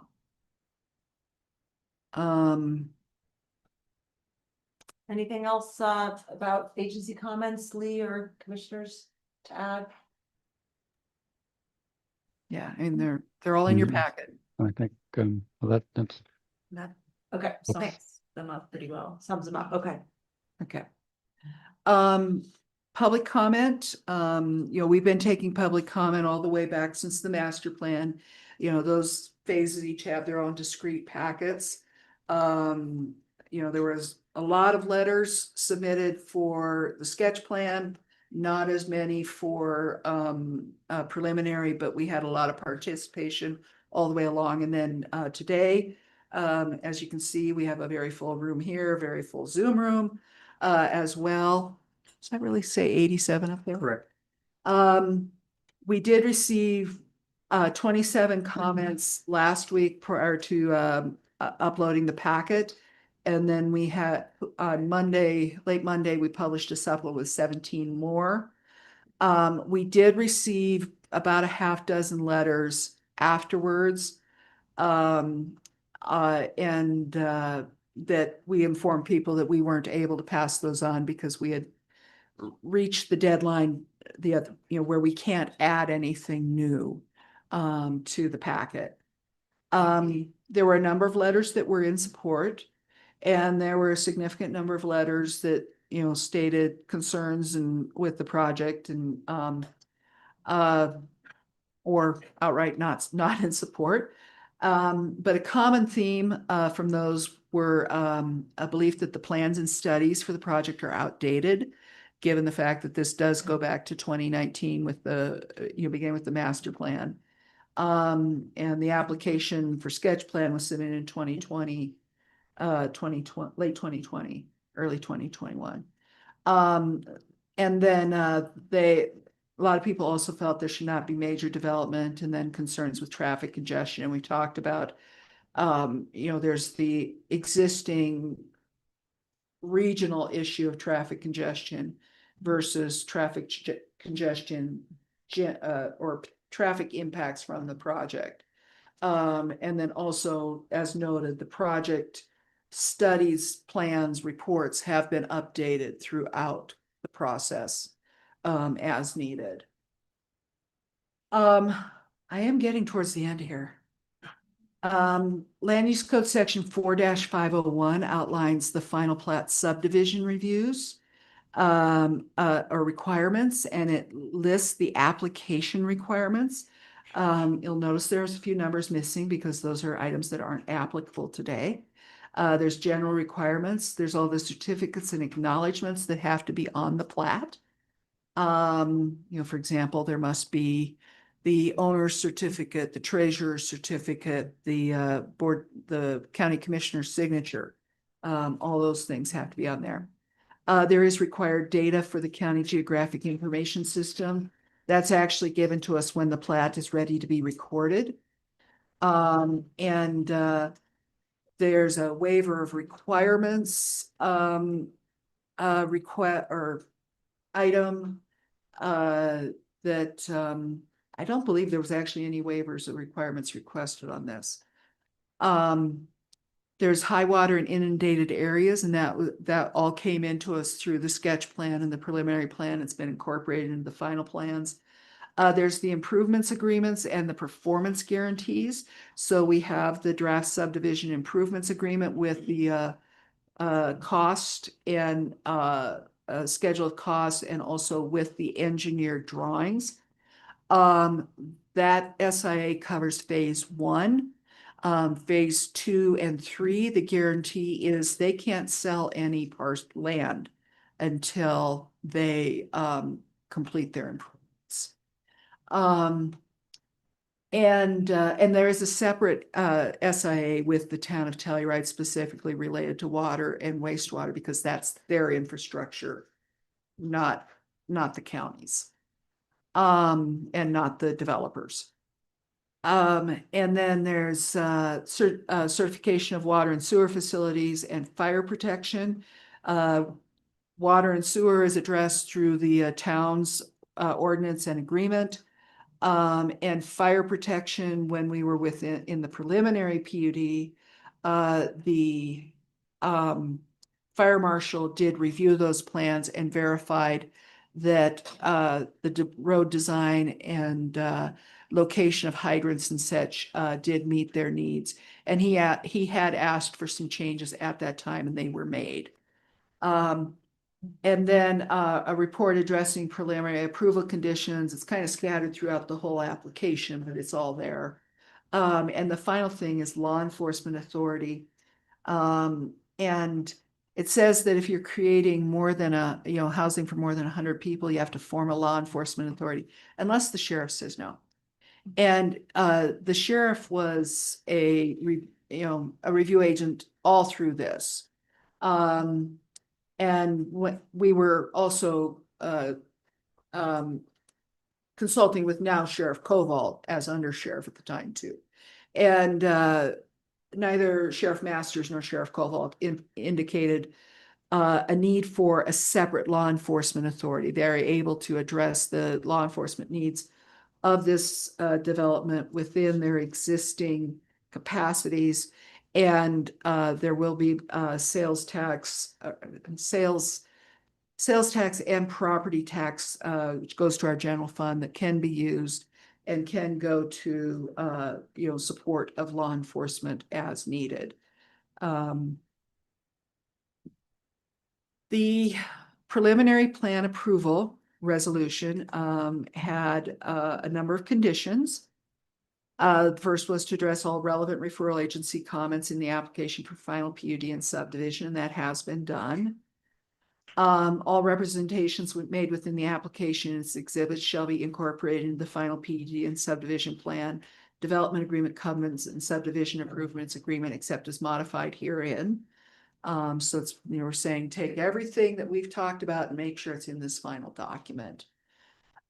We had some specific design requirements. We asked that lane widths be at least 12 feet, exclusive of shoulders, curb, and gutter or valley plant pans on all of Road A, and that has been done.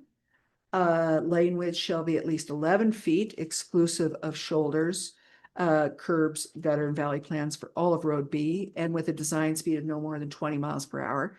And that has been incorporated into the engineered drawings. Sidewalk widths along Road B shall be a minimum of 8 feet wide where adjacent to parking. And sidewalks along Road A and along Road B where not adjacent to parking may be a minimum of 6 feet wide. And I would note that there's no sidewalks along Road A because they don't go to anything.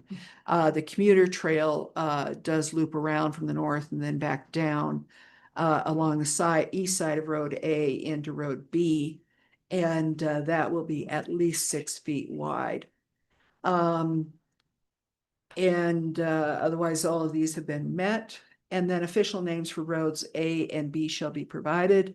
I believe it's Beckett Lane for Road A and Evelyn Way for Road B. So. Number 7, tailings cleanup shall occur prior to transfer of the county lots. Should the property not be included in EPA cleanup, the applicant shall pursue alternatives acceptable to the county. And the EPA is no longer, at this time, is not interested in doing the greater Lawson Hill area cleanup. They've had a shift in their personnel and their interests. So the applicant has been working with the Colorado Department of Public Health and Environment, CDPHE, on developing what's called a voluntary cleanup or VCUP. And as I mentioned, that will occur they do expect primarily to encapsulate materials on the site more because the nearest facility that can receive it, I think is in Aztec, New Mexico, and to avoid all of that truck traffic. So similar to what happened over on the ball fields, cap it, it can still be used for recreation. And, we'll be working with them on that design so that it's, as we receive those parcels, it's in a condition that suits our needs and our future use of it. So just to clarify, that means there'll be like concrete covers and then dirt over it, or Dirt. just dirt? Yeah, well, so we're gonna consolidate them so that where there's some scattered ones, we're gonna move it and put it over in this site. And then we're gonna cap it with clean dirt and then a vegetative cover, kind of like the ball field. Okay, great. Yeah. And we'll do that before we convey the property to you. Thanks. Yeah, there's, you know, all the accepted methodologies of exactly how you do that. And then next, unless an agreement is reached with San Miguel Power Association regarding a trail easement, no trails utilizing Sampa property shall be shown on the final plan. And the access easement agreement with Sampa shall be executed prior to recording the final plats. There's two things going on there. One, they had shown a trail coming up to the west and coming up the Sampa access road to the medical center, you know, connecting in with the whole trail system that's down there, going down into Keystone Gorge and all of that. They instead have worked out a potential route that will go off of the Sampa access road. It will require some negotiations with Lawson Hill for an easement. And this is all written into the development agreement. So that's been solved. And then because they're shifting the actual access to the Sampa site, they did need to redo their easement agreement with Sampa. And I believe is that done, Tom? Yeah. Yeah. And so that was also worked out. You know, we had some sternly worded letters from Sampa and their attorney when we were, you know, earlier in the process, and that's all been worked out. Prior to submitting the final PUD and subdivision plan, the applicant shall obtain the approved and executed Town of Telluride Water and Sewer Service Agreement, which is done. As part of the land use matrix, include conversion factors for trip generation and parking to be used in the case of future insubstantial PUD amendments, reallocating uses in floor area. For example, you know, some of the hotel space went to commercial or commercial went to residential. And so that's, the matrix has all of that in there, how to convert spaces, how to convert vehicle trips, how to convert parking. So that in the end, they're not exceeding their trip generation or their parking requirements. Number 11, the development agreement shall include provisions for partnerships with public or private entities to facilitate and encourage development of the additional fourth floor housing, should the site developer not be interested in developing that housing as part of their project. And then finally, number 12, the development agreement shall enumerate the facilities to be included if a hotel is built to keep the hotel moderately priced. And all of that is in the development agreement. Okay, moving on. So I have here a sample motion for you for approval. Based on the final PUD plan and subdivision meets all conditions of the preliminary approval, complies with all relevant requirements of the county land use code, and is consistent with the applicable sections of the San Miguel County Comprehensive Plan with the following conditions. So basically we're saying the final plat, the final plan, the development agreement, the SIA, all of it incorporates everything that they needed to incorporate. So a few conditions here. One, the applicant shall address all relevant referral agency comments in the final PUD and subdivision documents prior to recordation. And so notably, this would be the surveyor comments and the engineer comments would be the biggest ones. Number 2, applicant shall be responsible for undertaking and completing the road and intersection improvements to State Highway 145 as contemplated by the access permit for the project issued by the Colorado Department of Transportation, consistent with the plans that are approved by CDOT, and shall complete the work in accordance with the standards and requirements of CDOT. Condition 3, applicant shall undertake and install the main lines and facilities associated with the water and sewer improvements as contemplated by the 2023 town water and sewer service approvals, along with the STP water sewer service agreement and STP water sewer service SIA to serve the approved project. The work will be performed as part of the installation of other infrastructure required for the project in the subdivision improvements agreement for the project. Number 4, county parks and open space staff shall be consulted at the time of the final layout of trail alignments within the society turn parcel. The portion of the trail located within the CDOT right-of-way will be completed in accordance with CDOT approved plans and permitting.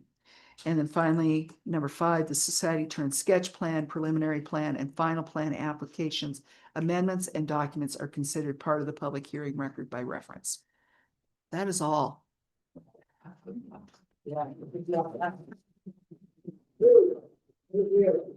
Okay, you've been waiting for that moment. Thank you. Do any of the commissioners have any other questions or comments at this time?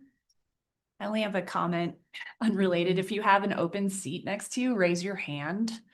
Because there's some folks sitting on the floor that might like to come in and sit on a chair. All good, thanks, Galena. Yeah. Okay, I don't have any questions at this time either. This is when we move on to the second part of our public hearing, which is hearing from the applicant. Is everybody okay to continue on? I'm seeing yeses, okay. I didn't see any no's, okay. Please introduce yourself for the record. Hi, Tom Kennedy. I'm an attorney and the applicant, representative for Genesee Properties, the owner of the property. Nicole Champagne's here. And Will Ellis, who's our owner's rep and helping us kind of get this built. He's here somewhere. Okay, there he is, back to. I don't know. Is it? These are non-amplifying microphones. It's just for the folks on Zoom. Okay. So we do have. I think that might be a comment to please Yeah, speak up. Yeah, I- yeah, okay. So we do have other consultants who are available online. Chris Touchette's our planner architect. He'll show you some slides here after I make some comments. We have our civil engineer online, Eric Bicus, who's with SGM Engineering, and SGM's done a lot of the engineering as well relative to, the water, the environmental, wetlands, various things like that, if there's any questions. And we have Dan Coakley with SGM, who was involved with the traffic as well. And then Dave Bolson's our surveyor, and he's online. I'm just going to have a couple of preliminary things, and then I'm going to suggest that Chris show you a couple of slides. And that was really well done, Kay. I've been crossing stuff off here. And you did that without, in just one breath. Good for you. But I think that did cover it. That did it very well and kind of gave a snapshot of everything. This has been a very long process. 17 meetings. I didn't realize there were that many. I probably had dark hair when they began. I'm just thankful I've got hair now. But it is what it is. And it really did start. It kind of we finished up the Mill Creek and the Deep Creek PUD reviews with the county. That ended up being, we completed that in 2015, that time frame. And what was unique about that in the society turn property, the property was zoned what was called PUDR, and it was reserved, and it was a holding zone. And so what it said is, at some point in time, we're going to figure out what's going to develop on those sites. And so we went through the process, very similar to the process we're going through with society turn on Mill Creek and Deep Creek. We went through a PUD, a rezoning, and did all those different steps. And there was talk, do we want to do society turn at the same time? And there were other issues, more kind of going on society turn. Mill Creek and Deep Creek were just going to be residential lots. And so what we talked about doing was, when we finished Mill Creek and Deep Creek, we were going to come forward on society turn and look at that and work with the county and deal with that. And there had been an interest on the part of the county to want to look at different public uses and benefits that could occur out there. And initially the focus was on it, the public benefit site that we're talking about. What we were originally thinking it would be the housing site, a housing site. And then the Med Center came forward and said, we really need to find a home, and we'd like to try to find a home. And so all along we were saying it's public benefit. Initially we were thinking it'd be housing, but the Med Center site was the perfect fit, and they became kind of a key partner for us and a driver as we move this forward. And in order to get going, we had to start with the master plan that Kay had mentioned in 2018, the tramp plan. We called it cleaning up the tramp a little bit at the time, but that was just us. But in any event, that was a deep evaluation of the uses and activities that could occur on the property out there. And And frankly, all the uses that you see in our PUD applications trace their way back to the master plan. They're all consistent with that, including the hotel, and including the transit that was contemplated in the master plan if there is going to be a hotel site. And so a lot of it just kind of filters back to that 2018 period of time. And it was leading us to begin the land use process. And coincidentally, around about the same time, the town of Telluride approached us and they said, hey, we have issues with the sewer plant. And it wasn't as much of a capacity thing as it was an operational thing and a need to deal with new standards that the state and feds were coming along. And they were looking for land from us that would enable them to have additional areas and room to build facilities that would deal with that. And so those coincided and put us in the position of beginning the process. And at the time, the town was saying, you know, in return for giving us the parcel of land for that site, they would look at taking us through the process to provide water and sewer service. And they recognized that it was important that the site would develop under county jurisdiction, not be annexed. And so those things were happening at the same time. We were finishing up Mill Creek and Deep Creek. We were looking to then deal with Society Turn and figure out what its destiny was going to be, more than just being a holding in a holding zone. And that started the process for us. And so we completed the master plan process.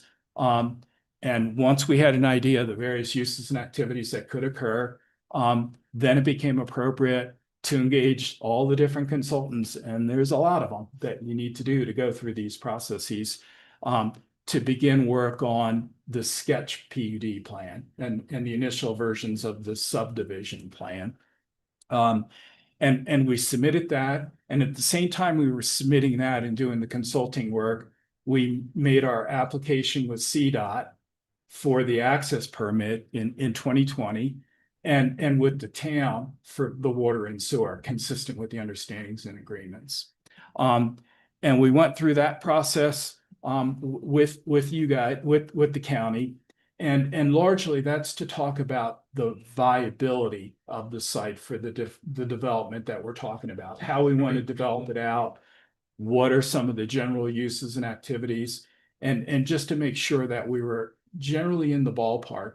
We typically provide a lot more information at sketch plan than is necessarily required. So you get a really full picture of what we're doing. And that's what we did. And we went through the process and it was something that the county ultimately approved and then put us in the position of being able to then come back for the preliminary plan. We had also talked about when we did come back for the preliminary plan, particularly when we were coming to the Board of County Commissioners, we wanted to make sure that we knew where we stood with CDOT on the access permit. And the CDOT process is, it's a process.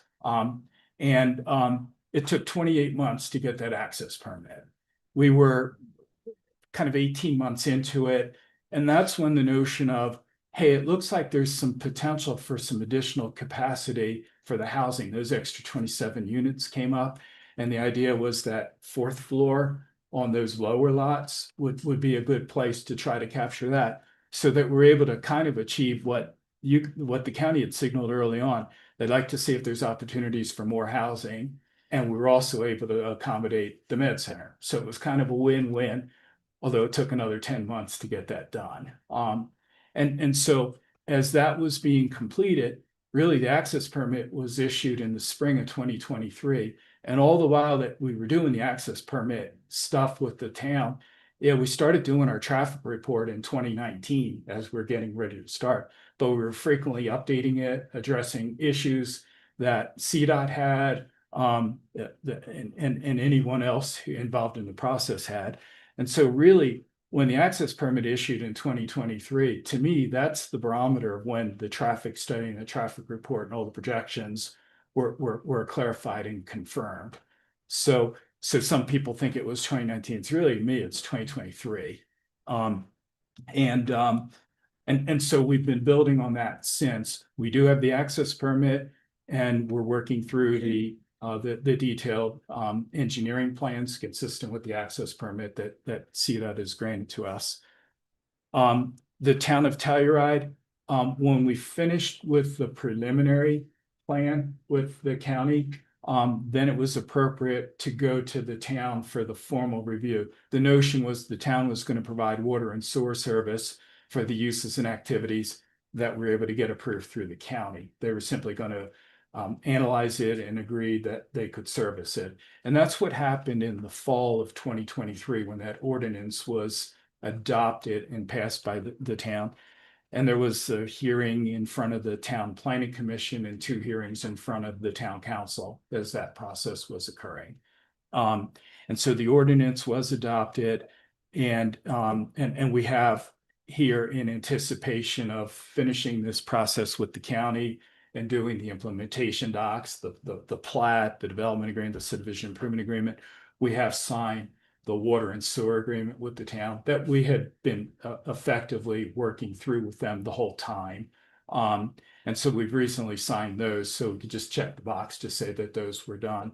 And there is the phasing, the sequencing. And again, to me, I think it's more of an operational thing, for the town on the sewer plant to work through how they were going to deal with some of the code compliance issues, really for the water quality aspects of it. I don't know what the regional plant down valley is going to do to it. I don't know that anything's changed. I know that they're still interested and in need of the land. And as you asked, if it isn't going to be for a sewer plant, it still gets conveyed and used for municipal purposes. So that's fine. And one clarification, so we did have the phasing. There's the initial and Kay's characterization of the phases, lot 1 and lot 2A, the first phase that could be serviced now. Lot 3 and 2B would be the next phase that could be served. That's 7 years out, but it's from the plat. So the clock hasn't even started running yet. And then the third phase would be 10 years from when the plat's recorded. Okay, I was using the dates in the agreements. Yeah. Thanks So for clarifying. yeah, so that just kind of a modest clarification. So it's not. So when you were Clock hasn't started. Clock hasn't started, so there's time for the town to sort through, and maybe it's part of the regional facility. Either way, our services would go to a particular point.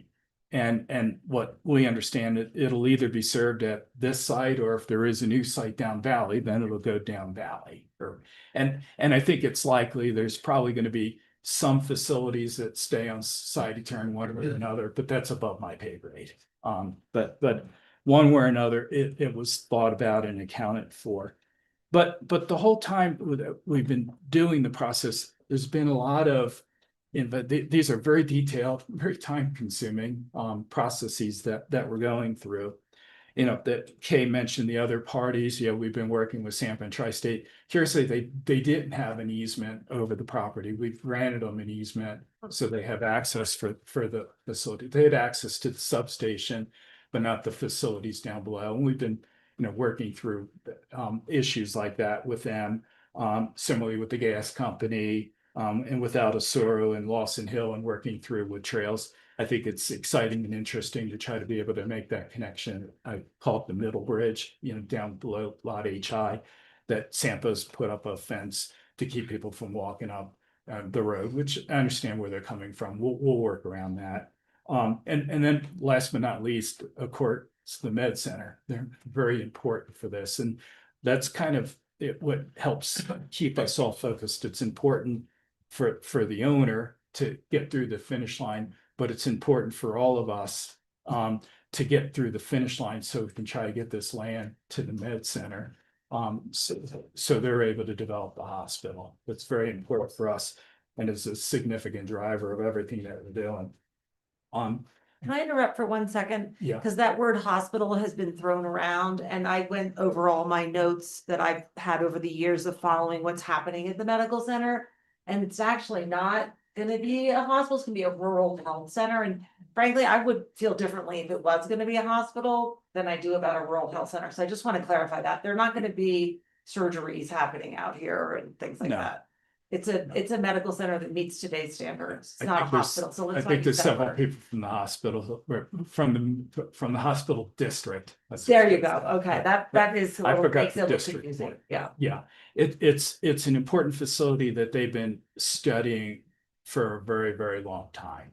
And we're happy to accommodate what the right facilities are. Thank you. for that. And we've accommodated that in anticipation of our infrastructure and access permit and all those elements. So I won't speak to what the facilities are, but I'm sure that they'll be able to help sort that through with you. But when we did the preliminary plan, in my mind, we really locked in most of the land use elements, you know, the uses, the densities, the building massing and scale, the height of the buildings, the road orientations, the lighting, the landscaping, how all those elements were to work. We worked with the county and your staff very carefully on the design guidelines and how all those things are going to work, and that how the design review process is going to work. It's a robust set of design guidelines and a very thorough design review process. And we think that all those aspects and elements of the review process are going to be covered and handled very well. And I'd always anticipated that when we finished the preliminary PUD, which we've done, then this final step, the final PUD, we're looking at the implementation documents. And did we cross the T's and dot the I's? That to me is what we're about here today. And I know there's a lot of comments, and probably a lot of the folks who are here today or wrote comments, probably wrote comments on for some of the prior reviews. Maybe some for, maybe some against, but whatever it is, these issues have been thought about and worked through. And what's important for us is to be able to kind of move this along and progress it through this final PUD, which again, we view as a study of the implementation docs. Did we pick up the prior expectations and requirements of the county? So like a good example was the hotel. There were things that we wanted to include. We signaled in the preliminary plan that we wanted to make sure it was a limited service hotel. I think that's what that's called. A select service hotel, and there's characteristics of that.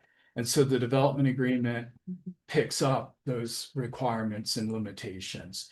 And so it's a fairly lengthy development agreement simply because we're trying to make sure that things that we talked about and discussed and worked through with you are picked up in that document. Similarly, the subdivision improvement agreement goes through what the different infrastructure work is. And we wanted to be clear what the developer was doing. And a lot of it gets phased.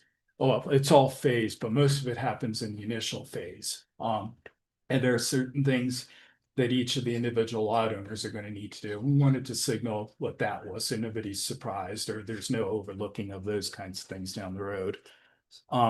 The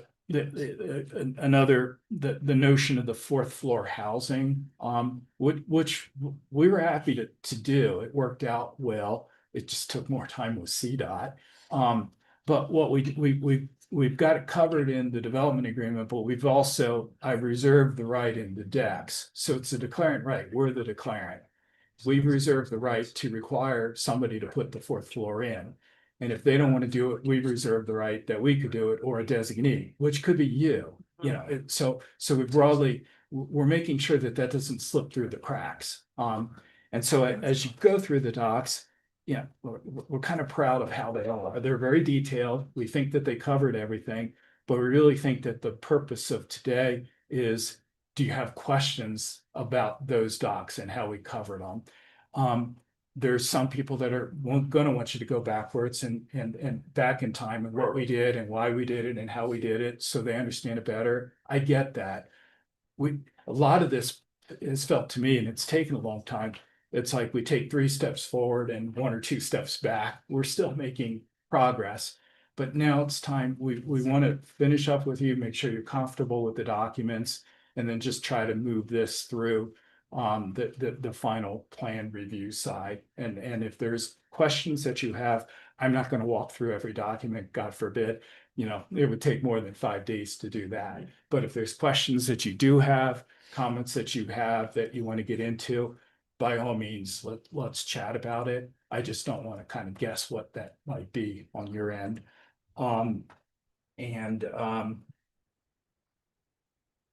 Yeah, so if you want to move on to public comment, or if you want Chris to show you a couple of images, tell me what your. Chris has something to add. This would be the appropriate time. Okay. And Chris, again, is that Chris? Chris Touche. And his position? He's the land planner and architect for the project. Thank you. Hi, yeah. Hi, everybody.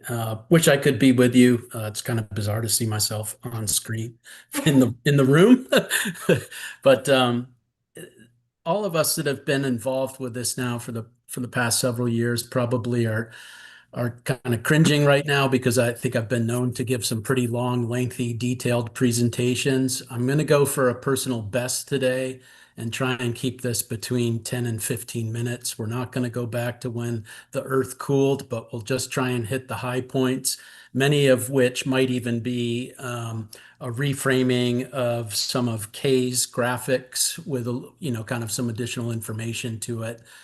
So I'm going to go off screen now, so I don't have to see myself twice on the Zoom room, and preserve some bandwidth, and then just share my screen so you can see the presentation deck.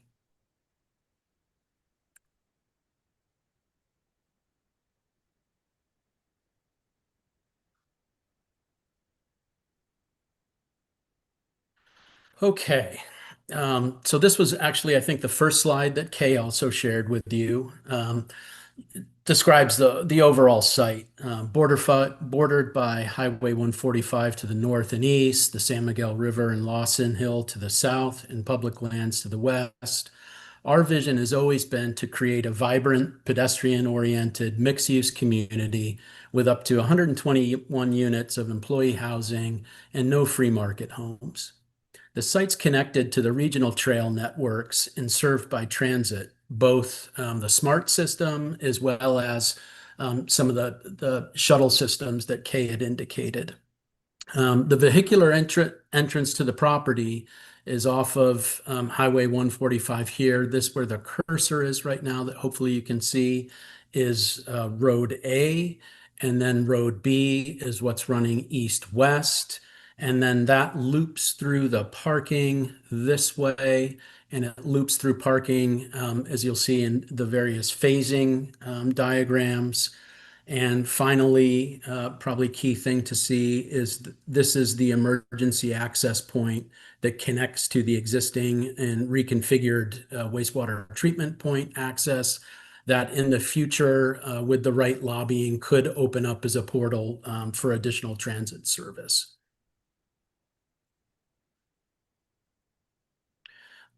This drawing here was a very early sketch rendering during sketch plan that was intended just to give everyone a sense of the mass and scale of the project as they crest Keystone Hill. What you're looking at here, and I can zoom in a little bit, wait for the screen delay, is this building mass here that I'm circling. That is the location of the Telluride Medical Center. And then this building over here is on the lot that is called 2A.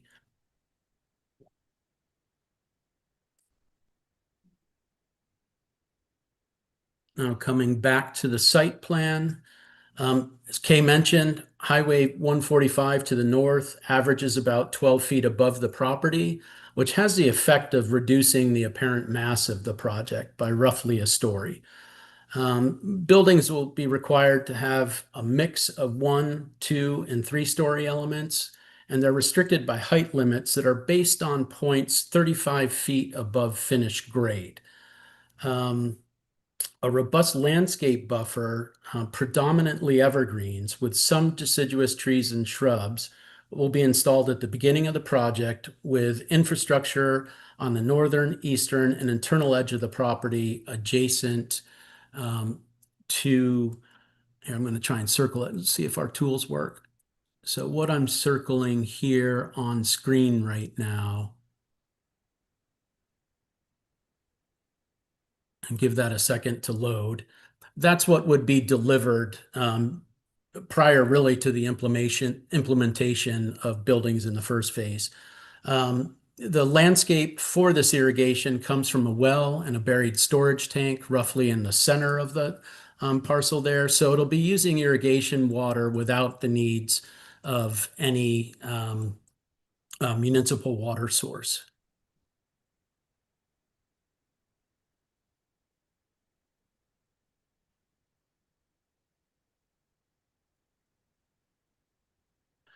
This view here was prepared for the preliminary plan discussion with P&Z.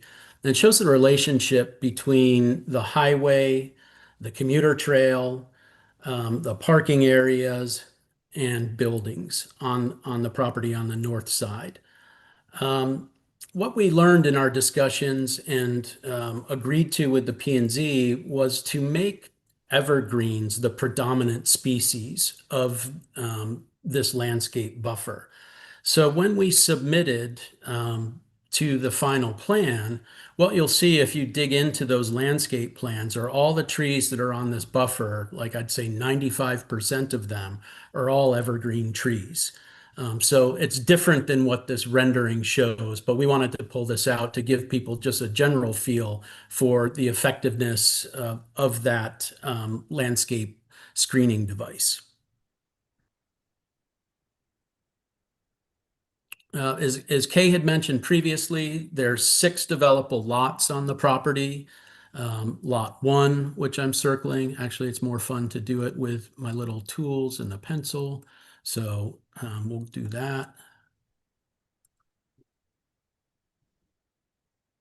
So lot 1 here, lot 2A, lot 2B, lot 3,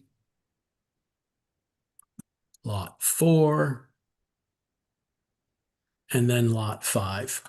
The building envelopes for those lots equate to, in terms of coverage, about 20% of the overall site.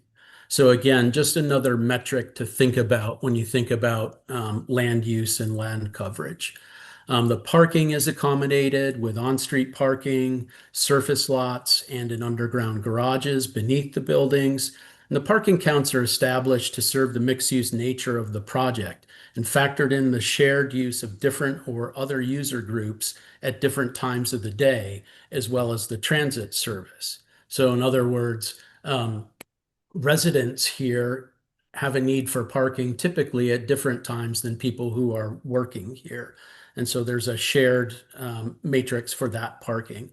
Then I guess lastly, at an overview level, as Kay had mentioned, again, the outdoor lighting is designed to be dark sky compliant while supporting pedestrian safety.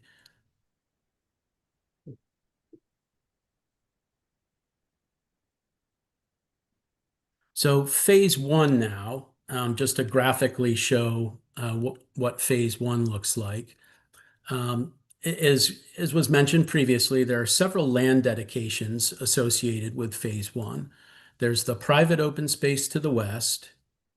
There's the tract 1 of public open space to the south of the river, still on the property. And then there's the municipal tract being dedicated to the town. In addition to that, also happening in phase 1 is the medical center, and then lot 2A. All of the work that was mentioned before in the previous slide, the landscape buffer, the infrastructure for the utilities, the commuter trail, I'll highlight here again. This is what connects to the Valley Open Space Trail, connects town to the medical center parcel, runs around the property like that. Those would all be completed prior really to the construction of any buildings here in phase 1.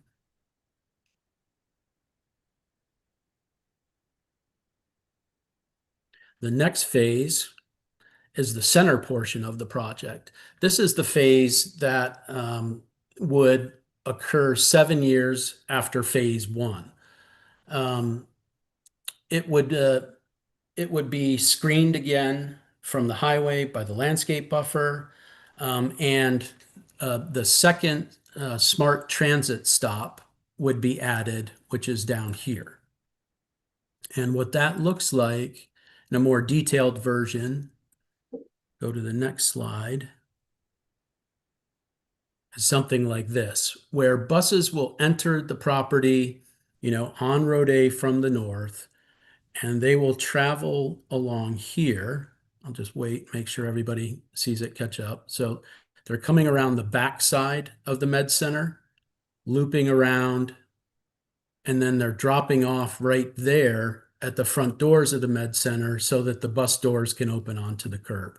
When we get to phase two, this will loop around to here and then loop into this little half circle. The buses will park right about there, where there'll be a bus shelter as well.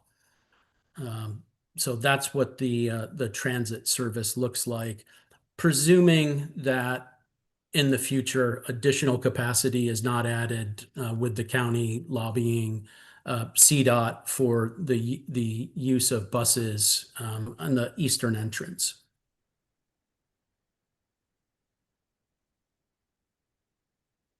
And then lastly, coming around to phase three, that happens 3 years after phase two, or in other words, 10 years after the initial recordation. It dovetails with the town sewer system upgrades, just like phase two will. The tract 2 of public open space, so the second piece of the county's land dedication occurs during this phase. That's down here, south of the wastewater treatment plant access point. The north, so this is where I think earlier in today's discussion, and again, another thing that came about during preliminary plan with the P&Z is the thought of berming, having a fairly significant berm that works over here on that kind of corner of the property. And it would be established and landscaped during that initial phase. But it's really doing its work during phase three when lot 4 gets developed. And then I think another point right here is that this little area right there, that has been reserved for, again, this future bus stop. Should it be possible in the future to get a limited access CDOT permit out onto 145 via that location where there's currently emergency access only.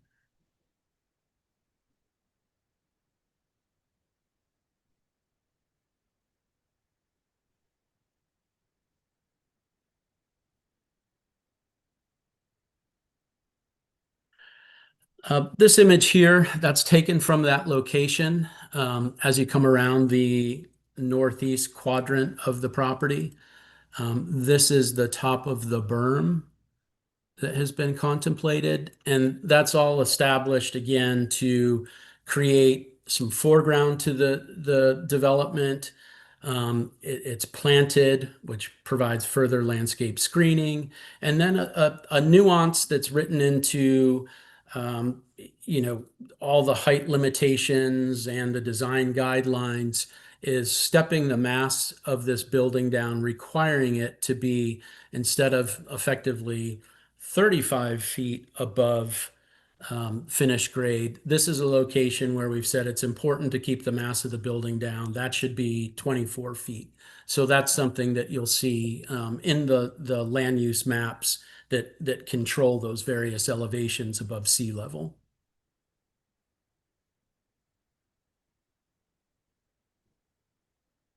So again, speaking about building heights, the burnt orange colored blocks that you see here on lots 2A, 2B, and 5, those are the locations where it would be possible to do a 4th floor. or again, gain an additional 12 feet of height in order to support affordable housing. That has been written again into the design guidelines so that that mass does not occur right on the edge of the building, but is set back a minimum of 8 feet from the building facade. So again, from the pedestrian perspective down below, it tends to soften that edge and not make the building feel as tall. We also have a pretty solid opinion that after studying this in 3 dimensions, that fourth floor from the highway perspective is almost imperceptible because you have the north side of the development in front of it, foregrounding it.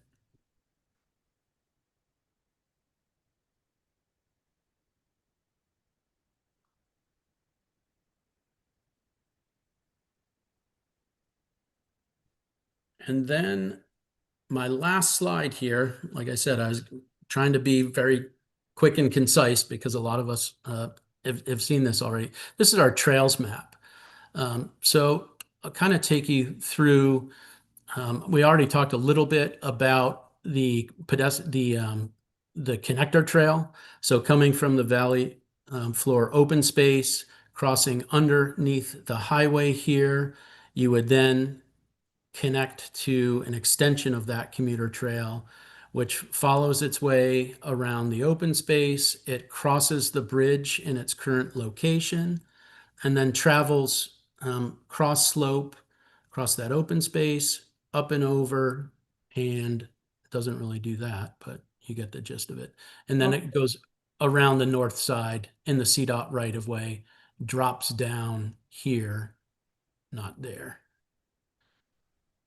That is a paved trail. It's a winter use trail.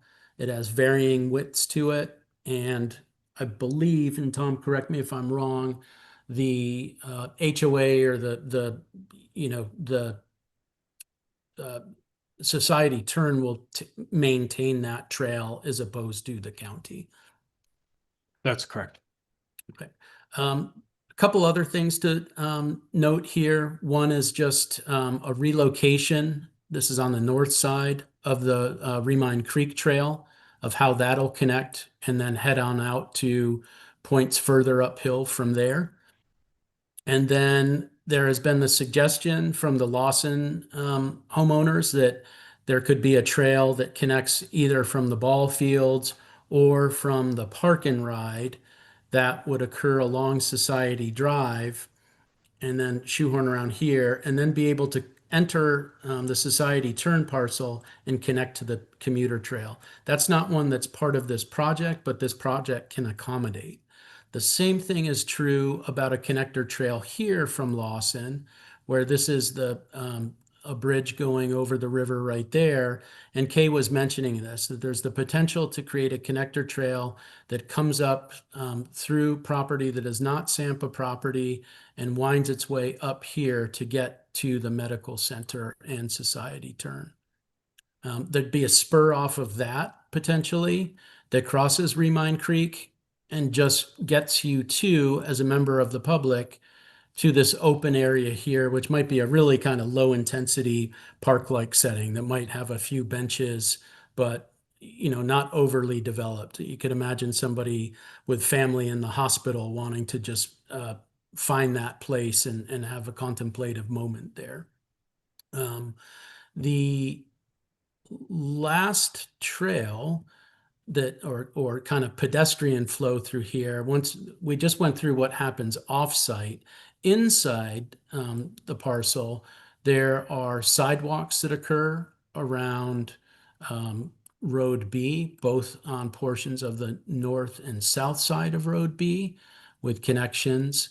And then it's also contemplated and written into the design guidelines that there's criteria for when individual buildings take shape here, that their plans will include sidewalk connections into the parking areas this way to facilitate safe movement. So that's what I had wanted to show you today. Super fast, not tons of detail, but a pretty broad overview of the project, how it lays out. And if you guys have any questions for me or Tom at this point, would be certainly happy to address those, however you guys want to do it. I just have a question on this last slide here. Jared Biggs, our deputy county manager. Don't we have a plan for a county trail that would go from the parking lot? Yes. That very one That very one that he is discussing, we have a plan for now that we're getting on this. and funding, right? For construction next summer. Yeah. Funding is through Lawson Hill POA and TAP grant we received from CDOT. All right, so you can take that one off your list. This one, the intercept lot Correct. connector. Correct. Correct, okay. So normally we would have commissioner questions to the applicant and the planning department. Do we want to take a quick break? It's been 2 hours. Or do we want to press on? I don't have any questions. I think that the logical place to take a break is right before we start public Public comment. hearing, okay. You okay with that, Galina? Yes, I am. Okay, I just have a couple of questions before we get to public comment. One is regarding the size, the overall square footage of the project, because I have seen some emails floating around that say it's over about 400,000 square feet. But when I looked at the land use matrix, table 4, it looks like less than that. Like more like Yeah. 33 to 333 to 355. It's still big, but it's not 400, isn't that right? That's correct. So the overall square footage, when you add it up from the matrix, is 333,786 square feet. Now, when you add the 4th floor in, it's contemplated that would boost it up slightly by about 22,000 square feet. So I think at ultimate build out, you'd be at 355, 532. So Okay, not- those are the numbers I got, and I was trying to reconcile the 401 that I've been seeing, which I think came from table 3, which is where you all allocate the maximum square footage per use, So, but not the maximum square footage for the project. yeah, what Correct. we wanted to do was, so there's a set amount of capacity on the site, both on a mass, there were 3 drivers. There was the CDOT access permit, the mass and scale for the project, the size of the buildings and things of that sort, and the water and sewer going with it. But not everything. We weren't able to say, well, this building's going to have Right. 13,000. So we wanted to create ranges. And so there might be a little bit more of something and a little less of something else, as long as we don't exceed that base threshold number. So it would also became important early on in the process that we set the upper limit on what those uses could be. Yeah. So when you see the maximum use, it means that if something's being a little less of this and a little bit more of that, the little bit more of that can't exceed that number. And so if somebody's just adding that column, yeah, it's going to be a different number than what we're proposing. Okay, thank you for clarifying that. I mean, it's still, as I said, a big project, but it's not 400, it's maximum 355, yeah. Yep. And then I'm curious if there's anything in the development agreement that talks about when initial subdivision improvements must be made by, because I know that's when you transfer the land to the medical center, which obviously is a big carrot here.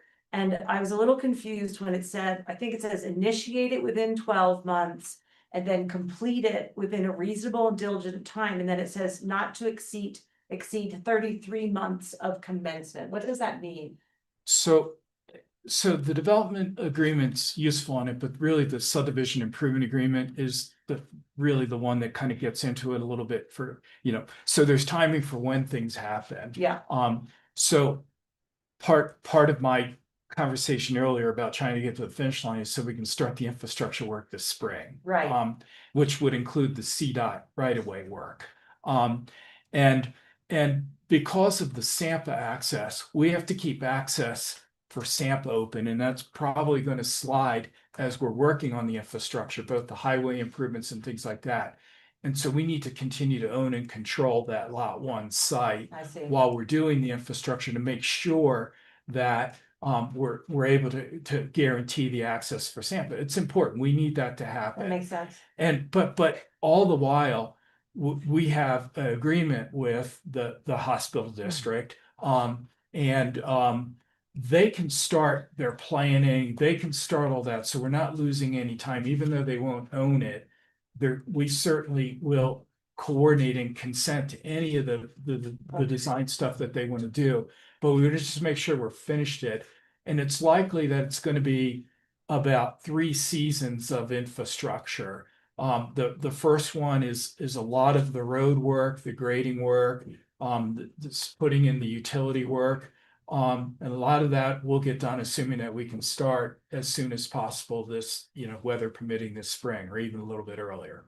And then the second year is we're going to be doing like that platform, the berming, the benches, probably I guess we do the trail work. It's either the first or the second. You know what? I don't know if we Yeah, need this much but- detail, but just when would that first phase be complete? It should be within 3 years, but my point is, I think that will be done, the work on lot 1 sometime in year 2. Okay. So 2027-ish, Okay, then. that helps. Thank you, Tom. Not to cut you off. Yeah, no, I appreciate it. Okay, I did cut you off. Let's see. Galena, I know Lan said he didn't have any questions. Do you have anything while I look at this?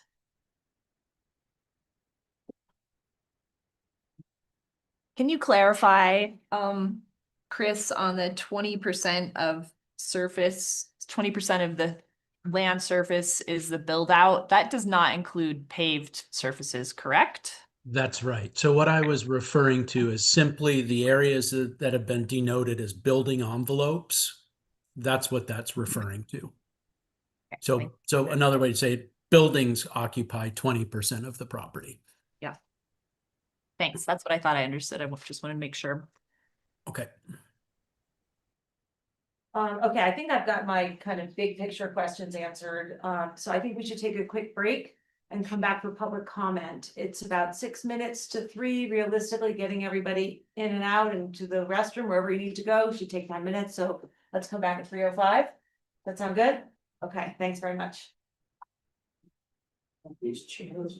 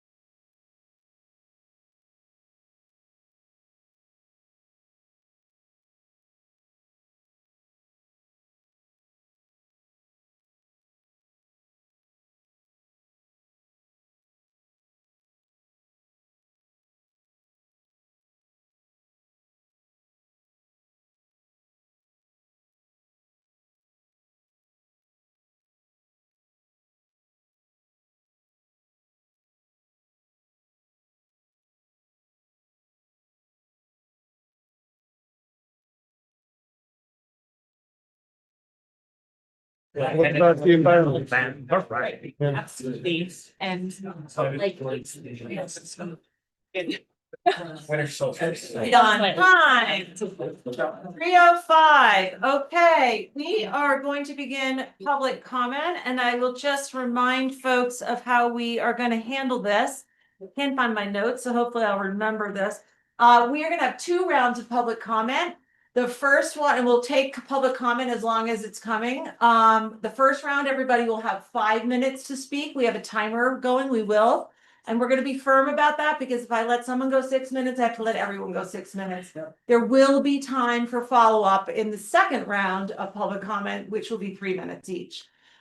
We will not be having back and forth. That just gets out of hand. But we feel the way we've worked this in the past and set it up today, allowing for 1 round with possible response if we have the answers, followed by a second round with possible response should take care of the desire for that back and forth. We will start with someone in the room and then we'll move to someone online. We'll alternate that way. We are not going to cede time to other people. We would really like to have everybody have an equivalent opportunity to speak. And ceding time really kind of outweighs one voice over the other. We will allow video or visuals, but when you're done with your allotted time, you need to remove those from the public view. Yes, Chair Brown, there is a question if there's a sign-up sheet to speak, how that will work. Oh. We had never, or since No, I've we known do not. Pat- We have a sign up sheet to keep track of all of our attendees. Right. But we generally, you go with the hand raised Yeah. and then you go back and forth Yeah. between the rooms. I'll try to go in the order in which I've seen people kind of raise their hands, but it's not gonna be perfect. This is not a professional moderator. Anyway, so we'll do the best we can, but we will make sure that everybody is heard, perhaps not in the exact order you would prefer, but we'll do our best. Okay. Oh, Lance had something he wanted to add. Thank you. Madam Chair, right before we took a break, you asked me if I had any questions, and I might have appeared vacant because I didn't have any questions. But the truth is that I thought that the staff and the applicants' presentations were very clear, and I've also been present at all 17 of those previous meetings. So I didn't have any questions because I've seen this before, and I've watched it morph and change over time. And this final product was very familiar to me. Thank you. Thank you for clarifying that.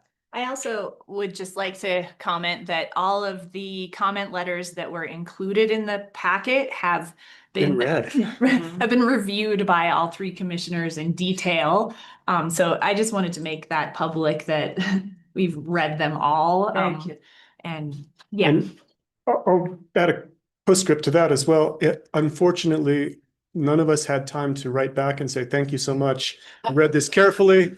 I appreciate your comments. Some of them made perfect sense and some of them are cuckoo crazy. But we didn't have time to do that because it was a pretty compressed packet. So forgive us for not being able to respond to everybody individually, but I assure you that they were read and they were read carefully.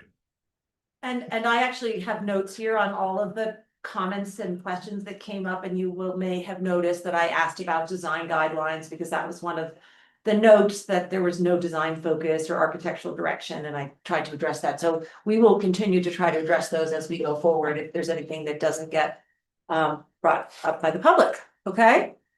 Any other level setting or context? No? Okay.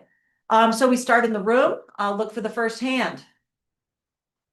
Nobody wants to go first. There we go, Dr. Grundy. And as a reminder, we're going to ask folks to come up here to sit at the microphone or stand, whatever you prefer, but you need to have your voice box close to the microphone so that your voice is projected on Zoom. They're not amplifying microphones, but they are ones that get us out into the cyberspace. Hi. Hi. And again, the 5 minutes. And also always state your name. Yep, Dr. Sharon Grundy from the Telluride Medical Center and a local. So just respect to my neighbors, friends, and patients in the room. I just want to make sure we keep this in a box too, because I take care of a lot of people in the room and we might have different opinions. So this has been a long process. I think a very thoughtful process. 15 steps, 17 meetings, many emails, many consultants involved. I think it provides solution to community needs. housing, light industrial, office space, open space, hotel that's affordable, increased tax revenue. It is a business deal, and we need to acknowledge that the owner needs to have financial benefit, right? It's not just total donation. 10 to 15-year process in the future, like this isn't going to be the whole kit and caboodle tomorrow, right? Or even in 5 years. I will probably be retired and not working in that building. To the dismay of a lot of people. Who's gonna take care of me? Yeah, I know. I don't think this is outdated. I think it's only, we're further along in the need. Like, I think the studies, traffic, et cetera, the needs, the design of this is not outdated. We need this just even more. I have gratitude for Genesee Properties for identifying the need for a home for TMC and the wastewater treatment plant as their beneficiaries. I feel the intent is of community benefit on many levels. Many solve the long-term community issues, and they're very thoughtful. And I think you should be proud, Tom, of the work you've done with your team. Hospital, you'd asked, is it going to be a hospital? That is so still like a nebulous thing right now. What we do need is a new facility.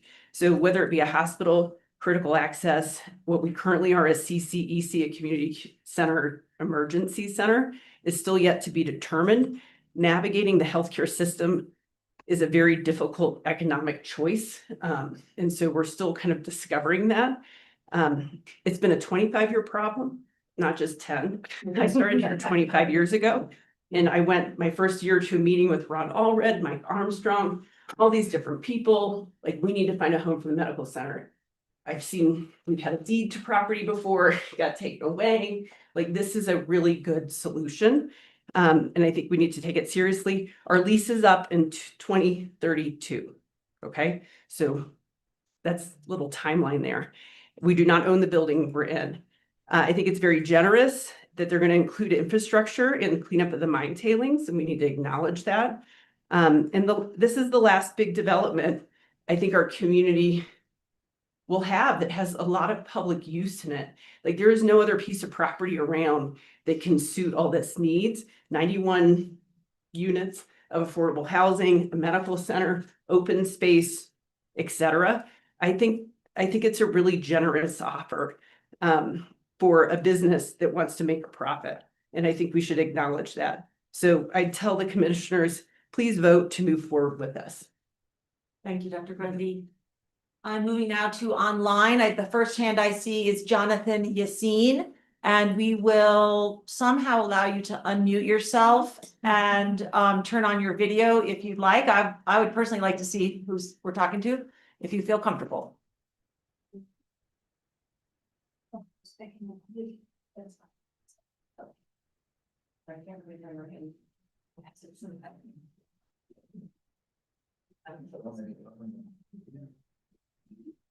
Jonathan, we're working on it. Watch your screen. You should get an invitation to unmute here shortly. Okay, that should work. Jonathan, are you with us? There. Yeah, I'm with you. Sorry, I'm fumbling with my iPhone, which I usually am on a desktop device. Can everyone hear me? I'm not sure if you can see me. There we are. Great. Thanks for letting me weigh in here. I just want to express my strong support for approving this project. Dr. Grundy said everything as perfectly as anyone could. But I guess I would just add that I understand the sensitivity to overdevelopment, fast change, big change, but my perspective is that this project really is well conceived and appropriately planned with all of this rigorous diligence over the years. And I'm just speaking from my reality as someone who lives here and works here. And I see the commercial component as vitally important for businesses and hospitality and all across the board. The most important piece being workforce housing. And my reality is also just as a young parent, my wife and I recently brought 2 little kids into the community, and it makes it even more personal for me, just like seeing how frankly dangerous and irresponsible it is for us to not upgrade our medical facilities. Everyone knows that, but it's more personal for me now. And I think a lot of people that will resonate with, especially as more and more young people want to keep living here and have families and keep Telluride ticking. And with that, I just want to also acknowledge that we are at a few different crossroads in the community. Obviously, growth is one crossroad, but the other crossroad is that projects like this enable us to be more sustainable and livable. And a lot of people rely on things like this actually happening versus the nostalgia of some people who might be opposed for simpler times, et cetera, not wanting too much at all. I strongly support this project because it's just going to let the next generation thrive and everyone with us now, make life a little bit easier for those committed to this community. So thank you. Thank you, Jonathan. Next in the room. Yes, please, come on up and introduce yourself. And normally I also ask for affiliation, just in case, like, as Dr. Grundy said, she is a physician in the community. If you could just share a little bit of yourself. Okay. I'm Trevor James. I've lived in this community permanently for the last 10 years, but on and off for the last 20. I've loved it here. I mean, Telluride was awesome in 2020. It's awesome in 2025. It was awesome 20 years ago as well. So it changes every year. We always complain about it. And, sort of this change that we're getting now, or that we're talking about, just seems tremendously important. There are a number of things that it solves. First thing is medical center. I've got a 14-year-old kid. He seems to give himself a concussion every season. Take him into the medical center. It's got to be close enough. Sort of driving to Norwood's not an option if you've got a kid fitting and foaming in the back of the car. So, sort of, yes, very personal, absolutely personal. Second thing that's very personal is poop. And, sort of what a lot of people in the room probably don't realize is that with our septic situation that we have both in town and down valley, we're at capacity. There's very little that we can do about that apart from upgrade, which is part of this project. Tremendously important. Right now, to get our septic tanks pumped down valley, we've got to have it shipped either to Cortez or to Delta. That's a long ride. So that's ridiculous. So we've got to do better. There's been a lot of resistance to progress over the years. And, that's placed us into a point where we're really at a crisis point on a lot of levels. When it comes to water, when it comes to septic, when it comes to transport. Because we've said no in the past, we've put ourselves in a hole for our future. So, that's before you get to affordable housing. We need it. We need to be able to have people that can afford to do actual jobs here, not just people who are rich or who have trust funds, but people who actually keep the community alive. So, sort of there's kind of no-brainer reason number 3. And,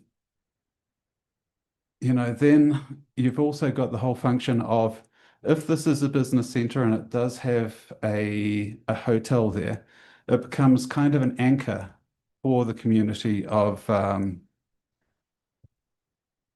Hill. Lawson Hill. Thank you very much. I just had a blank. At the moment, it's kind of a bedroom community that has a few small facilities. It has a few more supports for business. Giving it a bit more of a footprint in that way and more facilities for those people is tremendously helpful, let alone for people who are trying to run businesses in the area. I personally have 3 businesses because, I live in Telluride and nobody does one thing. I've just started as a real estate agent. I'm still doing architecture. I've done that for the last 10 years here. And I'm also making a small product range. I can't afford to rent office space or retail space in Telluride because that just it doesn't work with a business plan where you're making a product. It can work with an architectural business plan because you're, sort of less reliant on, or at least you've got a faster, bigger cash flow from fees. But, really we need some places to be able to set up entrepreneurial businesses in a more affordable location that's also accessible. So I think, sort of all those reasons make me want to support this very strongly. And I think it's a great, thoughtful addition to the community. The planning that I saw of the project is really strong. I've been involved in planning projects globally, and this is a good project. So that's it. Thank you. Thank you, Mr. James. Moving online, Lee Taylor, I see your hand is up. Just to take a couple of minutes to speak to the Planning Commission's efforts over the years on every aspect of this. I just want to reassure our constituents in the room and on Zoom and out there that we worked this over thoroughly. We poked and prodded it pretty much as hard as we thought we could. We didn't get everything we wanted. We weren't sure that a hotel was the highest and best use of that space. We're sensitive to the fact that it's a visual gateway into the valley. But I think it's a good, hard choice to make to support this and get the development moving as it's been outlined. We can recognize that spot is not the pristine valley floor. It's long been encumbered with neighboring Lawson Hill, where I live. I think we learned some lessons from the Lawson Hill battles that were hard. I think I encourage the Board of County Commissioners to move this forward. That's speaking for myself, not the commission itself. Thanks. Lee, thank you for your comments and thank you for your long service throughout this project and beyond. Anyone in the room? Yes, please. Chris Myers. This ought to be interesting. This, I think, is our first public comment that includes a video. So first off, my partner Erin, she submitted this to the wrong email address. So I have 3 copies for the commissioners of her comments. And I gave one to Carmen, so that I can check that box done. 2, I'm a technophobe, if anything. So let's see if I can do this.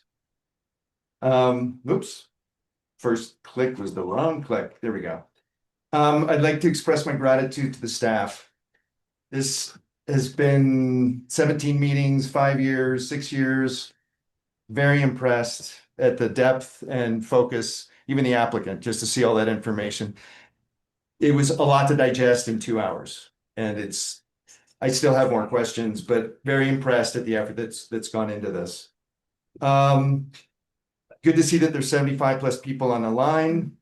For the record, the last hearing for preliminary approval, no public was allowed to attend in person. It was Zoom only. And when bodies are in the room, it changes the dynamic of the experience and the exchange with our government. So it's really an interaction process. And this is something that I really find precious more than ever, is to be able to hear and see my community in front of me. So very different now to see this room filled when it once had 0 people at the last approval. A lot to digest today. We know this is the final stage, but the devil is in the details. So now is the time to attend to those details.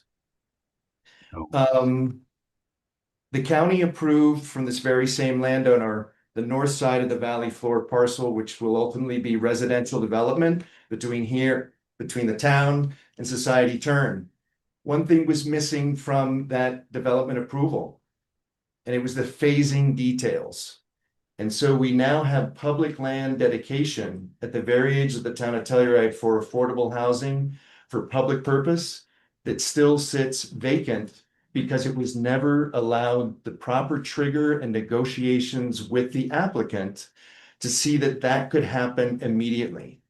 So we lost an opportunity, and I don't want to see that happen with this project, and I don't see that happening, but I would love to see more details about the phasing. I'm encouraged about the phasing because I'll get into that a little bit later. One thing I noticed that's missing from the packet, and one thing I would like to thank the commissioners for, is that this is going to be your first visual presentation. If I can fumble through, I am the worst with technology, but let's see if we can do this. So I go to Zoom. I'm listening for 5 more minutes. What is this? We just heard you, Lee. You might want to mute yourself. Okay, host disabled. I need the host to enable screen sharing. On your timer. No, thank you. So what has been missing from this app? In 2025, the commissioners have allowed this visual presentation. Am I allowed to share yet? I'm good. Oh boy. I'm very well.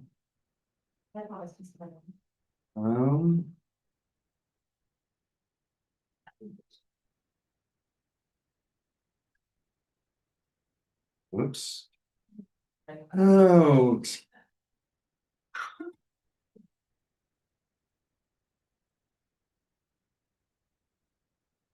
Here we go.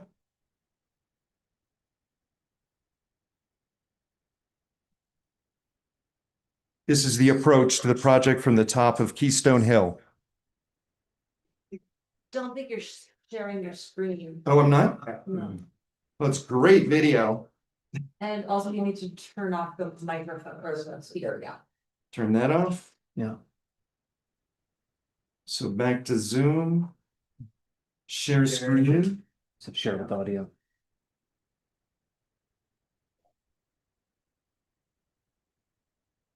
Under Aaron's name. Chris, are you operating under Aaron Reese? Is that? Are you under Aaron's account? Aaron Reese? I don't think so. Okay. Can you see? So he's under Christopher Myers. Okay, he's the host. So much for being, let's see, how else? If you have it on a thumb drive, you could give it to Kay or somebody to run for you. Could we pause and maybe I'll see if I can, Why don't we go to the next person? Sure, let's And do we that. can bring him back around for. For another couple of minutes. Yeah. Okay. Okay. If you during the round 2 public comment or round 2 Yeah. during. Or we could do 2 minutes at the end of the first round. 2 minutes at the end of Yeah. public comment of this round of For public this round, comment. yeah. If We you can get it figure going. out. okay, Okay, I'm going to someone online and put hands online. Deanna Farrell, hello. You in a moment will be able to unmute yourself and turn on your video if you'd like.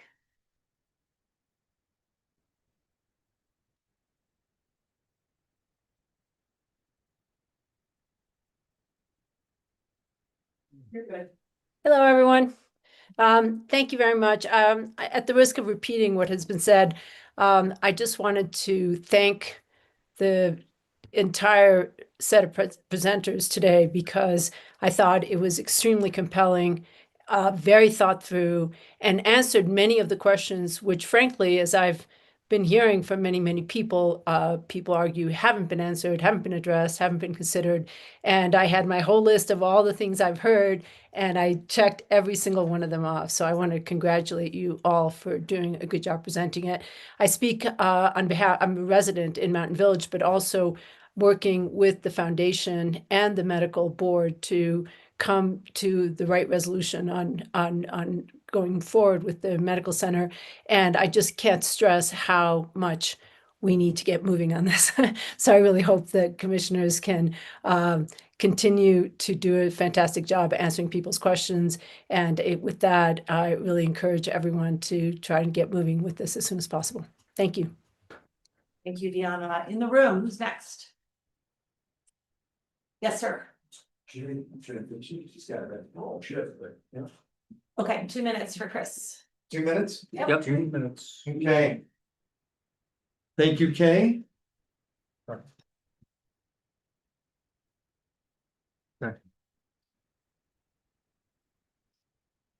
Okay. It's happening, Chris. It's working. Okay, so here we are, top of Keystone Hill, passing the project, the medical center.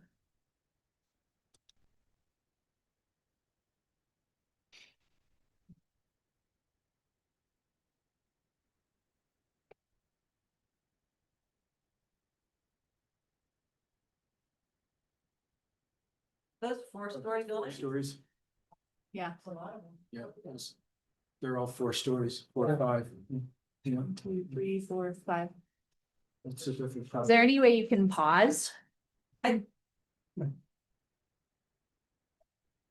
we can just.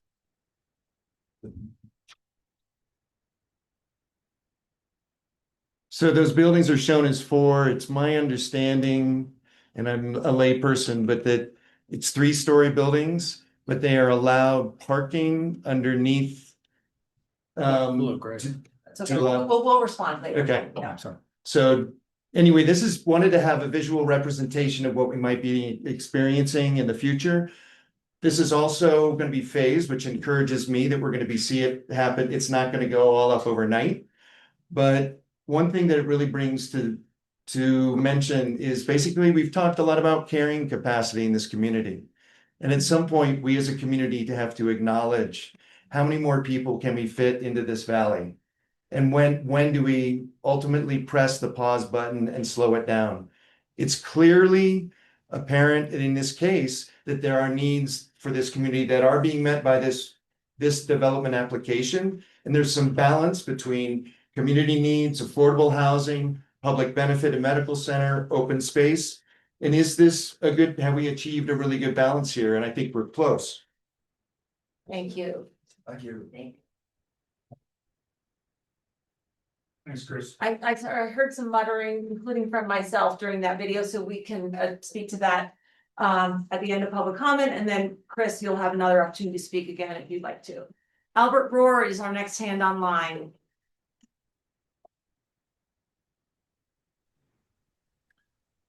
Hello. Gotcha. Hi, just longtime listener, first time caller, just voice my support in favor of passing this PUD. Great job today. Thank you. You have 5 more minutes. All I got. Next person in the room, please. Not seeing, yes, please, in the back row. Come on up if you can, wind your way. Yeah. Thank you. Here. Thanks.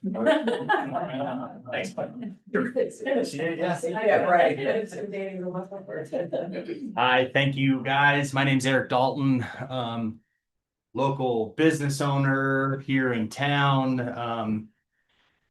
I want to state, no one I know debates the need or support for the Med Center. I feel like that's a bit of has been a thing in the community for a while. I completely understand it. In my perspective, it's at what trade-off with this project. I've heard a lot today and I appreciate the presentations from everyone. What I didn't really hear a lot of detail about is the other 38% of this project that is the private project. Sounded wishy-washy to me. If we need less office, we're gonna just we'll put more retail. We need less restaurants, we're gonna do more of this. It's Noel night tonight. I hope everyone walks out on our amazing Main Street and supports all our local businesses. That's what I'm really concerned about, is the impact that this is going to have on our local businesses. Another public commenter commented that this is going to be cheaper out there. I don't know where that came from or why it's going to be less expensive. My fear is it's going to be expensive to rent these spots. And who's going to pay that rent? It's going to be big companies, corporations, not local business. I think we've all heard the anecdote. When a business is local, most of those dollars stay in our community. I've seen what happened in Montrose. We put in Walmarts and Kmarts and stuff like that. And local business is just, I have a local business down there. It's extremely challenging and tough.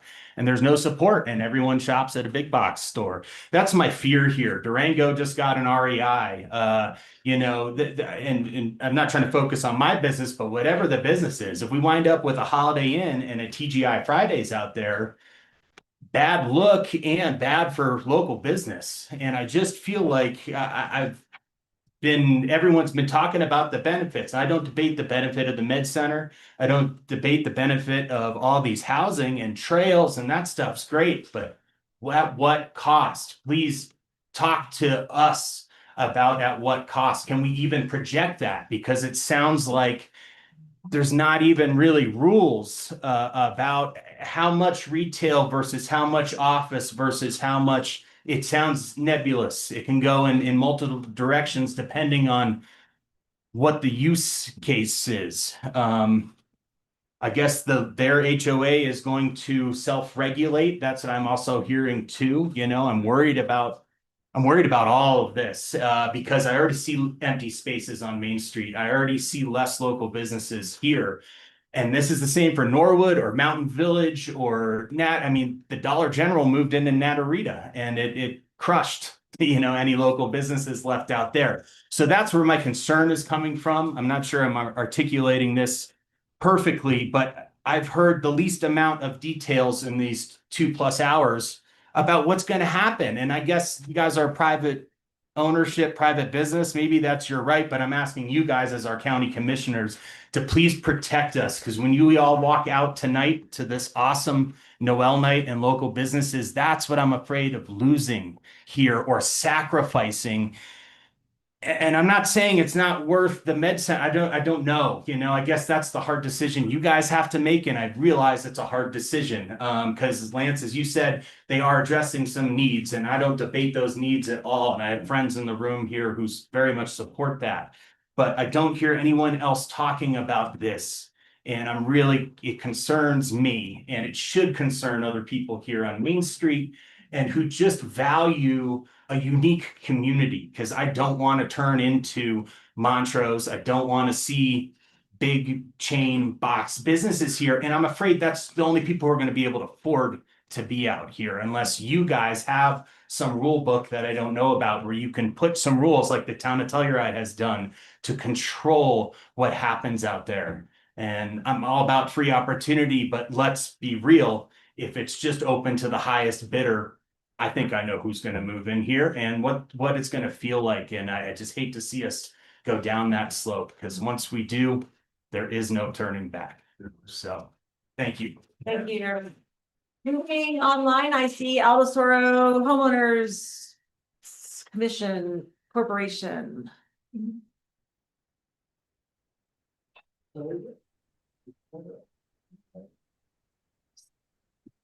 Hi, commissioners. My name is Shelley Duplan with the Aldosoro Ranch Homeowners Company. Thank We, you. on behalf of the HOC, I participated in the preliminary PUD process for the Society Turn development several years ago. We have also worked cooperatively with the developer, Genesee Properties, to finalize a private water utility infrastructure easement agreement to develop the HOC's 2 water well rights located on the parcel. While the HOC generally supports the final PUD development project, the #1 issue that I'm hearing from HOC community members is a high level of concern regarding the pre-pandemic outdated traffic study and whether the 20-year traffic projections are accurate today. We ask that the BOCC consider requiring the developer to secure an updated traffic study to be conducted by an independent firm specializing in traffic engineering. This ensures that the county is relying on accurate data and realistic projections when assessing the impacts and required mitigation. The BOCC should also require additional updated traffic studies prior to the development of the phases 2 and 3 at the 7, 10, and 10-year marks. We're not going to know what those impacts are at the time. And should those future, traffic studies identify deficiencies, the county should reserve its rights to require additional road improvements as necessary and as identified in those future studies. Other than that, I think that it is a beneficial use for this development for the public in this and for the community, and it's just the traffic that's really a concern for a lot of folks here in the region. Thank you. Thank you, Shelley. In the room, yes, please, in the hat, come on up, that's you.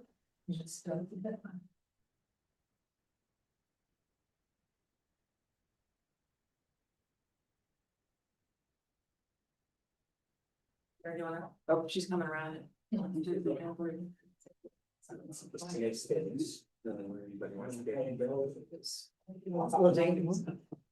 Okay, let's make sure shorter, so let's. You can pull it lower forward, it moves. Oh, yeah, it moves. Oh, good. Can everybody hear me? Yeah, oh, good. Thank A you. little louder for the people in the back. Okay, for the people in the back, can you hear me? Okay. The microphone doesn't amplify, it just connects to Zoom. Oh, So you have okay, to so I raise just your need, voice to yeah, reach okay, people I back. will. I thought that was a real mic. Johanna Vanek here. I am a resident here of 30 years, came here as a newbie, and I appreciated that actually people cared about the balance between environment and people and neighbors helping neighbors and sort of making sure that even through the lulls of the 07, 08, that everything stays in balance, that people can stay here. We have a community pantry, etc. So I heard all these various voices here, and I thought, well, those are even aspects I have not considered. Thank you for having the 17 meetings. We went for our little detached 2,000-foot condominium, we went through half of that many meetings. So you can never have too many meetings to avoid a major mistake. And I have a couple points here.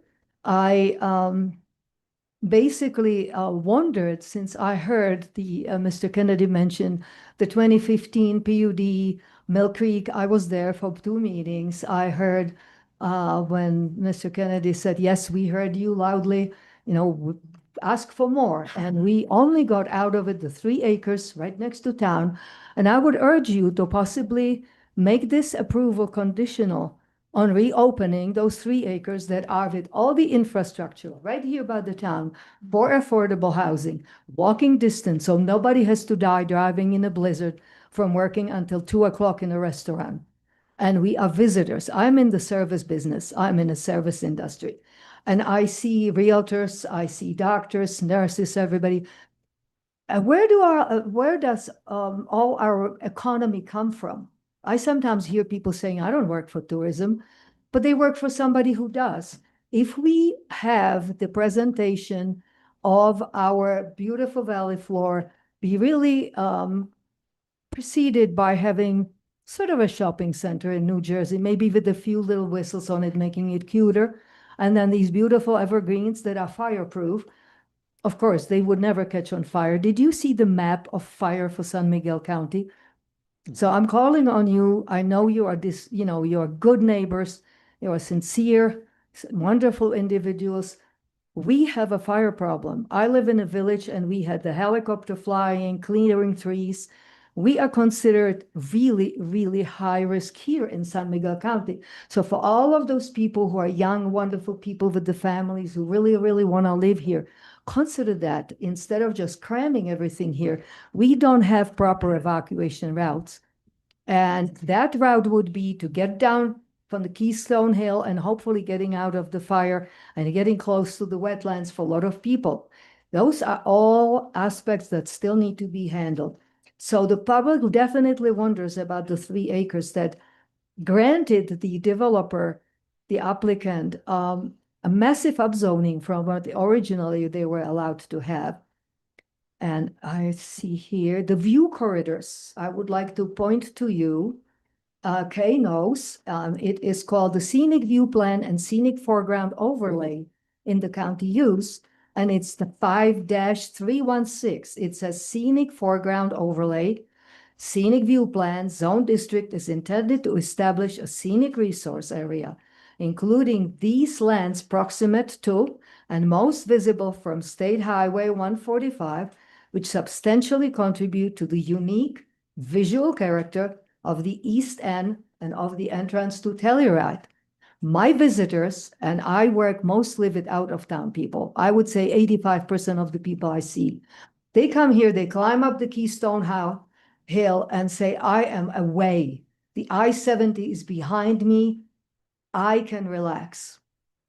If we have an entry that's going to feel very much like you are driving into West Vale, then people don't need to be coming here. It's going to be the same. And I would like to end with mentioning to you that even though we hear secured permit for water from here and permit for this or that, we might think we have enough water. Where does it come from? If that doesn't provide, there is not enough. We were driving home and looking at the San Miguel River and Dolores Rivers, and we are looking at them. We watch every time. Thank you. Sharing would not be enough. Appreciate it. Like that I would music. say, That's let the it Oscar be. music. Okay, I'm looking for a hand on the online. Anybody else online care to speak? Don't see any hands, so I'll go to the room. Yes, sir.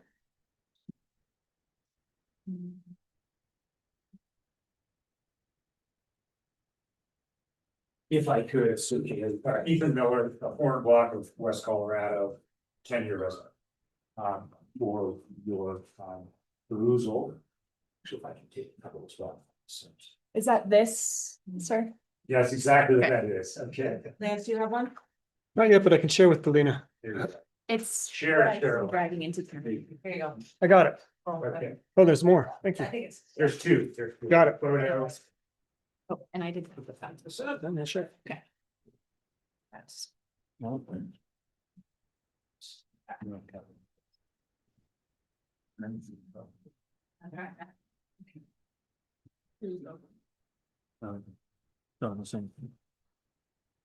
So these are physicals of what Lucky had circulated. There you go. Thank you, Lucky. All right, so Ethan Miller, what I'd like to talk about is lack of actual notice for a lot of folks on what is actually happening. I know this has been going on for years and years and years and years, but what do people really know is going to happen here? Commissioner Brown, you indicated that you were under the impression that this was a $400,000 square foot development. What I've handed out to you is a compilation from 2023 that purports from the commissioners or from the developer that purports to identify the size of the development. And in fact, it appears now that we don't know what the size of the development is. Folks have taken issue with this rendering, which is a screenshot of the video of all the buildings. Now, this is only provided for massive scale. That's all it is. And in fact, no one really knows what the final product is going to be. We don't know fenestration. We don't know, in fact, there may be towers. They're going to go up that we heard from Kay earlier. We don't know anything. In the prior presentation, we had one elevation that was presented along the highway. And that elevation was presented as a preliminary concept, okay? So the bottom line is this 350,000? Is it 400,000? Do we have 3 stories and parking at grade? Do we have 3 stories and parking below? I would point out that one thing the directors did concede is that there will be 2 stories above the road. 2 stories above the road. What that means is, and I would refer folks to the photo that I took this morning at Remind. And I just drew on this. How is that going to block the view of the valley floor? The valley floor, whether you use this or you use the one elevation that we saw earlier, the valley floor is going to be, the view coming over Keystone is going to be completely blocked. It will change everything. In fact, at one point, you're going to see only half of the box canning. These units come within 100 feet of the highway. So it is going to change massively the look and feel. So what is the solution to this? Well, the solution, in order to let the public know what is really happening, one, get a final plan. Because Mr. Kennedy's presentation and the architect's presentation, it was a bunch of, well, this may happen, this may happen, this may happen. We may have decks, we may have this, that, or the other thing. We don't even know the height other than to say that it will be at least 2 stories above the highway, according to the county themselves. The solution, story poles. Why not story poles? I'll tell you why not story poles. Because if story poles go up right there, this will come to a screeching halt. Everyone, how many thousands of people every day coming up Keystone will see those and say, what's going on? If the county is really about transparency, let's do that. Instead, what we have is a 1/4 mile long corridor of 10 buildings, regardless of whether they look like this or not, they're certainly going to be different ultimately, but we don't know. Because I have never seen an image for it, and I know that you mentioned it before. Okay, it's great, it's in the packet. That's exactly my point. It's in the packet on the website through a link and a drop down, and you go here and you go here. No. Story poles. Let's let the public know what is going on. Okay, thank you very much. Mr. Miller. Madam Chair, Kay has her hand up. Kay, would you like to respond? I was just gonna say as a point of information, story poles were put up in, for the preliminary, Twice. PUD. Twice. We had sidewalks and story poles, How long were they up? a couple of months. Couple of months. All 10 buildings? All 10 buildings. Nobody knew what it was about. No, right down. I'm sorry. Hold on. Okay, random comments, this is not a conversation. We had a question about story poles, and Tom, could you please, or Kay, whoever's the most appropriate person, respond to that Yeah. in as much detail as you I can? think let's just finish up and we'll talk about what exactly is in the matrix and what exactly is in the design guidelines and why you don't have specific architectural drawings today. Okay, We'll explain all that. thank you very much. Okay, moving online. No hands. I'm ready for the next person. You have Paul Reich online. Paul Reich, hi, sorry. Paul Reich with the new knee. Sorry, HIPAA violation. I'm okay, all right. Thank you, Commissioner Brown. At the risk of of scaring you all, I'm about 4 days post-surgery for a knee. So I hesitate to go online or go with my visuals, but hopefully I'm not too scary. So Commissioners, I want to thank you for the opportunity to speak today. My name is Paul Reich, and I'm here today as the chair of the Telluride Hospital District Board of Directors. But I'm also a neighbor who has spent much of my adult life in this community, serving this community and working to improve healthcare in our region. So today, for me, it's not really about land use. It's really about people. It's about that child who needed emergency care late at night, and the parents, standing by his bedside, anxiously wondering, watching the clock, praying that transport times and the weather would hold. It's about that elderly patient who slips and falls on the ice and needs imaging and a quiet place to recover, not a cramped clinic space, nor a long trip over the Dallas Divide to Montrose. It's about the workers who keep this county running and who deserve to receive medical care in the same community that they serve. These are the stories that we hear every day at the medical center. These are the people who will live with the consequences of this decision long after all of us have left this room, long after Dr. Grundy has retired, and long after many of you have moved away. Our community has been searching for a permanent home for the medical center for almost 2 decades, as Dr. Grundy pointed out. 2 decades of false starts and hopes raised and then dashed. 2 decades of studying alternative sites, revisiting old proposals, and trying to make a small, aging building serve a growing and changing population. 2 decades of asking our clinicians, nurses, and staff to do more with less in a facility that was never meant to carry the weight it carries now. This 8-year process before you was only the final chapter of that long effort. And it has produced something rare in my mind: a no-cost parcel of land for the hospital district, a partner willing to convey it, a design that will meet clinical requirements, a location that will meet our emergency access needs, and for the first time in 20 years, a donor community ready to help build a facility without raising taxes on the people who live here. That alignment does not happen often in small rural counties, and sometimes it does not happen at all. Our job as a hospital district is not to take positions on traffic or fire mitigation or the private development that accompanies this plan. Our job is to secure land for the medical center that will serve this community for the next 50 years, and that is why I'm here today. And I want to speak plainly about the stakes. If we lose this site, there is no ready substitute. If we restart this search now, it will take years. We will lose momentum. We may lose donors. And we risk reaching 2032 with a facility that cannot carry us further.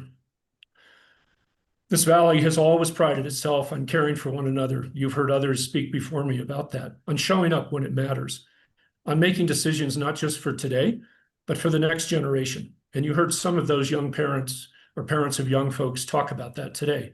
This is one of those moments for this community. We finally have the land. We finally have alignment.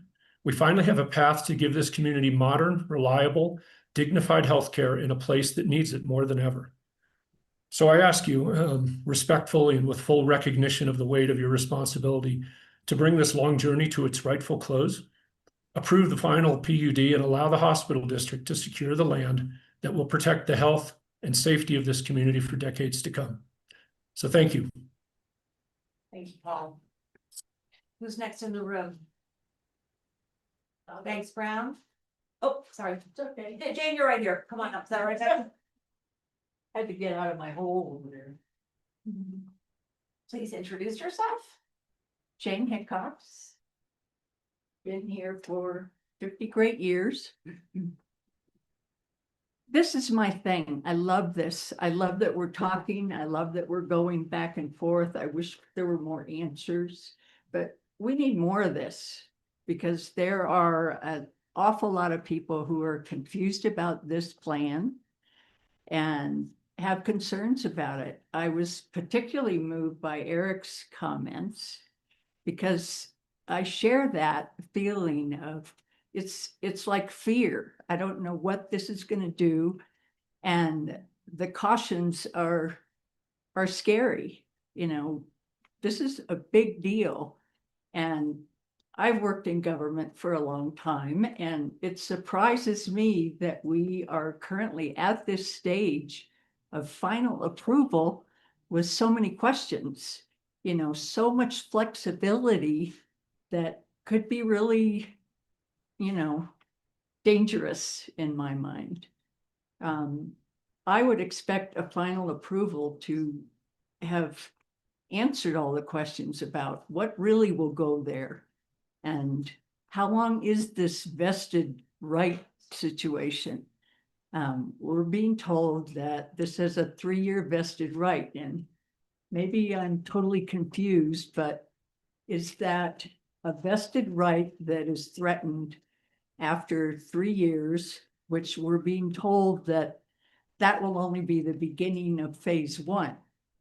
So really a 10-year layout of what's going to occur there is protected by what is approved in the final development. That sounds like a 10-year vested right to me. But that's one thing that I'm not clear on amongst many. I haven't heard any discussion today about parking. Transportation is on everybody's mind, that's clear. I saw at one point, and I pay attention, you know, I read these things. There's an awful lot to read, but at one point I saw that they were asking for a variance to the required parking. I'm not sure how that was figured out or if it has been.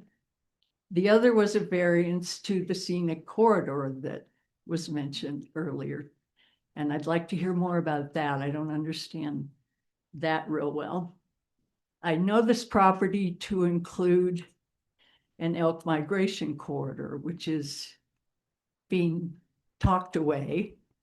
But I understand that the elk aren't using that property a lot, but there's still a corridor there. And that's the reason that there weren't dogs allowed in Lawson Hill. So are dogs going to be allowed here? Because we think the elk corridor isn't of importance anymore. The other relates to the affordable housing component. We know we need a shitload of affordable housing. But I'm curious on this one, the 91 units plus the 30, how many of those are necessary because of a need driven by this project? It's not like we're gaining 90 units. How was the requirement figured out? I also was led to believe that the calculation of required housing is being based on what was in place here back in 2019. You know, are the number of units being required based on what is required today as mitigation for housing? How many employees is this project projected to generate, and how many units are going to be necessary to take care of that? Are we really gaining any housing? So those are a few of the questions I hope can be clarified a little bit. And again, let's keep this up. You know, everybody doesn't agree on everything, and I'm fine with that, but I'm afraid of this one just because so many things aren't nailed down yet. Thanks. Online, do we have anybody? No hands. I've already forgotten. Thanks. You're up.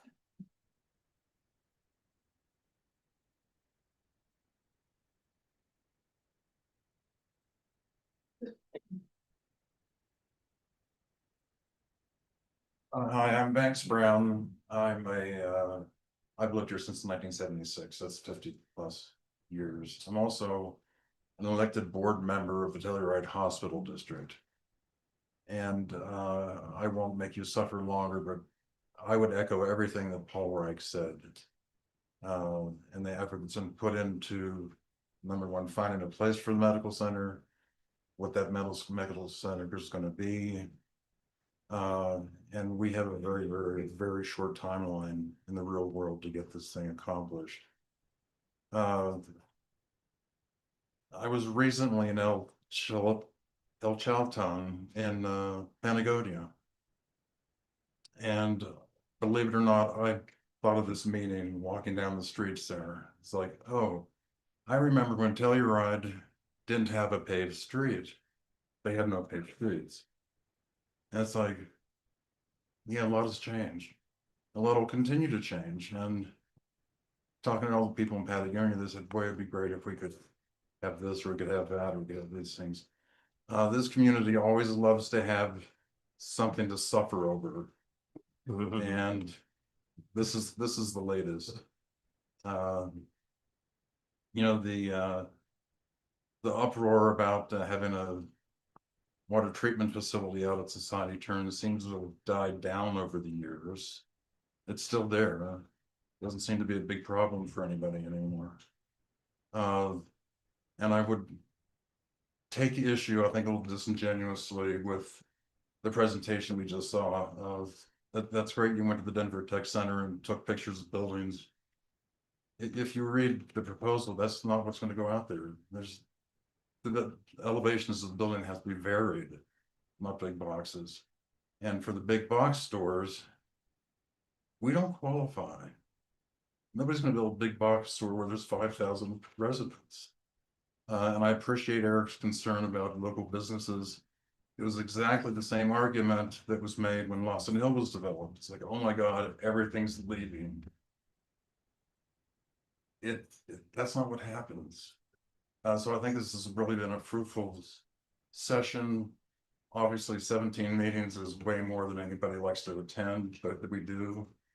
So I think we have a really well thought out program where there's been a lot of give and take on private sector and the public sector. So I would urge the commissioners to please vote for yes for this and let us get going. Thanks. Thank you, Banks. Anybody else online? Going once, going twice, back to the room. Sally. Yeah.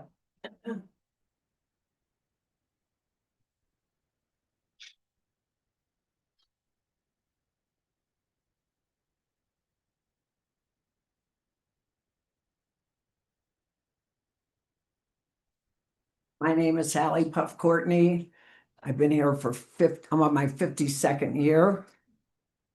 There's so many things going around in my head, I'm not sure where to start.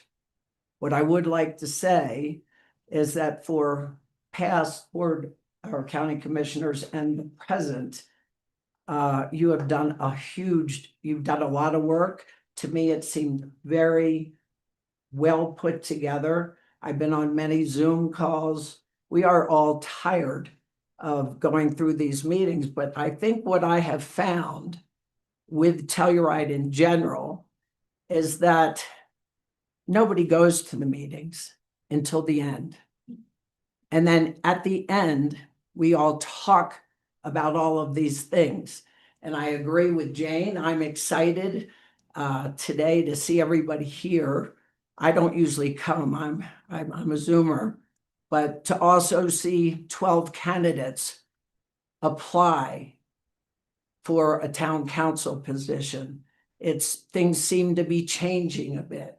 Transparency throughout the country is something that we all want, we need to communicate as well as we can. But I could be wrong on this, but a PUD has definitive things that they have to do to get to this point, to this PUD. This is not just, I am disappointed with the presentation. That just puts fear in people's minds to see 5 or 6 blocks without any ups and downs. We have things we have our rules and regulations with the county. You can't just go build something. You've got to get the buildings approved. So I'm assuming that that would come after this process. I think that Neil Blue, the Genesee, sorry. I think they've been a good owner. Years ago, we bought the Valley Floor. In my opinion, after 52 years, yeah, there's going to be a little disruption coming up the hill, but the view is still there. You cross the intersection and there you have our multi-gazillion-dollar view. It's there. It's never going away. But we need a hospital or what did we call it earlier? Rural medical center. Rural medical center. We need that. The other thing that we really need is this hotel that everybody's up in arms about. This hotel in the late 90s, T.D. Smith and I were both president of the ski and snowboard club. Wasn't called that back then, but something like that. And we back then talked about having a modestly priced hotel that could house our kids' teams that would come to Telluride, and we're a place where they could stay and they can afford, because they can't afford what we have here in Telluride. I think that's important. Selfishly, the Telluride Science and Innovation Center, we support 1,200 scientists that come in from all over the country and the world, and they don't make a lot of money and they need places to stay. We're running out of those places. So this is another opportunity for us to utilize that hotel that will be, I don't remember what we called it, but Hampton Inn type, something that is affordable. To me, that's a good thing. I like the idea of Lawson Hill being able to go over to this area, the folks that live there, and have a cup of coffee. and go to a restaurant that hopefully will, and I think will be affordable. So I support it 100%. I think you've all done your work. We need this. People can't afford things in downtown Telluride anymore. We need something that is more affordable, and God forbid, maybe we'll get this clinic hospital, rural hospital built before we die. I'm not sure that's gonna happen, but we gotta look down the road for the future for our kids that might have an opportunity to come. I think we need it in a big way. I support it. And thanks for all the hard work, and happy holidays too. Thank you, Sally. I'm seeing online Pam Zoline.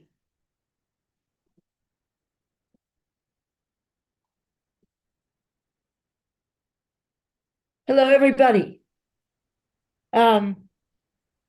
I want to thank the commissioners and the planning commission and all of the other people who have worked on this for years. And I think there's a lot of hard work that has gone into it and a lot of thoughtful attention. I want to join with the others who agree that a medical center, a good up-to-date medical center, is a critical need for our community and of great importance. That being said, I'm going to say something that I've said to you all, commissioners, over the years, and that is that this project is too big, too big, too big, too big, too big, too big. I'm repeating it because I think it's a hard concept for people to grasp. A hotel of 125 rooms is absurd. You know, what is it? It's going to be what, the biggest or maybe the second biggest hotel in our region. Somebody who wants to look at traffic generation, have a look at where we are now when school is starting in the morning and it's traffic jams, sometimes traffic jams all the way to Norwood. Like, are we kidding ourselves that we can add a huge number of vehicles and somehow it's all going to work out? Has anybody paid attention to the Aspen situation where they have had a nightmare situation in terms of their entrance to the town for years, you know, and it's just like almost impossible to solve for them. And I predict it will be for us. I've listened to you guys talk about how you negotiated with the developers and how they negotiated back and how you wrestled and how you did this and you did that. And they kept saying to you, listen, we're just trying to solve your big problem, but we need all this development to make it make sense. I'm sorry, guys. That's what most developers always say. That's what they always say. And I think, with respect, they have played you. You know, everybody wants the medical center, but it didn't need to be at this price. Look at how much you're trying to stuff onto this site. Look at the fact that even though things like the sidewalks were made substandard small in order to cram in as much as you can on this tiny site. And it's going to look like, if it gets built like that, it's going to look like a Disney World where everything is at 3/4 scale. And where you look around, you go like, there's something a little odd here, and I'm not sure what it is, you know? This is too big, too big, too big. If there's any chance still to make it smaller, let's, for goodness sake, do it, please. This is not going to be a graceful or a happy development right here in the core of our community. This is going to be way too big. All right.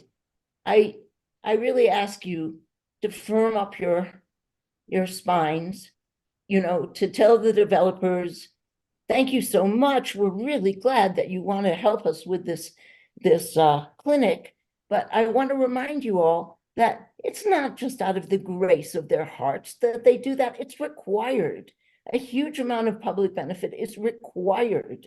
It's not because they're such good, sweet guys. And however wonderful their agents here are, and I like Tom Kennedy, and I think he has a silver tongue, you know, it's just not true that this is going to be full of benefits with very few downsides. This is going to be a problem for the community for a long time to come. please grab this opportunity and make some changes to trim it down before it's too late. Thank you very much. I appreciate your time. Thank you. In the room? Yes, please. Eileen.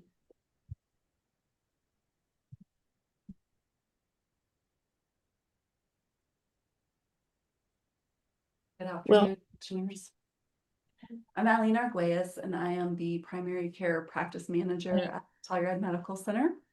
Sure. And I have a team of about. Not gonna make a difference, but I wouldn't have. I have a team of about 40 people who aren't here today because they're busy working in that very, very too small building that was from the 70s and remodeled in the 90s. And that team is so caring, and they give every day for this community. And they work so hard, and they work on top of each other. Nobody has an office space. Everybody's sharing room, trying to maneuver through the building. And so I think it would go without saying that I am fully in support of you moving this forward, and not only giving our community the medical center that it deserves, but giving our medical staff the medical center that it deserves. And I'm also on Mountain Village Town Council. I've lived here 20 years. We live in Mountain Village, and that means we've been trying to build this medical center as long as I've lived here. And I fully support all of these uses as a community member. These are all things that I feel we need. And I also know that as an elected, we need to be very sensitive to the fear of our constituents. And I think that one of the solutions to fear is trust. And so I just want to say that I really trust in your staff and the years and years of work and effort and countless hours far beyond 17 meetings that they have put into this, as well as I have trust in you as our commissioners for all of the effort and the close attention that you have been paying to this process, and all of the pushback that you have given, and all of the feedback that you have given. So I fully support you approving this today and moving forward. Thank you very much. Online, I see, I think Stephen Chechu was next.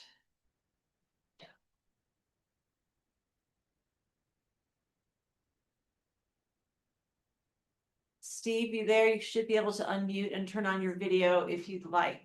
Can you hear me? Yes, we can. Okay, wonderful. I've been here for 36 years. And first off, I'm very grateful to the Planning Commission, the Board of Commissioners. You're doing a great job. I'd like to echo a little bit of what Banks has said.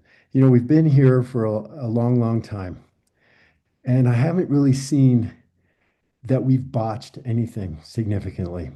You know, I remember when the Palm Theater was down to a vote. I think that won by 4 votes. And everyone was up in arms. It's too big, it's too tall, it's going to ruin the entrance to town. There's been more magic in the Palm Theater than we could ever possibly imagine. And I think that we have to exactly do, we have to start trusting. We have to start trusting the brain power. We have the brain power to do good projects. We have the brain power to design beautiful architecture. We have a canvas. We need to make that canvas into a project that we're proud of. We have the ability to do that. We have the controls to do that. It's not going to be a block of apartment buildings that are 4 to 5 stories high that span the highway. And we do have to trust in our ability to use the resources that we have, the intelligence that we have in this community. There are so many smart people that live here. There's so many passionate people that live here. So we need to start coming together and start formulating great projects that work well. And I'm confident that we can do that with this project. We desperately need the medical center. We are at a crossroads. We can do this and we can do it well. Thank you. Thank you, Josh. In the room, yes, please. Yeah. Hi, my name's Karen, but I promise I don't fit the meme. And your last name, please? Miller. Miller. So I appreciate the process and I appreciate that there are over 100 people in this room, but I want to call out that I don't think the majority of the community are really involved in understanding where this project is and the size and scope of the project. I work in human resources and I am acutely aware of how important change management is. And, you know, you can have a great project, but if the change management process, it can define the success or the failure of any project. So I just want to call out that I heard some murmurings about the storyboards and that we've already had them, but I really think that that would be a good next step to put up the storyboards so that one, people are aware, it really makes it real for them. They can look in and ask questions. And, you know, and when I say storyboards too, I think even though this is phased in over what I think is 10 years, the whole concept of storyboards should be played out and not just one phase or 2 phases or 3, but the whole. Do you mean story polls? Oh, story polls. Okay. Yes. Thank you. Thank you. No. But thank you very much. And I appreciate all that you are doing. So Thank you. Thanks, Karen. Next online is Mark Shambaugh.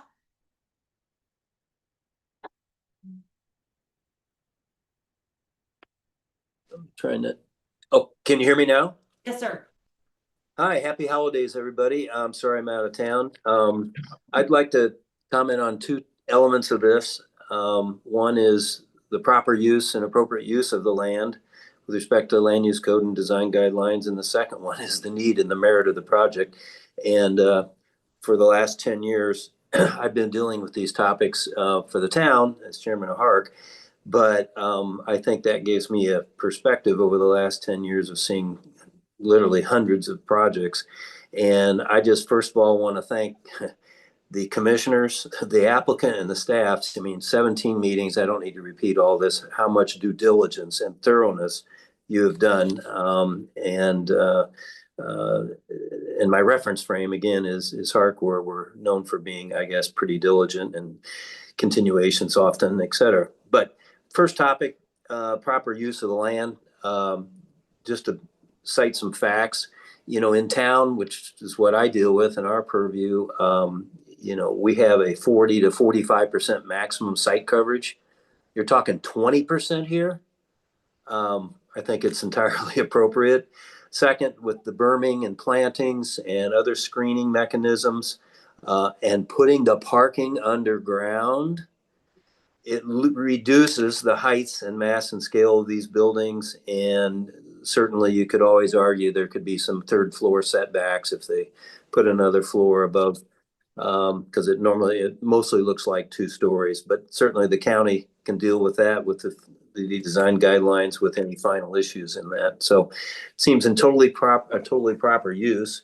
But then to the merit, and again, I'm not going to take 5 minutes. I'm used to only giving people 3 in our meetings. So I'll just close with, I mean, how can anybody argue really with the logic of the merit? I mean, the medical center, oh my God, finally a world-class facility, but the affordable hotel, as Sally and other people have said, I mean, I hear it all the time. We lose some events because people don't have a place, like with kids or some of the scientists don't have a place to stay. And I think whether it's a Hampton that's designed to fit the mountain historic character, et cetera, hopefully it would be and controlled by it. But we need that hotel. The commercial and any light industrial space is not going to steal from the town. It's going to add to the town and help young entrepreneurs with space they couldn't otherwise afford. And of course, affordable housing. I didn't hear either exactly how many employees and therefore how many of these affordable housing units will be taken by those employees. I hope that with some of that additional public use land, there could be affordable housing beyond just the number of employees out here. And by the way, the hotel people, when they come and they visit or have family visitors, they need a place to stay right there, as well as something that's affordable. And the open space, the trails, I mean, to me, you've done a good job already. And to me, it checks all the boxes for approval. I hope you do. And thank you for your time. Thank you, Mark. Back to the room. Yes, Rick Silverman.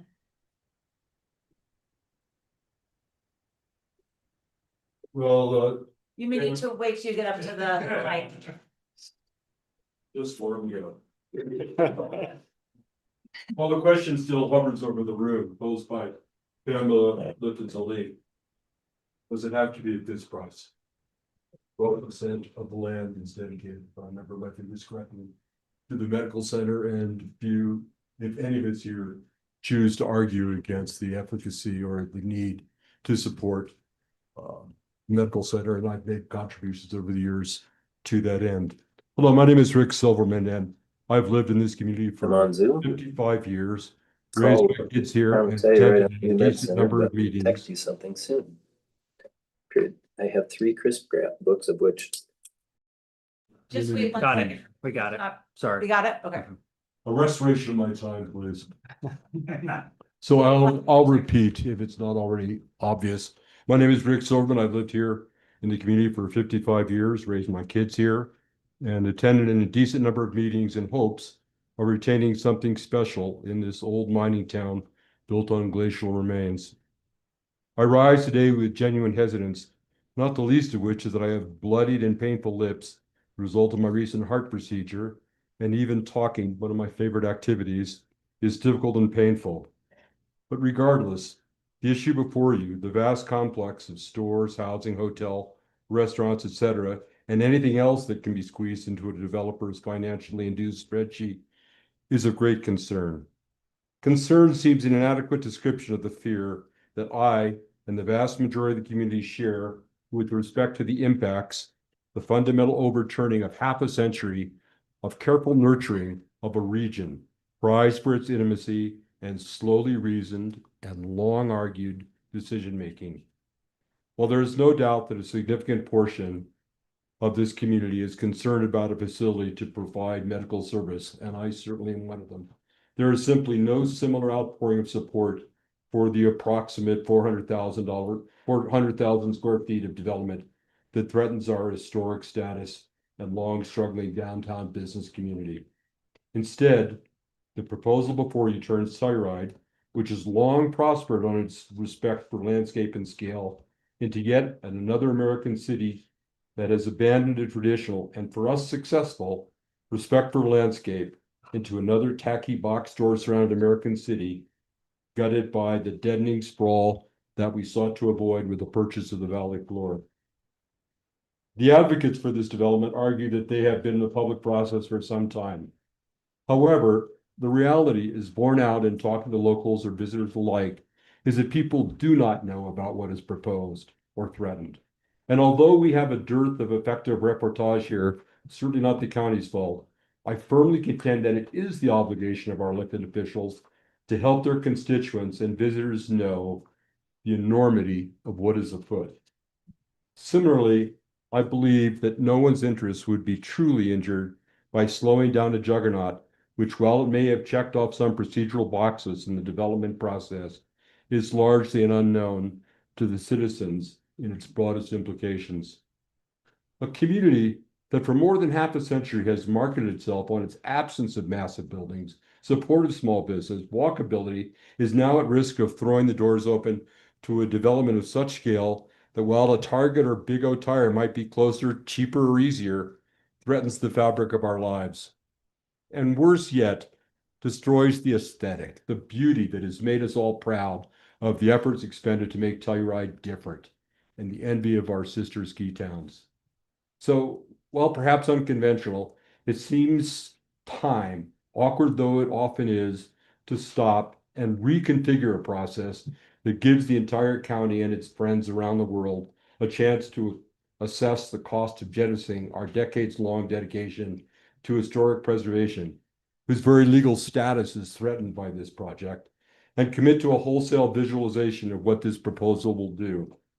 Traffic, housing, water, economics, history of a very real sense, all is put at risk by this effort, which makes San Miguel County go the way of Summit County, acting as if we are now the prisoners of our own regulatory constructs and the dollar-induced zeal of a whole new flock of developers and box store owners who simply can hire the legal muscle to impose their will, maximizing their portfolios and loosing a whole new surge of development, which will only further antagonize all of our existing challenges. Housing problems now, highway or water demands at the gate. Does the society turn development help on any front? Can we not summon the ingenuity, the balls, if you prefer, slow down this runaway horse, last paragraph, and make sure that our community truly wants or benefits from this massive and architecturally antagonistic project, and ensure that the commissioners perform their duty not to merely check those damn boxes as per the developer's whims or schedule, but meet the desires of the people who actually made choices to be in a community that is still eager to be distinct, beautiful, and yes, better. Virginia Lucarelli online, you're up.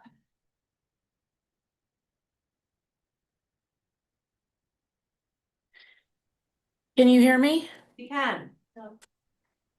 Thank you, everybody, for all the time and effort you've put into this. It has been a long process, and I've listened in on a lot of the meetings. I want to echo the support of many for the Med Center.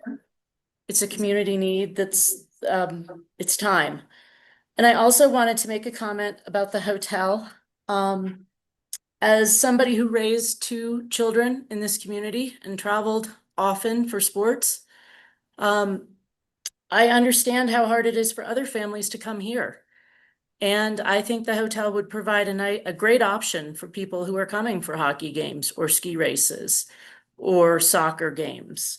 And I think it would give local families a real gift to be able to perhaps have more home games and have to travel less.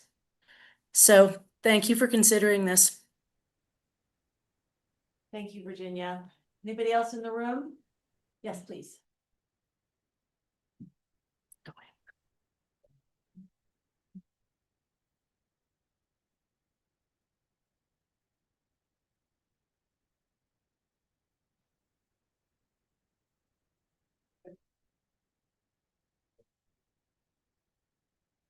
My name is Nancy Landau. I'm a 23-year full-time local. I got various notes here. I'm gonna try to put them together in some kind of way. Just a couple of notes that I made when I was hearing comments earlier today is I'm so in favor of story polls. I'm hearing that they were set up. Well, I don't travel all that much and I'm here a lot and I didn't see any story polls out there, and I think that's really an important thing to do. I think another thing is, I know of an architect in town who imposed the plan for the development at Society Turn over downtown Telluride. And this is not comparing to Ilium or Lawson Hill. This is our commercial core. And this project, according to all the calculations the architects do by inches and meters and whatever, if you overlay that, you can start at Aspen and Colorado, and this would reach all the way past Willow Street. And to me, when I heard that and I saw it done, I thought this is a really valuable visual because I never had that before. And, you know, I heard, yeah, drive at so-and-so miles an hour from the top of Keystone Hill past this project. And at whatever speed that was, 15, 20 miles an hour, it's a quarter mile long, which is a lot. I just wanted to put that visual in your head. The medical center is offering 3 housing units. I mean, that really, I don't understand how that could possibly be of much help for all the staff that the med center has already and would need there. So that is a puzzling number to me. It would seem like someone could negotiate a little harder for having more of our medical staff taken care of them. I'm going to switch now to talking about the historic landmark district, which I haven't heard really anybody say anything about. And I'm going to read this because I think it's important. So could a PUD development of this scale compromise Telluride's historic designation? Potentially, yes, although Society Turn is outside the formal boundary of the Telluride National Historic Landmark District. The National Park Service is clear that, quote, adjacent development or changes to the historic setting can endanger a district's status. That's end quote. Its uninterrupted valley setting could be disturbed. The approach into the Box Canyon would be disturbed.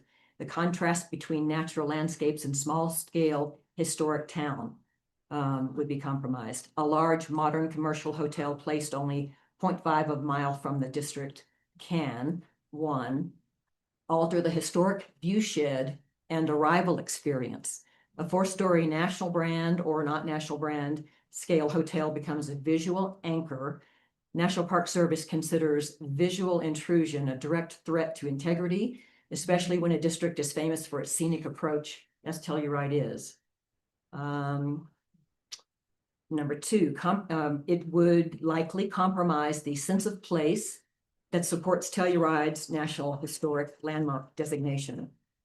Telluride is not just its buildings. Its designation is based on the historic mining era town set within an intact mountain valley.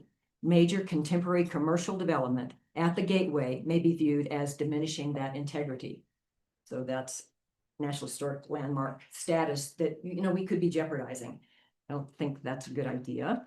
I'm not against a lot that's proposed out there, but these are things that disturb me. Number 3, this could trigger concerns about encroachment for the National Historic Landmark District people.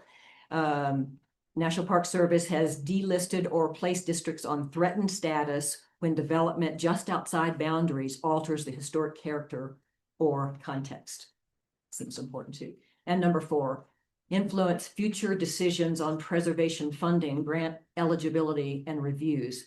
Even if not formally jeopardizing the designation immediately, National Park Service and preservation bodies may view such a project as inappropriate adjacent development affecting future protections and funding. So then I have a little. You have 5 seconds. Oh, no. Here's a quote from Robin Wall Kimmerer's Small Quiet Book. We'll come back for a second. It's 1 sentence. Okay. From the Service Berry, I think this is important. An economy based on the impossibility of ever expanding growth leads us into nightmare scenarios. Thank you. Thank you. Next person online I have is Emily Masson.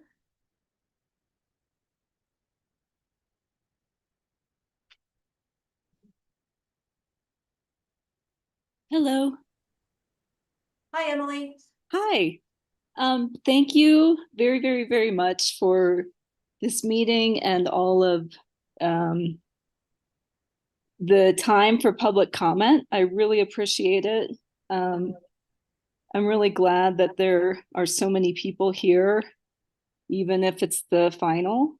I think it's really great to have so much public input at any juncture. I have some questions. My main question is parking, and it appears that the development needs about 750 parking spots, but maybe got a variance to reduce that number to 550, I believe. And I think if you look at all the plans and the layouts, you can count about 350 spots. I know it was mentioned that parking will be underground, but I'm pretty sure in the packet somewhere it says that parking underground is encouraged. So I guess I would ask that it be required so that those buildings don't get bigger than what we're hoping for. Because you have to build within a certain height range, but if you put the parking at grade, then those buildings will be taller. So I would ask that the parking be required to be underneath, not just recommended. Or if I'm incorrect, I would request some clarification on that. One of the memos from CDOT said that you cannot put landscaping in the right of way. So I'm curious if the landscaping is accurate, if you can have that much buffer and still have plenty of parking and still have the buildings set back. So I'm concerned that those buffer zones are going to shrink when they're actually, put in. And the last thing is the med center. Of course, we all support the med center. I'm certainly a supporter of a permanent home for the med center. I wouldn't want to jeopardize that. I think the challenge is that, first of all, that 2.6 acres for the med center, it's not really shovel ready. There's going to be a lot of grading and digging that has to occur, big, tall retaining walls. So it's a really expensive site, honestly. And there's a concern about the helipad or heliport.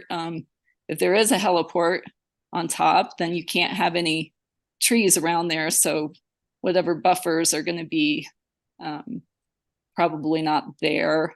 And then there's concern about the rotor wash being so close to the highway. And I guess I'm concerned that after all is said and done, maybe there can't be a heliport there.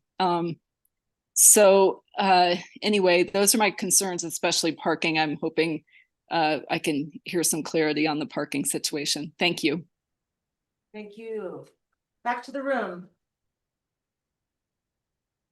No, oh yes, please.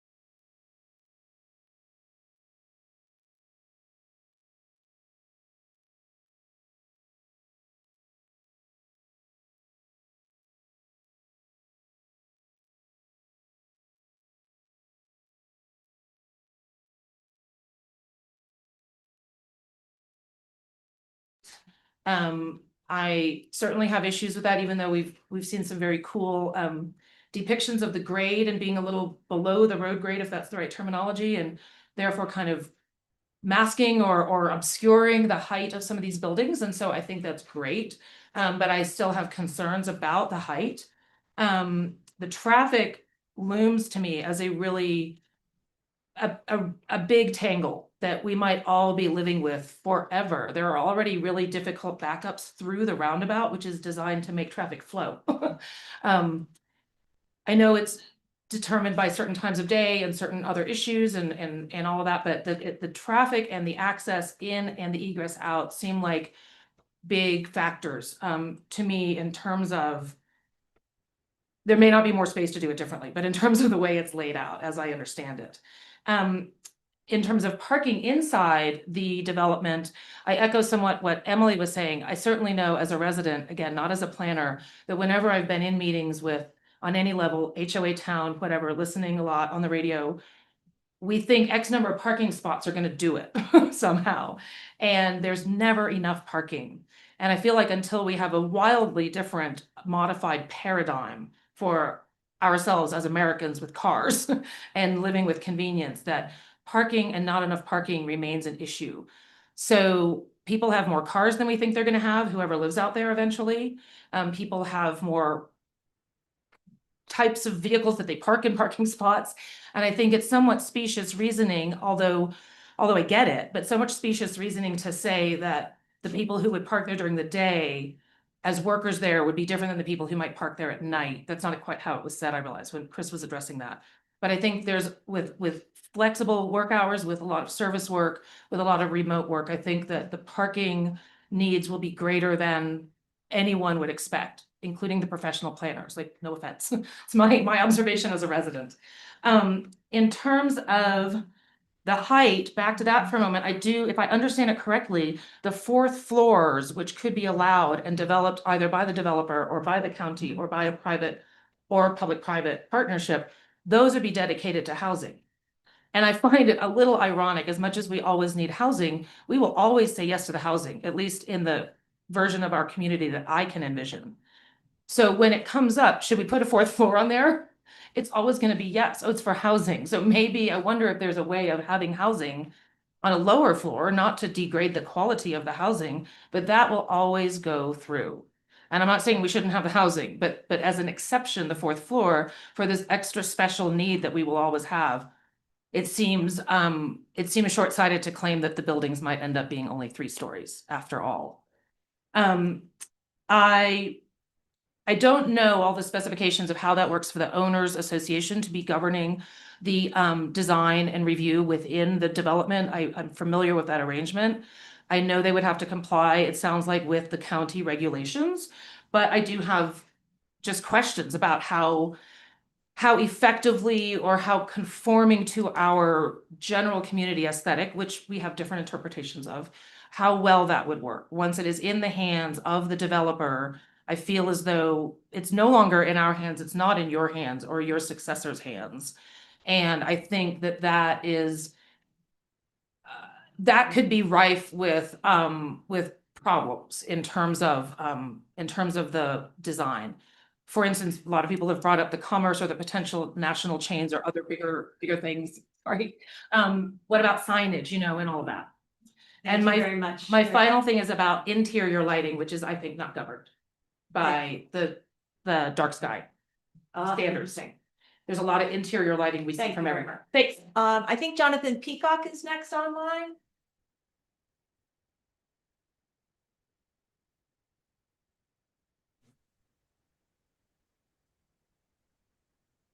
Yes, can you hear me? Yes, sir. Okay, yes, I'd like to sort of reiterate some of the comments being made already, so it may sound a little repetitive, but 2 things. One, I think this is addressing a number of the needs of the community around infrastructure, around local housing, around mid-priced accommodation for visitors. But more particularly, I'm working closely with the MedCenter board and the foundation to develop a plan for the new MedCenter that makes sense for the community. And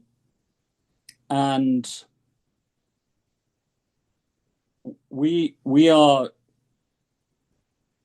finding a site for this MedCenter is really just the beginning. So I don't want the community to think that this is the full solution, but it's a necessary solution. This is going to require donors in town. We need to find donors in town that will contribute something upwards of $50 million to develop this MedCenter. But without this site, we don't have a starting point. So I think, as Paul Reich said earlier on, I think we've got an aligned group of people who can get behind this with this site. If we don't have this site, then I don't know where the MedCenter goes. But there's still a lot of work ahead of us, and we're prepared to put that work in, and we have a group of people that are prepared to put that work in. But it's important that we have this site as a starting point. And I do think that the site, which has a 20% building envelope that also addresses infrastructure, it addresses local housing, it addresses mid-priced accommodation for visitors, and provides some economic benefit to the developer. I think, as Dr. Grundy said at the beginning of this discussion, I think it's a very reasonable proposition. and there are multiple benefits to the community. So I hope the commissioners, and I would commend you on the detail and the work that you've put into really addressing this opportunity. And I hope you'll be able to vote in favor of it this evening. So thank you. Thank you, Mr. Peacock. Anybody else in the room?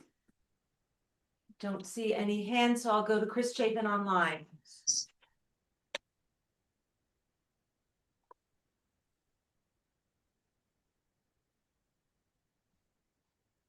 Good afternoon. My name's Chris Chafin. I've been in town for 22 years.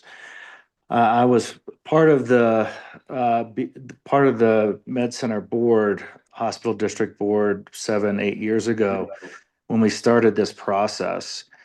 And there was a lot of concerns then, what was needed to be addressed from a diligence standpoint with wildlife, with housing, with massing, with the affordable housing units provided by the Med Center. And I just want to clarify a few things. I mean, story poles were provided through the initial phases of this process with the Planning Commission.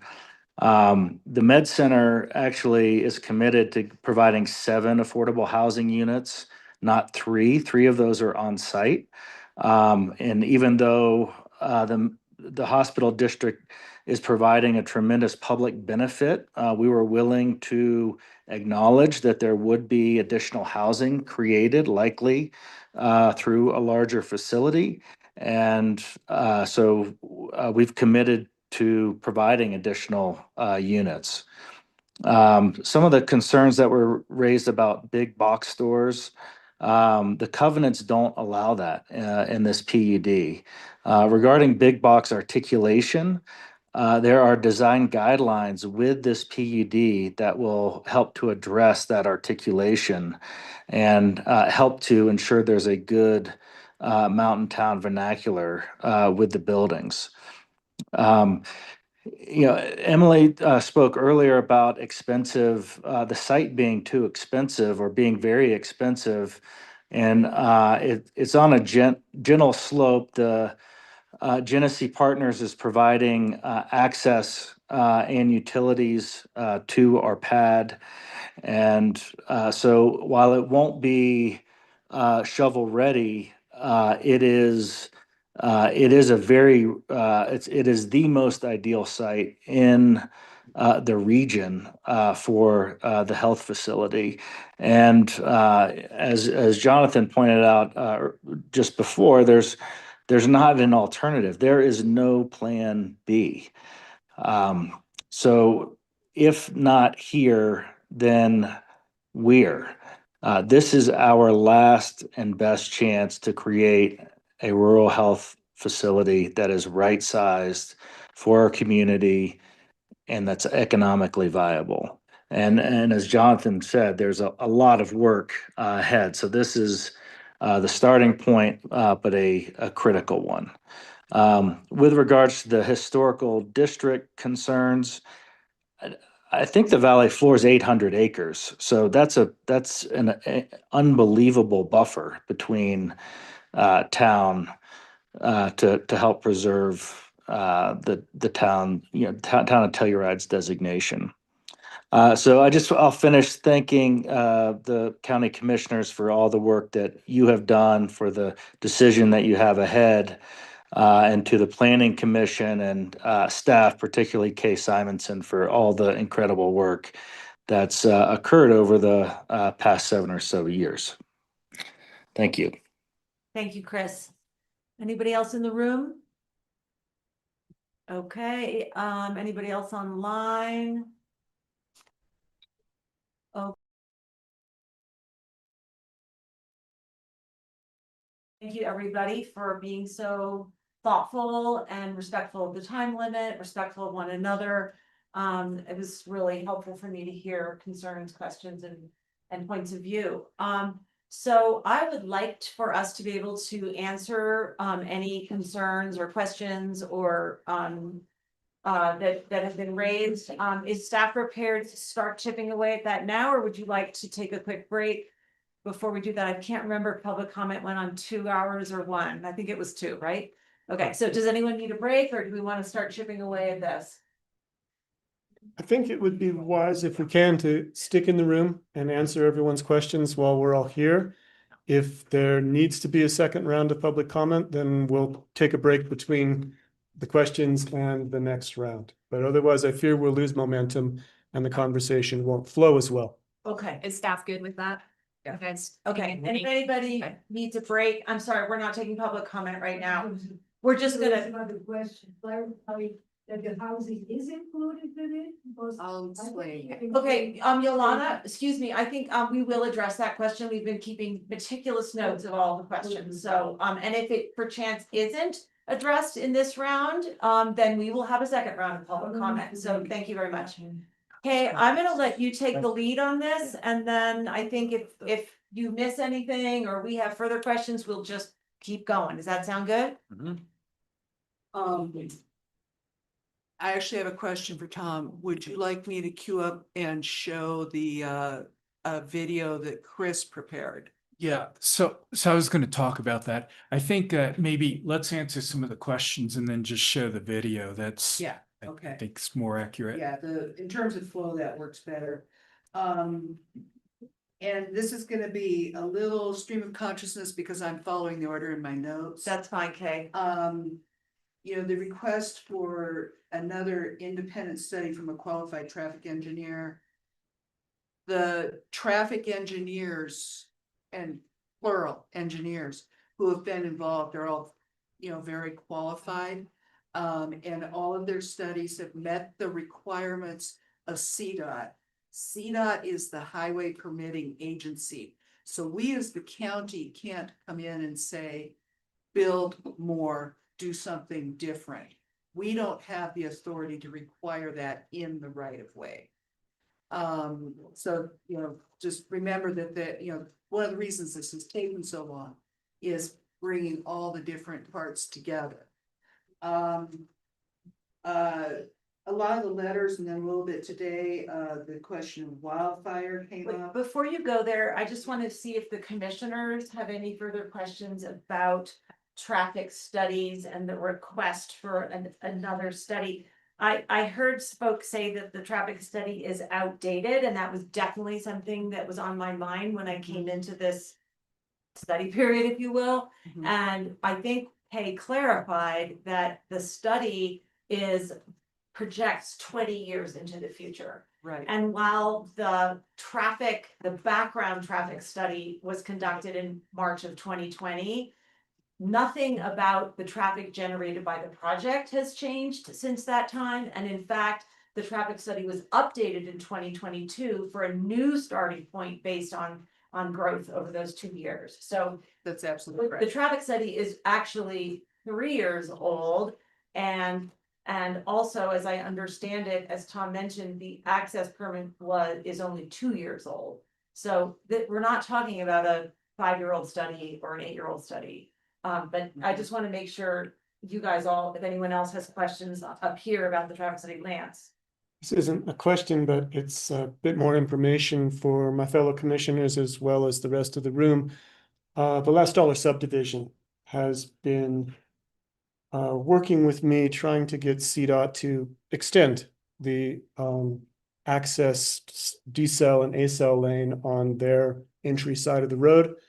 We have met with the regional representative. We have talked that through at length. It's been a very civil conversation, but we have not been able to achieve the goal. And in the process of learning that, I've realized that CDOT is one of those agencies that has very precise engineering standards that it maintains. And that, as Kay mentioned earlier, the county is not able to insist or mandate that they change their specs for our desires, that they listen to numbers and they listen to algorithms, but they do not listen to a desire for traffic to remain as it was in a slower time. And so Pete Wagner and I continue to work with CDOT. We anticipate that there will be a point when there may be CDOT's algorithms and engineers agree that it is time for more turning lane at that particular intersection, but right now we can't get it. And I think that is illustrative of the desires that we all may have for longer turning or longer decel lanes, for more lanes, et cetera, but it's in CDOT's court, and according to their engineers and their numbers, we're good. And so I don't see the use in another traffic study because it won't change any of the data points that CDOT is using for their calculations. I'll also weigh in on that because, you know, the traffic study is something that, that's a large component of entertaining this development is really what is going to be the next chapter of traffic congestion coming into the valley here. And personally, I navigate it most days of the week. And it has increased in the last handful of years, hands down. Absolutely. If I were to quantify it with just my observations, I'd say it's 25 to 30%. So I dug in just with staff and, questioning what would trigger a potential movement from CDOT on this, especially the westbound lane and what Last Dollar has been wanting to see for years. And even with that 30% increase, perhaps it is not going to move the needle at all for what would trigger some greater infrastructure support from CDOT. So that's where we stand right now. And I just wanted to share that because that's some information that I have gathered in the last couple of weeks leading up to this and doing some research. Thank you, commissioners. Okay, that was the traffic study. Tom, anything to add there? No, I'll leave it alone. Okay, fine. Okay, wildfire, is that what you're going to next? The next note I had was for wildfire, and yes, we're going through the community wildfire protection plan right now. A lot of community neighborhoods have had wildfire assessments. We are very aware of the potential challenges. This property is not one that keeps me up nights thinking about wildfire. And that's because there will be a lot of, well, first of all the big buildings are going to be built to the new wildfire codes that are coming online. They're going to be fully sprinklered. There's good defensible space around everything. There aren't a lot of ladder fuels. There are some trees, but they're irrigated. And also the property has 2 egress points. So if the threat is coming from down Keystone, people can go out and go east and south. Or they can go the other way, depending on, wherever that threat might be. So, not really, I think, I think this, like I said, this isn't the project that keeps me up nights. Yes, please. I would like to add some nuance to your thoughts, Kay, because wildfire does keep me up at night. And I think that the concerns that were brought up were not especially for this parcel, but for the region as a whole and for evacuation planning. And I've dug into that a bit because there's no way we're going to add another highway. We're not going to get another evacuation point. And the only information that I have received that gave me a little bit of hope was from Chief Bennett, who said that with the advent of cameras strategically positioned on the peaks, almost across the county now, that he is able to see smoke, and that he is now able to give us as a community, as a region, a much longer heads up. And he promises that if he has any worries that we're going to be consumed by wildfire, it's going to be a many hours experience of getting out of here, not a 20-minute, you got to go. And I believe him, because if I don't, I think we'd all be moving. So we may end up with a wildfire. We will end up with a wildfire, but I'm not as worried as I was before I spoke with Chief Bennett about our evacuation plans and abilities. The next item I had on my list was the view corridors. Yeah. Yeah, we did have at preliminary, and I think one other, when we had story polls. And, you know, showing key heights, and locations. And, I actually, in my memo for this, and I don't want to show you, you know, bazillion documents, I want to take the time to find all these documents, but, you know, we'd actually shown, you know, connected the dots in photos of those story poles, which doesn't show the articulation and breakups that are going to happen amongst the different buildings and through the design guidelines. But the planning commission and the board spent a lot of time going over the view corridor issues.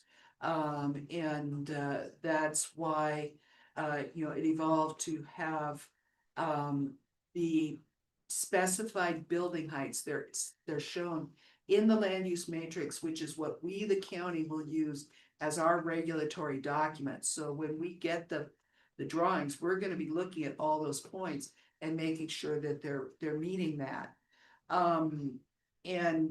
But you know, keeping those heights down relative to the highway. In phase one, with the improvements that are happening, they're already setting the grades. You know, you saw the, you know, dozens of pages of engineering documents, you know, the site, you know, that it's, you know, although we don't have specific building designs, we've set where that base of that building is going to be and what the absolute maximum top is going to be. So we're not going to be wondering about that 10, 20, 30 years from now, whenever buildings are getting built, which is the case in other PUDs. You know, we're always having to go back and figure it out. This one's really giving us some very clear direction. Tom, you look like you want to say something. Yeah, I was just gonna add to it, and just in the scenic view corridor, so that setback area, that's the parking, the shared parking that we're talking about. And on the property line is the terracing, combination of terracing and berming with the landscape in place. And to answer a comment, none of that's in CDOT right away, that's all on our property. I just want to make sure people heard that, Yeah. because that was a very direct question. Yeah. None of the landscaping is in the CDOT right away. The only thing in CDOT right away is a section of the trail and the highway improvements that CDOT's requiring as part of the access permit. Thank you. But everything else is on our property. And so it's that separation from the highway, it gets graded down, the retaining wall, the terracing and the berming is put in place along with the landscaping. And then there's the shared parking lot, and then the building envelopes come in, you know, a fair distance, you know, to the south. So that's respecting the scenic view corridor area that we were talking about. And the other, the way to think about it, some of the comments too. So we're subdividing the land. We're not the ultimate builder. We're not, and so the comments about, well, what do the buildings look like? We can give you representations of how we'd like to see the design guidelines applied to the buildings. And we have some images, and Kay will show a video here that will show you that. But we're not giving you specific buildings because we're going to sell the lot, and somebody then will be coming forward with the specific buildings that'll need to go through our design review process, comply with the design guidelines. And you guys, you'll still have, just like all the other subdivisions where the design review process is very common. Right. It's very, very common. It's not unusual at all. But there is still some elements of the review that you guys will do before you'll issue a development permit at the planning department level, or a building permit, you know, at the building official level. So anyway, just want to mention.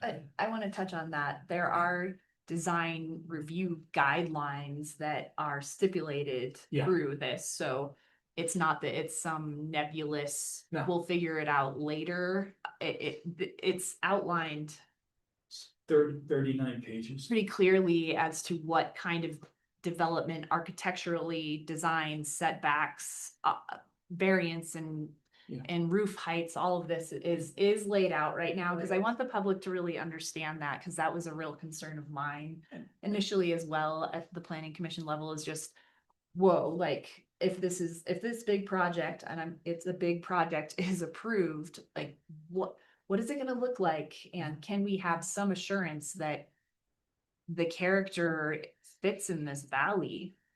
And has been volleyed pretty hard, at least at the planning commission level, because that was the only time I was present for these comments and meetings, but it's laid out there.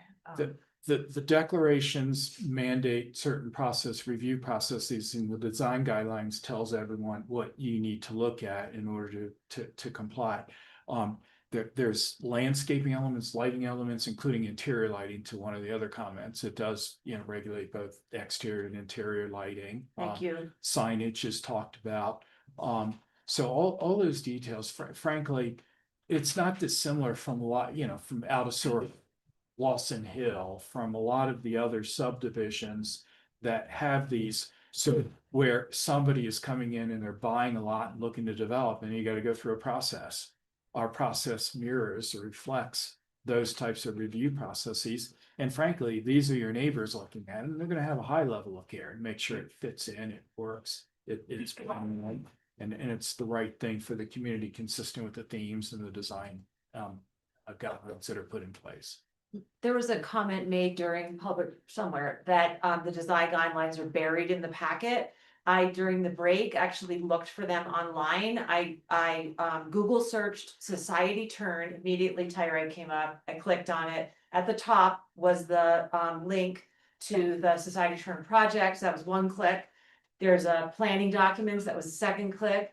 I scrolled down and it said design guidelines. That was the third click. So they are not buried. They are very much accessible. And I spent a long time looking at them. I really would like to show, because it really eased my mind, as well as I think Alina's, to see those vision boards, or do you have a video? It's a video. Well, should we just play that? Sure. Well, I shared those concerns, believe me. I guess, to kind of work on, I'll have to cue We'll that. come back to that. That's fine. So what I've got up here is, the land use matrix. And this is the equivalent of the land use code for the project. And it's lengthy. So it starts out with the approved uses. It then goes to the range of floor area that could be there. More on the development standards, and again, there's an assumed for different types of uses, there's an assumed amount, and there's also a maximum. So if you build, as I said, you build less of one, you can build more of another, and there's a whole process to track that. Can I just can I just clarify that? Because a couple of people said they felt like the land use, like it was unclear, and that things could be swapped around, and before you know it, it could be all commercial or all hotel or something like that. That table 3 that we've already referred to gives the max amount for each use. So that ensures a balanced development. And do I have that correct? No, So there isn't, it's not vague what will be built. There are a few trade-offs that can be made, but it's very clear that it's a maximum of X thousand square feet commercial, X thousand square feet for the hospital, X thousand square feet for that. And that's where that 401,000 number comes from. It's adding up all of those maximums. But again, that is not the maximum project size. The maximum project size is shown in a different table. That's just the maximum when you're doing the trade-offs that any single use can occupy. Yeah. Yeah. So for example, you'll see here, office, can be around 65,000 square feet is the assumed baseline. And it could be up to 85,000. But if you do build that 85,000, that extra 20,000 is going to come out of one of the other types of uses. So you might only end up with 35,000 in flex space. So anyhow, and just while you're talking about the use, one point, so somebody brought up the concern about big boxes. Yeah. So the MXD zone, that's what this got zoned into. has a provision that says that the retail, the commercial spaces can't be bigger than 8,000 square feet to avoid the big box thing. So that's in there, and that was put in. That was the comment you guys flagged earlier. Town of Tyrant had flagged the comment, and so it's in the documents that would have. So there was a concern it would be a city market, and so or something like that, and that's why the 8,000 square foot on a particular use was put in place to avoid the big box And thing. as I recall, when we were going through sketch plan and preliminary, we actually looked at what is the size of various uses in the community. And that helped the planning commission and the board, formulate that, and then, come to this maximum of 8,000 square feet in area. If it's 8,025, okay. That's why it says approximately, but I don't consider 10,000 to be approximate. So I just want to go through a few more things that are in this. At this point, I'm going to jump around on my list a little bit. Parking. So the land use code has requirements for different types of uses and how many parking spaces are needed. It's based on square footage if it's like, say, commercial and office, or it's based on number of rooms if it's a hotel. It's based on type of dwelling unit. If it's a one studio and 1 bedroom is 1 parking spot, 2 bedroom or larger is 2 parking spots. But the code also recognizes that when you get into mixed use development, there is this concept of shared spaces. You don't have when you have multiple uses in there, they don't have a demand for parking at the same time. Right. If you've ever gone to downtown Grand Junction at 3rd and Main, you can park at those meters during the day, but at night, only hotel guests can park there. That's a good example of flexing in between. So they prepared a parking analysis use the ITE standards and such, and laid out exactly how much parking at 100% parking for all the uses would be. And then they went into the factors of shared and also multimodal components. So the fact that people can use the commuter bike path self-moved multimodal, and that there will be transit access as it builds out. That all factors in. So yes, they're allowed to have a reduced number of parking spaces, but behind that, we're all familiar with the Walmart parking lot that's only full 2 days out of the year. We don't want that. We don't want to overpark. And the parking is the surface lot on the north side of the building. It's on the street along Road B, and it's in garages below the building. So it's 3-part. And the shared parking agreements that are in the packet as their easement agreements, those apply to the surface parking. And then the garages are, to satisfy parking specific to their buildings. And that's something that, they can all work out. If they decide they want to share their garages too, they can do that. But that's just, our requirement. Okay, can you clarify when you say under the buildings, is that underground? They're garages, they're underground. Okay, so it's Yeah. not like the first level is going to be parking and then 3 levels of office space above it or whatever. Okay. That's correct.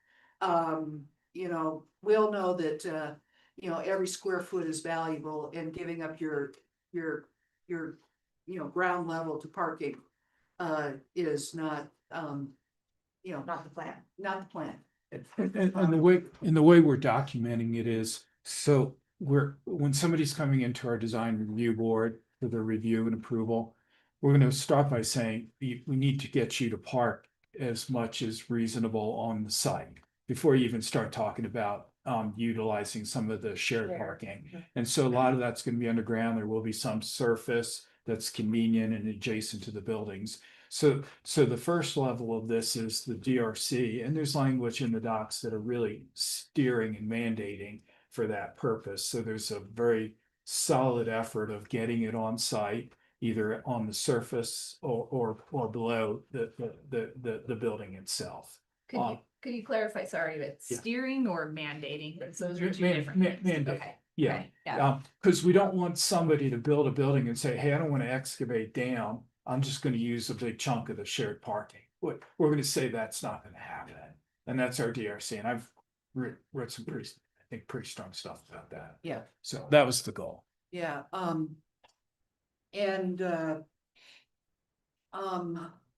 Okay, yeah, in an attempt to summarize parking for the layman, because he used a couple acronyms and that was a pretty in-depth explanation. I think that my takeaway is that we calculated the maximum possible number of spaces this development could need.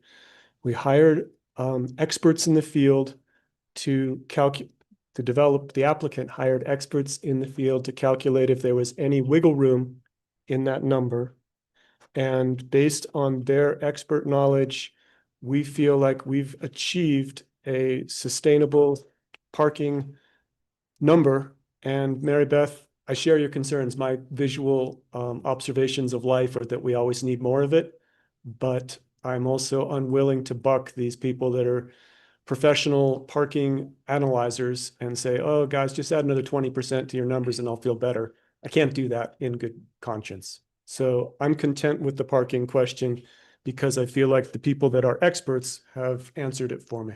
Well, Yeah, and just two add-ons to that. One just a point of fact. So, and we do provide for EV charging through so that's part of it too. I meant to mention that earlier. And really it's just kind of a common sense thing. If people are going to be there working and parking during the day, then they're going to leave presumably.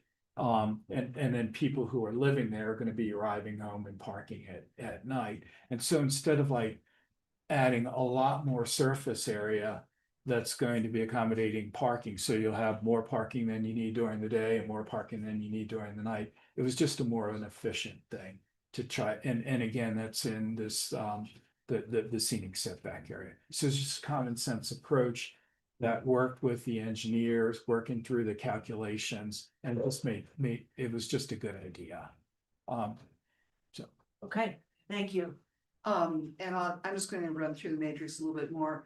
As they, should they shift uses? So, the example of, instead of restaurant, they do commercial, instead of commercial, they do flex space, whatever. There's some formulas in here to make sure that we're staying within the traffic generation, the trip generation as well. So we're not, going out above and beyond what, that intersection is designed for. Because different uses Have generate different amounts of yeah. traffic Exactly. and park. And then here's the shared parking conversion factor. Here's the county range of authorized uses.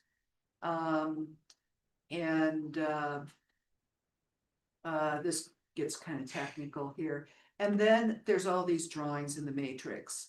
So this one is for lot 1, the medical center. You'll see these points here actually sets maximum elevation above sea level. Over here, same thing for the potential housing over 3 units over the parking. It shows all the building setbacks and everything. I'll go to another one, that's 2A, 2B. So this one here is lot 3, and it's got the building envelope. There are certain things that are already kind of dictated, like a potential parking garage access, the cut through connection here to parking. But it's got all of the heights. And then I'm gonna go to, so that's lot 4. And here on lot 5, you'll see there's two different heights. So these are the lots, 2A, 2B, and 5 are where you can have the additional height away from the highway, so farther out of the view corridor, for additional housing. And so the first number, 8701, would be the maximum elevation at this point. If it doesn't have that fourth floor, 8713 if it does. So I'm gonna stop sharing that. That's the matrix. And for example, if you're ever working in Lawson Hill or Ilium, we've got a matrix. We have, lot by lot. Sometimes we do insubstantial PUD amendments to move stuff from parcel to parcel. This builds it in ahead of time, so that it's still tracked, but it contemplates that and provides a little more flexibility. And to just build on that, one other thing, just to round it out. So when we sell a lot, as the developer, when we sell a lot, there's the concept in, well, the development agreement, but more in particular in the decks, that, because that's really what somebody who's buying wants going to look at. The developer does this notice of designation. And so when we're doing a contract to sell a particular lot, we're going to sit with the buyer and we're going to understand what the buyer's interested in doing. And when we sell the lot, we're going to designate the uses and the densities that are available that will be assigned to it. And then we'll keep updating the matrix to show the changes and how it's, so if we've allocated 15,000 square feet of retail to lot 2A, then it's going to show as being allocated on the matrix, so we know that that's no longer available. Understood. And we've also built in that those notices we're going to run them by the planning department, so they see and they're following the tally as well, just to make sure that the matrix, and as we're allocating out the uses and the densities, it's being tracked by us and by the county. Thank you. If anyone's having trouble hearing, there are lots of seats up front. You're welcome to move up front. Get farther away from the Christmas music. Oh, it's Noel night. Yeah. Okay.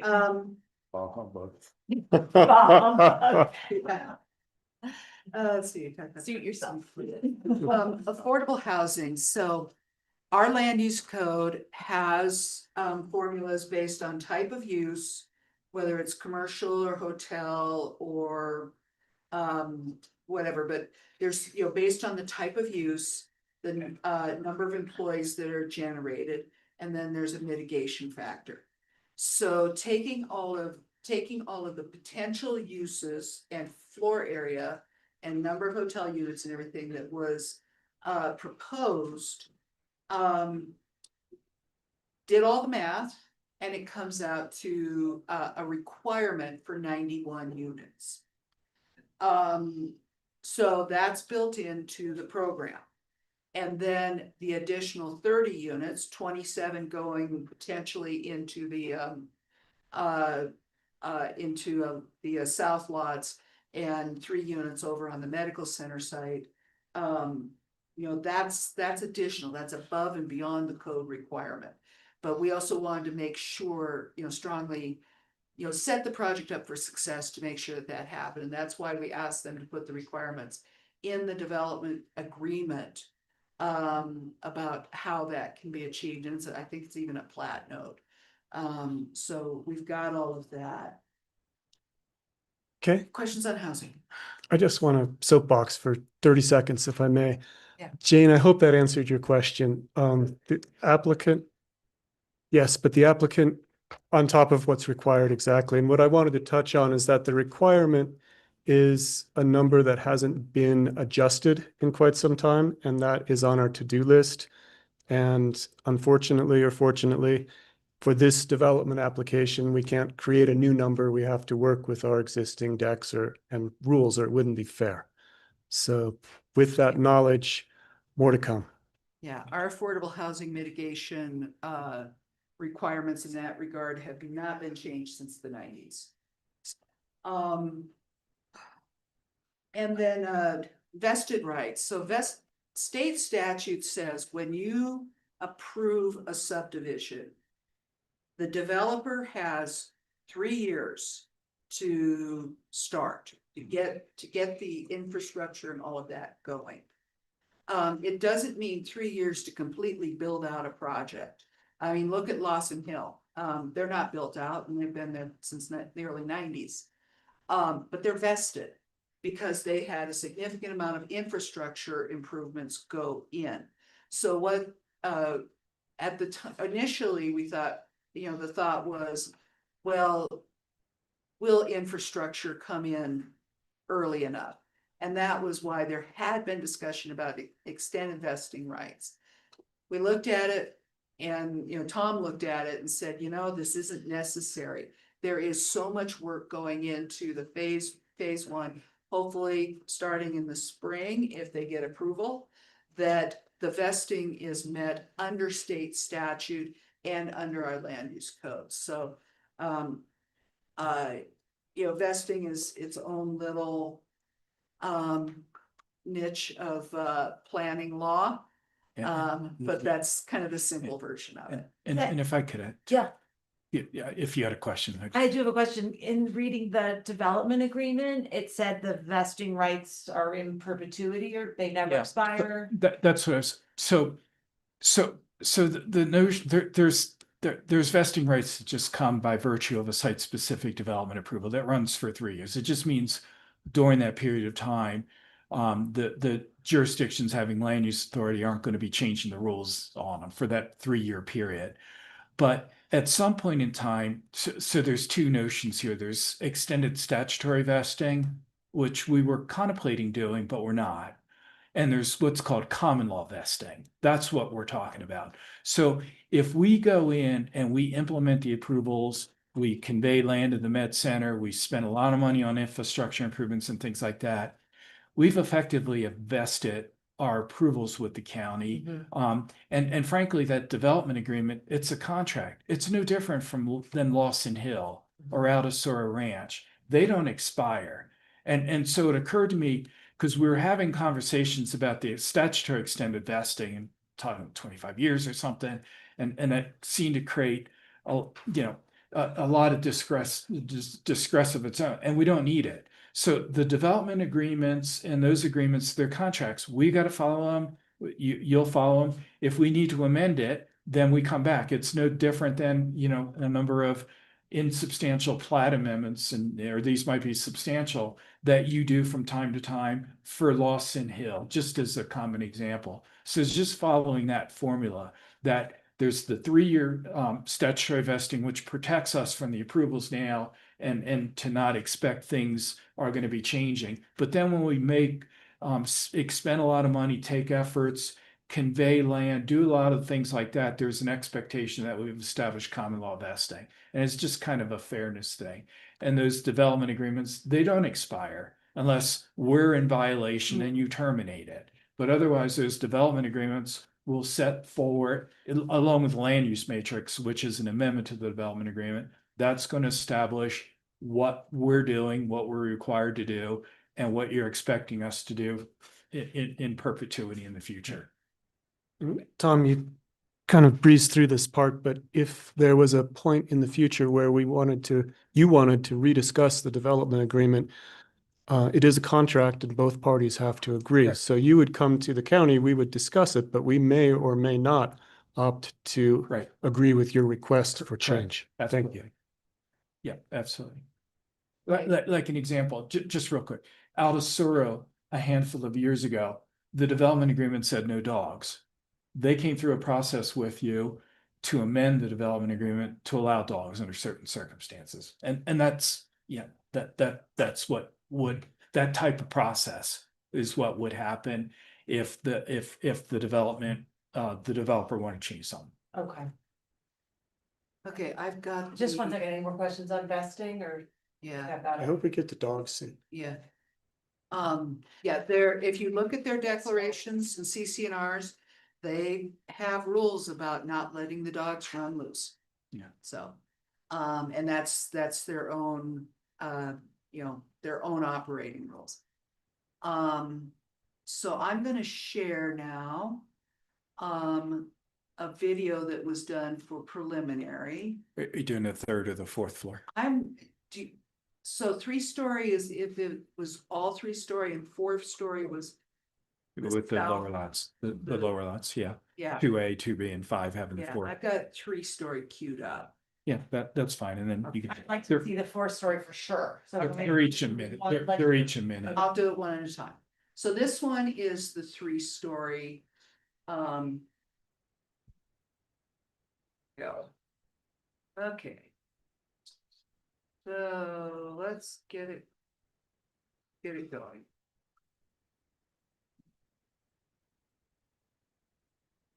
Where's The arrow right in the bottom left-hand corner, bottom left-hand corner. So he's showing up on there.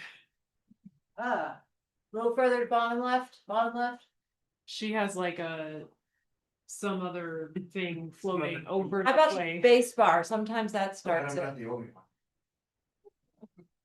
Even the pros. There. There we go. Clicked in a secret spot. So that's the hospital.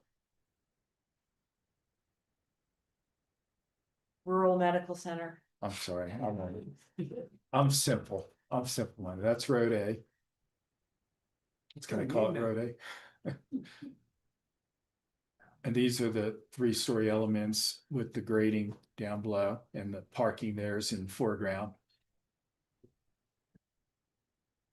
And you would change out these deciduous trees for fir trees, you Yeah. heard earlier. Yeah.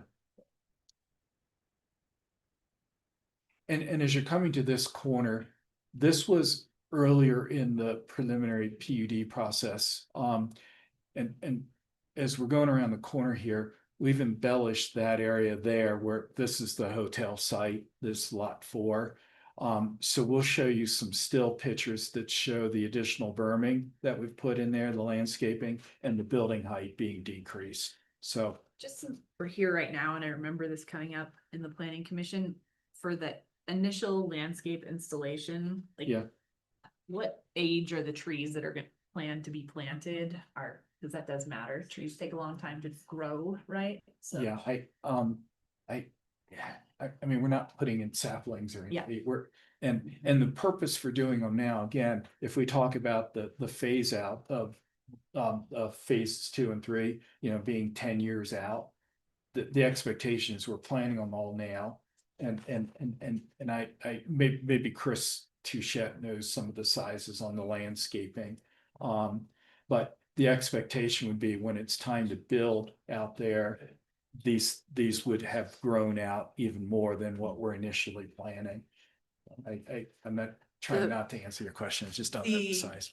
So the development drawings, or the PUD drawing, whichever set of Yeah, drawings. it has the landscape. plan. There's a really detailed landscaping plan, and usually in there it calls out the, either the height of the evergreens or the caliper of the deciduous. And then getting into the shrubs and such, it, has the size on that too. Right, So- per my recollection of that, they are not saplings being planted, but rather large trees. I Yeah. think the public would appreciate Sure. knowing that. Let's see if I can figure that out. Did you show us the 3-story and the 4-story, or was that No, the I'm 3-story switching- twice? I'm Okay. switching to the 4th. Hey, Tom. Yeah. It's Chris. How are you? I think in general, we were planning on planting a variation between 8-footers and 14-footers. And then those grow at a rate of about a foot a year. And so you can, just extrapolate that across the plan for a kind of 10-year build out. Thank you. That sounds like the question we needed answered, or the answer to the question. Is this the 4-story? Okay, yeah, so, and remember the 4th-story element is on the south lots. So they're gonna be in the background and not in the foreground. So you got a hint of them there right before, it went by. And now they're hitting them.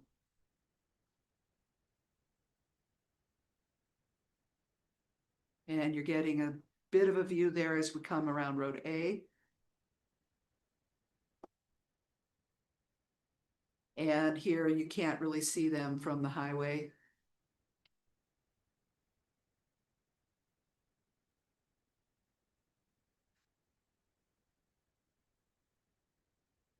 You got just a hint of the right there of the Lot 5 building, and then was hidden again. And then coming around, but as Tom mentioned, the berm and such has been redesigned to provide a lot more screening. Thank you. And there you get a view back up for just a fraction of a second of the Lot 5. So. That's helpful. And I think that caught all the notes that I had called out.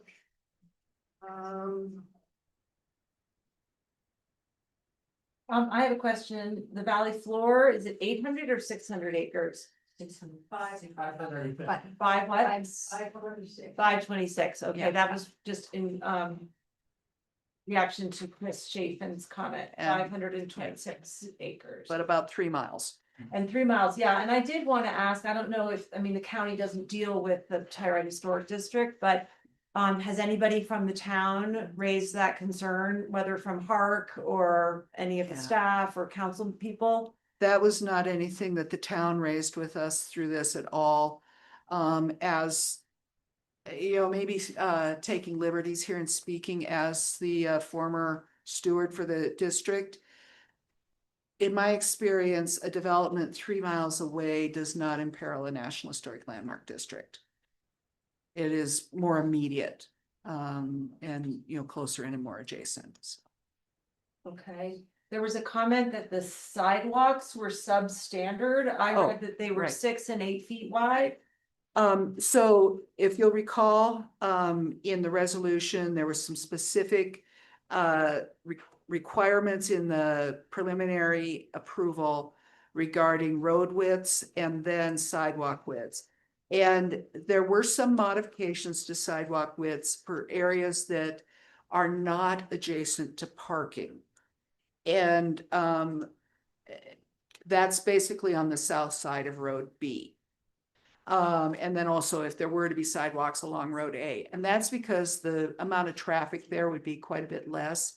And from an environmental standpoint, you know, allowing less concrete to go in, same thing with allowing a narrower road width on Road B if it wasn't necessary, is less asphalt going into it, less impervious surfaces and all that. So yes, we did grant a modification, but we held firm adjacent to the buildings where there would be a lot of traffic and where they were adjacent to parking. And do you recall how wide the sidewalks are that were where we provided some allowance?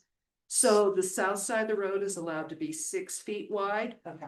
And the north side of Road B that's adjacent to parking has to be 8 feet wide. Okay, that sounds adequate. There's a comment made today and also in the letter that we didn't allow any public in the room on May 23rd, 2023, when the BOCC, May 17th, I can't remember the date, when the BOCC did final preliminary plat approval. Is that right? And I actually went in and looked at minutes because I know that for the final sketch plan, I did that via Zoom from South Dakota, but that was a personal problem. But yeah, that we were full Zoom still when we went into the first part of 2023, because I looked at some minutes and they all said online. So I don't know exactly when we went back to full in person. But I mean, that was the realities of life for a couple of years. at that time. I think that today's meeting with 70 some people on the Zoom indicates that it's still possible to participate in a meeting. And that may be one of the weird benefits of COVID is that our meetings have become better attended because not everybody has to come and park it for the duration. I also will comment that there's nothing like human to human contact though, and Agreed. appreciate everyone's. Agreed. know, And a hybrid participation meeting and is better being than here. Yeah. a Zoom only meeting, and having contact is desirable, and glad you're all here. The only other question, major theme that I had from the public is about the wildlife corridor. And I know there was a wildlife study that was, can you speak to that? So, yeah, it's been a while since I've looked at that. Let me pull it up with 3 clicks. Yeah.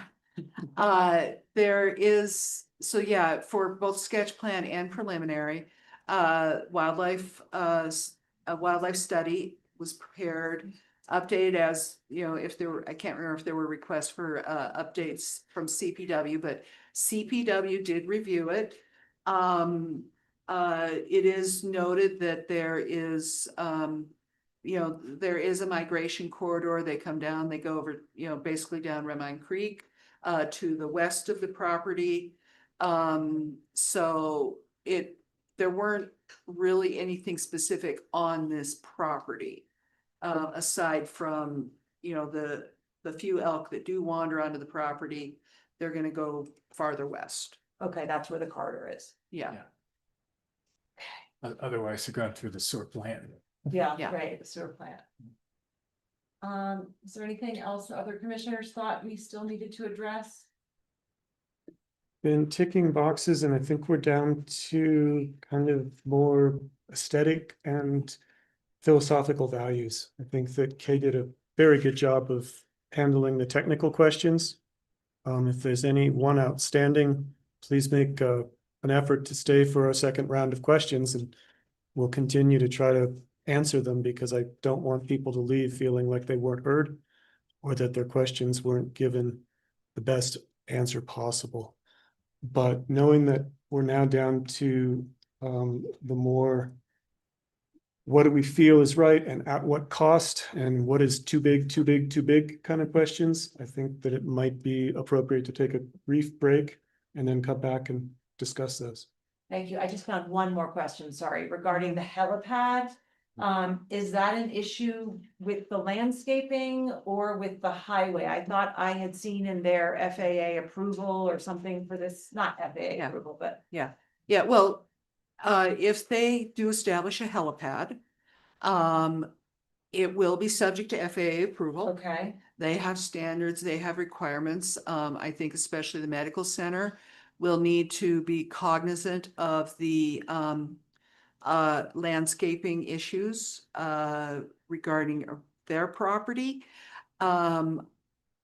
It's it's been a while since I've had to look at the standards, but there is a fair separation from where that might be located to where the lot 2 and lot 3, lot 2 doesn't have much landscaping, lot 3 landscaping might be.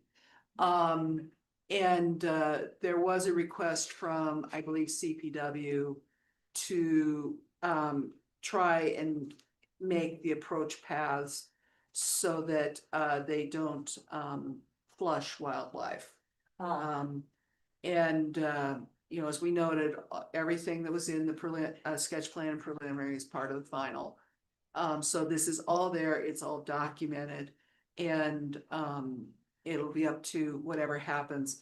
There was a lot of discussion about the helipad in the prior meetings, and about how much valuable time there is lost if they have to put somebody on an ambulance, transport them, and then offload them onto the aircraft, as opposed to being able to go straight up a helicopter or straight up an elevator and onto a helicopter. So, I mean, it can be very valuable for life-saving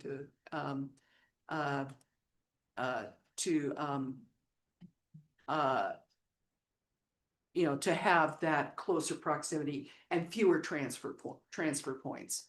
That was a lot of discussion on that one.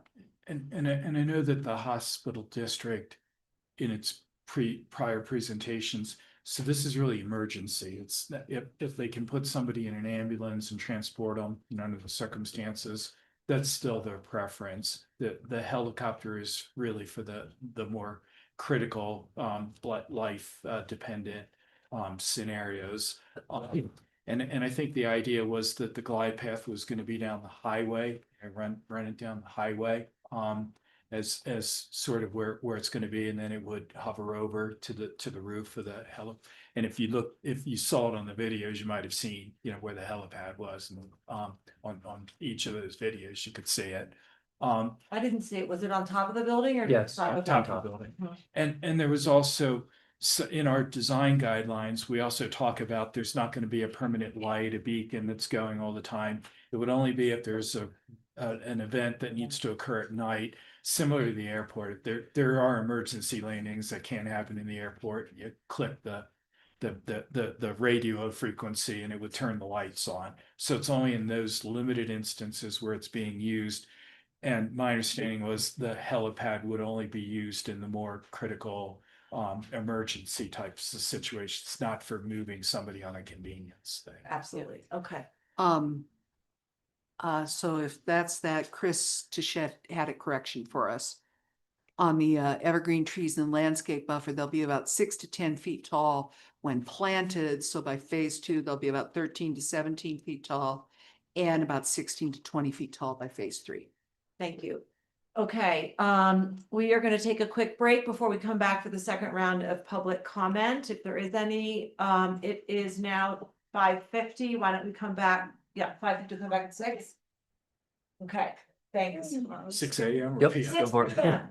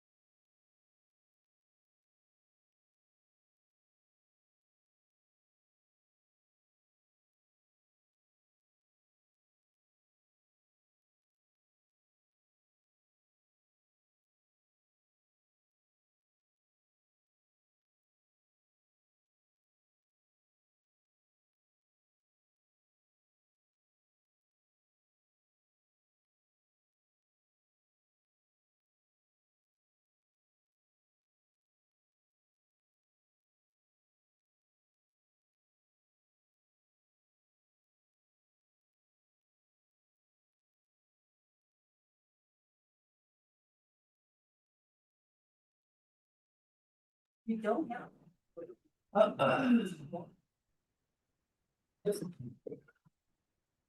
Careful, careful. Okay. Nice. For public purposes, we can appreciate what you said towards the end about those issues that have not yet been spoken to. Yeah. By apologies. I'll try this. Okay, we are back. Are we recording? Yeah. It is 6:01. We are resuming the December 10th San Miguel County Board of Commissioners regular meeting. We are still on item 13 something or 15 something, reviewing the Society Turn PUD. Lance, would you like to make some comments before we go on to public comment? Or do you I want to wait for public comment?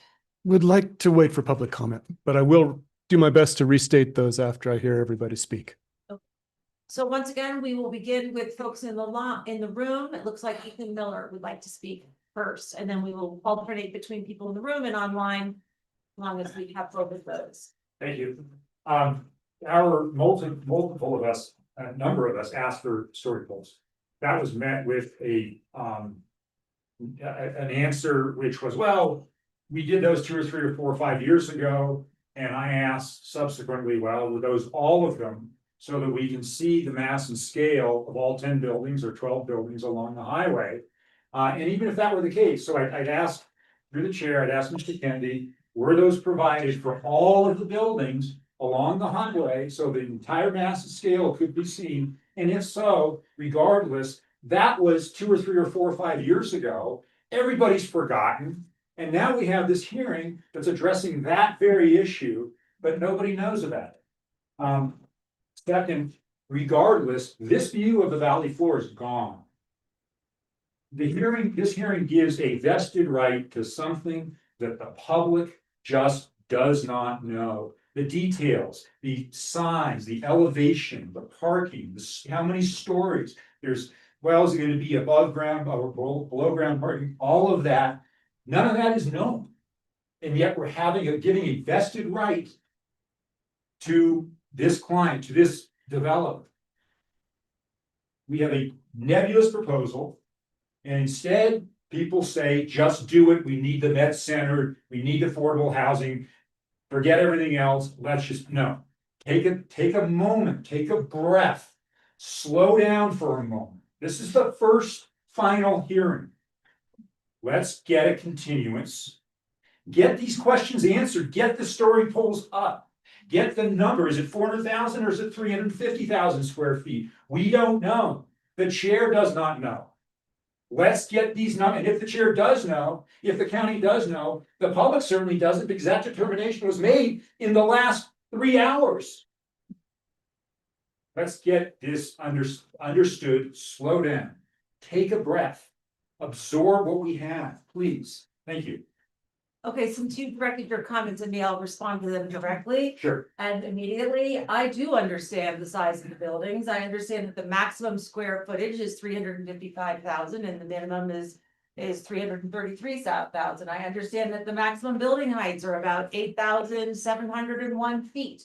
And I understand that the parking on the north side and along the north side of Road B will be above ground, that parking will be underground for buildings 2A, 2B, and etc. So please do not tell me what I do or don't understand. It's fine if you do or do not understand. And I do recognize that there are members of the public who do or not understand, but I do understand. Thank you. Going to people online, Deanna Colliker.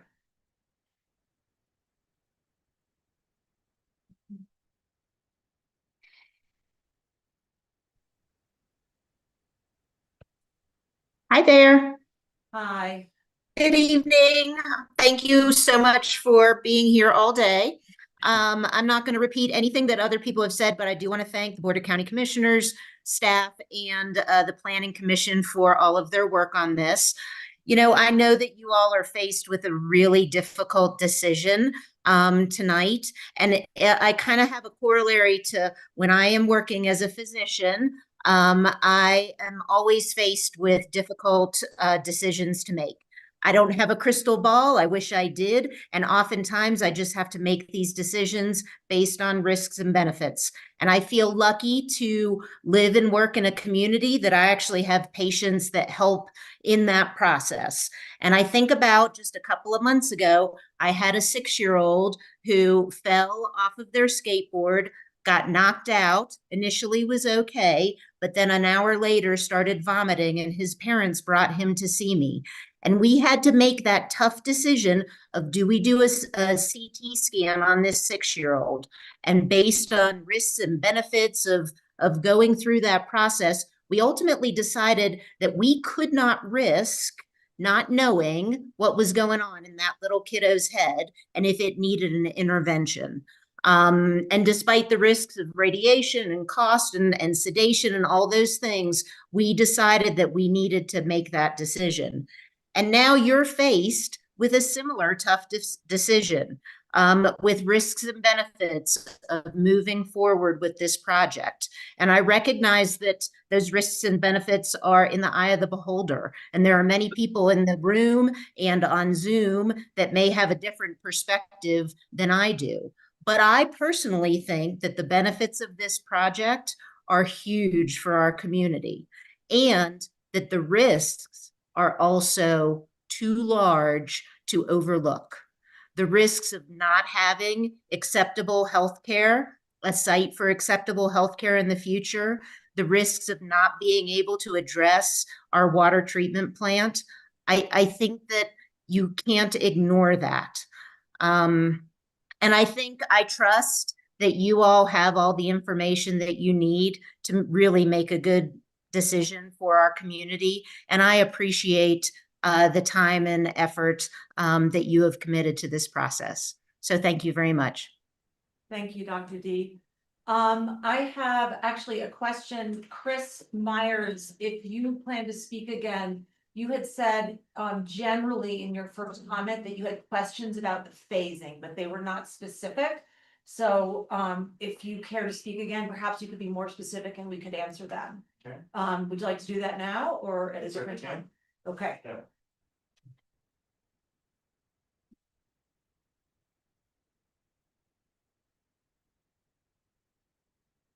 So Chris Myers here, and a number of points that I'd like to bring up. I will get to the phasing, your specific inquiry, but we've been looking at this for 5 years. We're looking at a potential approval this evening, perhaps. I don't know. I'm going to directly ask for a continuance. It's late in the day. If we have a continuance of 1 month, there is, in terms of the delay to a medical center, we've been dealing with the medical center for a long time, and I'm learning a lesson here. I think it's really important for this community to be aware of it. We all want a medical center. We need a medical center. We could have gone out and bought land and not dealt with putting this community being held hostage by a developer who wants 250,000 square feet of commercial development that may or may not, or that has some good benefits for the community, but also a definite downside. They're going to be less expensive for sure than town because they're not subject to town sales tax. So they're going to have an unfair commercial advantage over the downtown commercial core. And we've all gone to towns all over the country that their downtown core is hollowed out by all the things that happened around the perimeter of the dotted line of the town. So why didn't we just go out and buy the land and have a medical center and be done with it? So we're being held hostage by that. The phasing issue, having been on town council in Telluride, if it's been said in this meeting, and I've heard a lot of loose things said about phasing and this and that, some specific, this is our time to get things written down to the T. Not it was said in the meeting. It has to be really clear. And I learned tonight that the applicant is they're not a developer, they're a subdivider.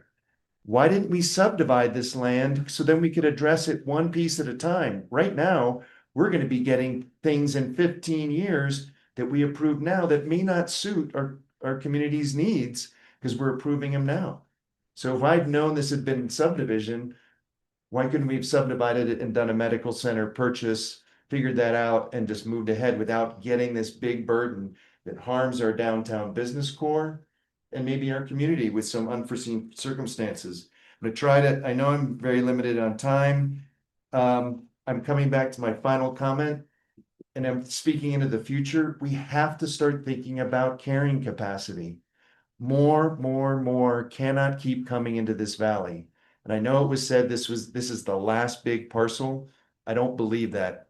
There's going to be something else that's going to happen in the future. We can't keep packing more and more into our community. Guess I'll have to go and see if somebody else can.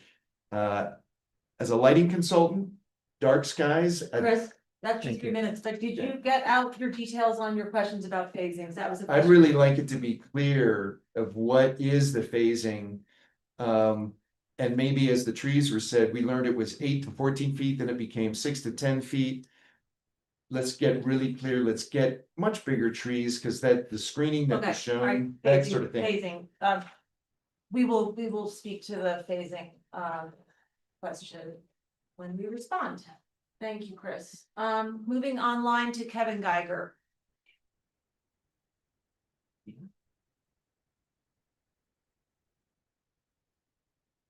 Hello, I'm trying to also get my video going. I'm not sure if that will work or not. And if it doesn't, that's just fine. There we go. There we go. There you are. Hi, folks. Good evening. Kevin Geiger. I'm going to speak first as town attorney for Telluride, and then I'm going to have just a couple personal comments. I'll take my town attorney hat off and I'll just make some personal comments. I've worked on this for almost 8 years now, and I know this is an important decision for the commissioners tonight. I wanted to just provide a couple of points that I thought I heard. You may have had a response on them, but I just want to provide some context and background from the town. I heard some comments about big box stores out at Society Turn.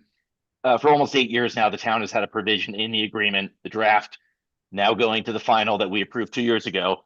There will be no big box stores. Nothing in excess of 8,000 square feet is allowed pursuant to the agreement we have with the developer. Everything that's residential also will be deed restricted. I heard some comments of that there'll be residential property out there. All of it will be deed restricted employee housing.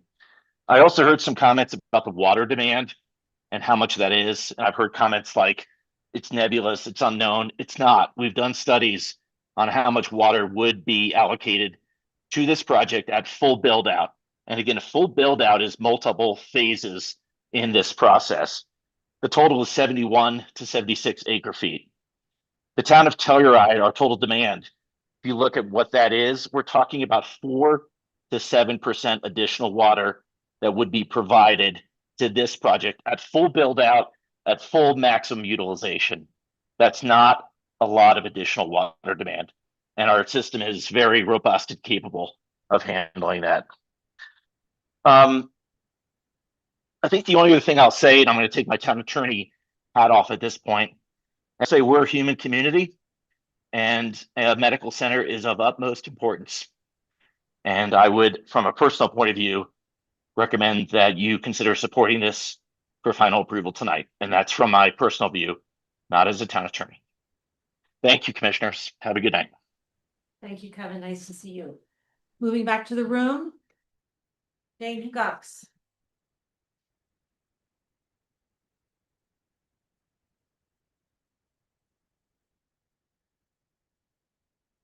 Jane Hickox, thank you. Couple items just for clarification again. There seems to be great enthusiasm around the prospect of a mid-priced hotel. Is there anything in the language that ensures some regs around that occurring? I have that same question. We'll get to that. Thank you. I'll Okay. make a note. And also around housing, that's always a popular topic.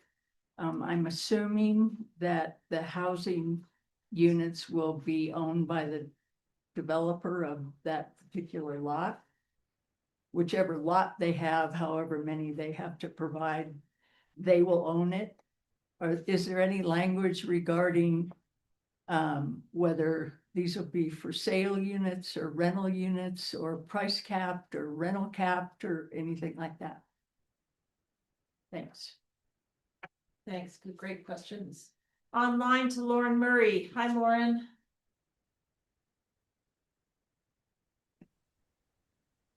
Hi, can you hear me? Yes, ma'am. I have to just congratulate you on opening the meeting up and getting everybody involved. And, here's the community at the 11th hour again, and we all have concerns and opinions. And it's just great to be part of it and great to watch this meeting and to see that this is a trend that is improving. I wanted to make a few comments. One was on Galina's statement in the newspaper the other day about the kind of unintended consequences of the actual development phase of a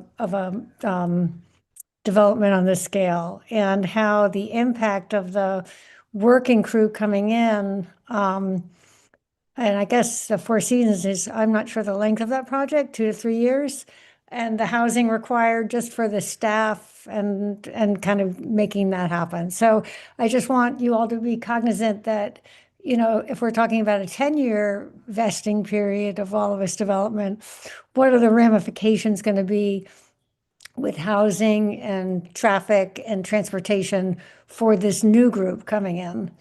And then I thought Kay touched on the housing requirement numbers. One thing that concerns me is everything that we build and develop creates more need for housing, and that we never are self-sufficient on requiring enough housing for the actual employees that are going to be drawn to the commercial enterprise, the hotel, et cetera, et cetera. So that it feels like it's a little bit of a treadmill, and that that the more we build, the more housing we need. So that's just something to reflect on. My last point kind of relates to something else that you got to in the meeting, and it's and you guys touched on it. Kay spoke to the wildfire risk, and she was very specific in terms of wildfire risk to the PUD development itself. And then Lance kind of reiterated that he felt comfortable with the sheriff's analysis, that he'd be able to give us a few hours notice if there was a fire coming. And so my concern, and it wasn't really touched on by anybody else, is today, I believe you approved an updated EOP, right? Was that approved earlier? Correct. It still doesn't include the type of evacuation analysis that's needed to understand whether society turn area in general can handle the additional people, cars, patients, and visitors that it's going to bring. We don't know if we exist right now because it's such a choke point there. If a fire came from the south, where are the people in the ski ranches and all of those communities, Mountain Village? How do we get out? We have to come down through Society Turn. Town has to come down through Society Turn. So I would just ask that you delay the vote on this until you figure out that we're safe, that your current people, because public safety is an important issue for your existing people here, not your potential developments. Thank you very much. Anybody else in the room? Nancy.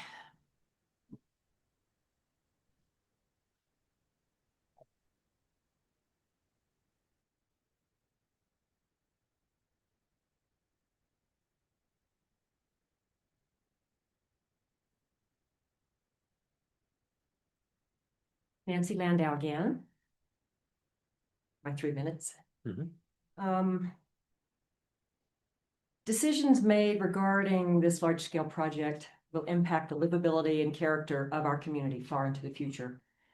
Well, we're of that, some of us more nervous about it than others, I think. So my questions, I've got some. Is that what we want? At what scale and what cost? How much development can we manage? What about long-term disruption of all that construction? The noise, the traffic, the density, the light pollution. Will we have enough water for such growth as the climate continues to warm? Our monsoons are ever more elusive and our snowpack diminishes. Serious questions all. So, these projections about 7 or so% more water is all it's going to take out there. You're presuming it's going to continue to rain. It's going to continue to snow. Now, we don't know. We have no assurances that Even the snowpack we have, we'll continue to maintain that over the years. And the thing that the idea that Lauren just brought up about taking care of the people who are here already. Well, if there's a drawdown there, even that small percent that's talked about, if we don't have the water and the snow that we need, they're drawing from all of us. It's hard for me to understand how we can just continue to spread our thin resources wider and deeper and for more and more and more. Quick question to this north side of the Valley Floor property that we own, that we're not allowed to develop until Neil Bloom does something with his side of the his properties over there. Is there something we can do to move that forward? That is a wonderful housing site. Walk to town, walk to the new med center. What can be done? I understand that in the past, that was the agreement, and the understanding was that no, you can have it for, I guess, for free. Is that how it was? You can have it, but you can't develop it. So can we do something to have some movement on that? Can we renegotiate? It seems like a waste. That spot is it's beautiful. It's a lovely spot that's kids could walk to town, to school. And it's just sitting there. Okay, thank you. Appreciate all this work, you guys. It's incredible what you've done. But thanks for listening. Thank you for being here, Nancy. Just a few more hours. Going to online, TD Smith.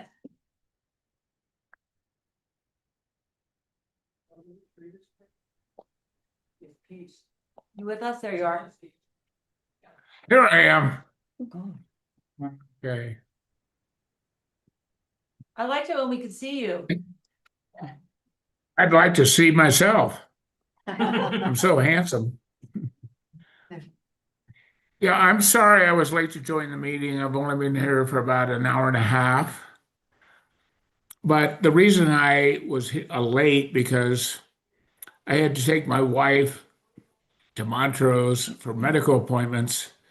That if we had a great regional medical center, I wouldn't have had to go to Montrose, wait in waiting rooms for 2 hours or 3 hours, and meet with doctors for 2 hours. So, I'll start there, and I'm not going to be, too elongated with my comments, but here we go again. You can spend 7 years studying a project when we could have solved it with the annexation of the Idorado property, which was turned down for absolutely stupid reasons. We could have saved 10 or 15 acres on the valley floor for employee housing. The school needs, school housing needs, and then we killed the Pearl property, which we could have drained and created 40 acres on the valley floor for beautiful wetlands versus the mosquito swamp we have. And we could have used that property too. So here we are. We're at another crossroads where we look backwards and we can't approve a project that will create housing, a hospital, or a clinic. And there's nothing wrong with a little bit of more commercial with parking because you can't find a damn parking place in the town of Telluride. There's a great opportunity for local entrepreneurs to have services that this community can't provide because it's all crammed into 6 city blocks.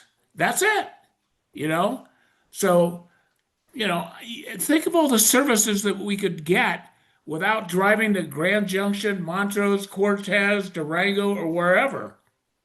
So anyway, after 54 years, I'm pretty pissed off that we're at this point where you guys can study it, and congratulations for being so detailed.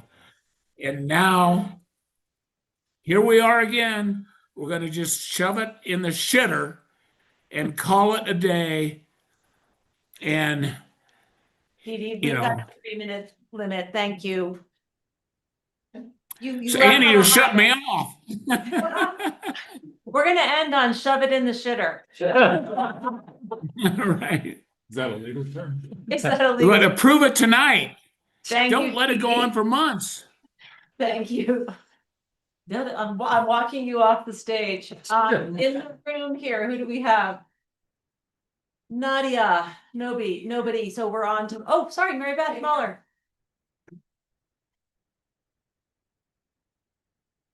Hi, Mary Beth Mueller. I understand what you're saying, Lance, and everybody else who's participated on the professional level about the parking. I still think it's a little short-sighted not to have more parking, and I think there are a lot of people who are not gone in the daytime. They live where they live, and they might work at night, or they might not leave at all. I think there are issues with transportation, and I hope that we continue to be more forward-thinking and more innovative. I also hope we continue to have better service through SMART. I reside on the spur, and the bus is not convenient to use. So to think that there are these multimodal solutions that are really going to be practical for people and convenient is not where we are right now. I do hope we see improvement on that in general for all of us who reside here. But I think that assuming that people are going to have the attitude of just participating in less convenient public transportation or multimodal transportation is a little bit of a fantasy. Speaking to the hotel, I do think there's a great need for something more affordable in town. I don't know if we need a hotel that large. I do think that from way earlier in the meeting when it was described that they would have shuttles and a means to get their guests in and out of town. Again, I think it's a little bit of a fantasy that everyone would avail themselves to that. People like getting in their cars. We already have too many cars on the spur. We already have a lot of congestion.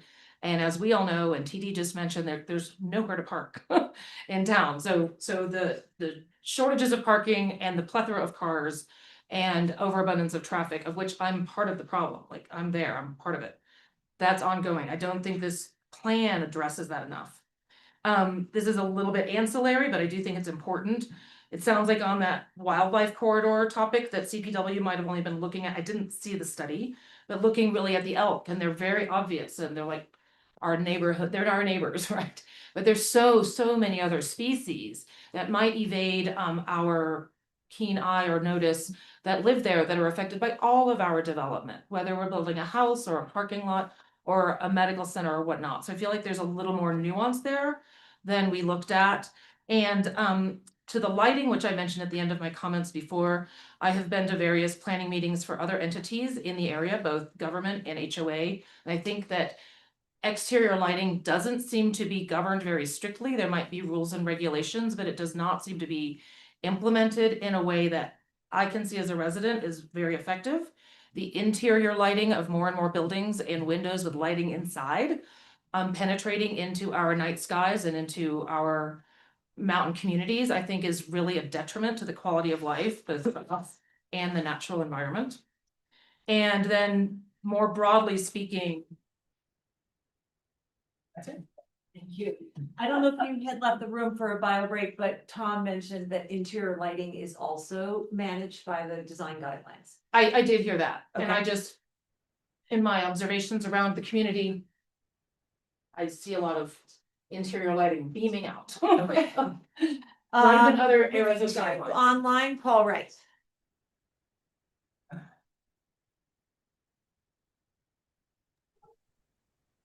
Thank you, commissioners, for the opportunity to talk again.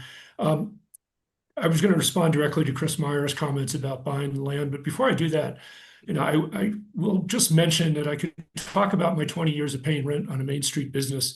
I don't believe this will ruin Main Street business. In fact, I'm excited that opportunities like Trevor will have a chance to build their business someplace where maybe the rents will be a little bit cheaper. The spur traffic issue is solvable. I stood out there as a crossing guard for a long time, a few years ago. It'll take some political will and some work on the part of the town, the county, and the school district, but we can solve that issue or take great steps to solve it today. And in the meantime, once you approve this, there is opportunities to work with CDOT on Highway 145 traffic patterns. And finally, I think, with regard to fire, I mean, from my perspective, the best place for a new medical center is at a point where there are two means of egress or ingress. There are low combustibles on the property, as we heard from Kay, and it's easier access to the airport for air evacuation. Chris, I wish it were as simple for the hospital district as we could go out and buy the land. We know that land is a premium in this region, and in no scenario is it affordable for the hospital district to go out and buy the land. Where is that land? Where would we find the land? As the three commissioners heard yesterday in the intergovernmental meeting or on Monday, the school board president spoke about the present need to at least be mindful of a possible school site down the road and that there is no land available. I know when I was on the school board, the school district couldn't find land to expand when we needed to. So Rick Silverman and I, led an effort to build on a very crowded campus because we could not find another site then. Another site does not exist today in this area that's suitable for the medical center. When you take into account access, emergency access, transportation, and with sufficient space to build a facility that will serve our community today and for decades in the future. We have spent 2 decades trying to find the land. This is our last best hope, and I'll leave it at that. So thank you again, commissioners, for your time on this. Thanks, Paul. Take care of yourself. Anybody else in the room? No, going to Matt Hintermeister online.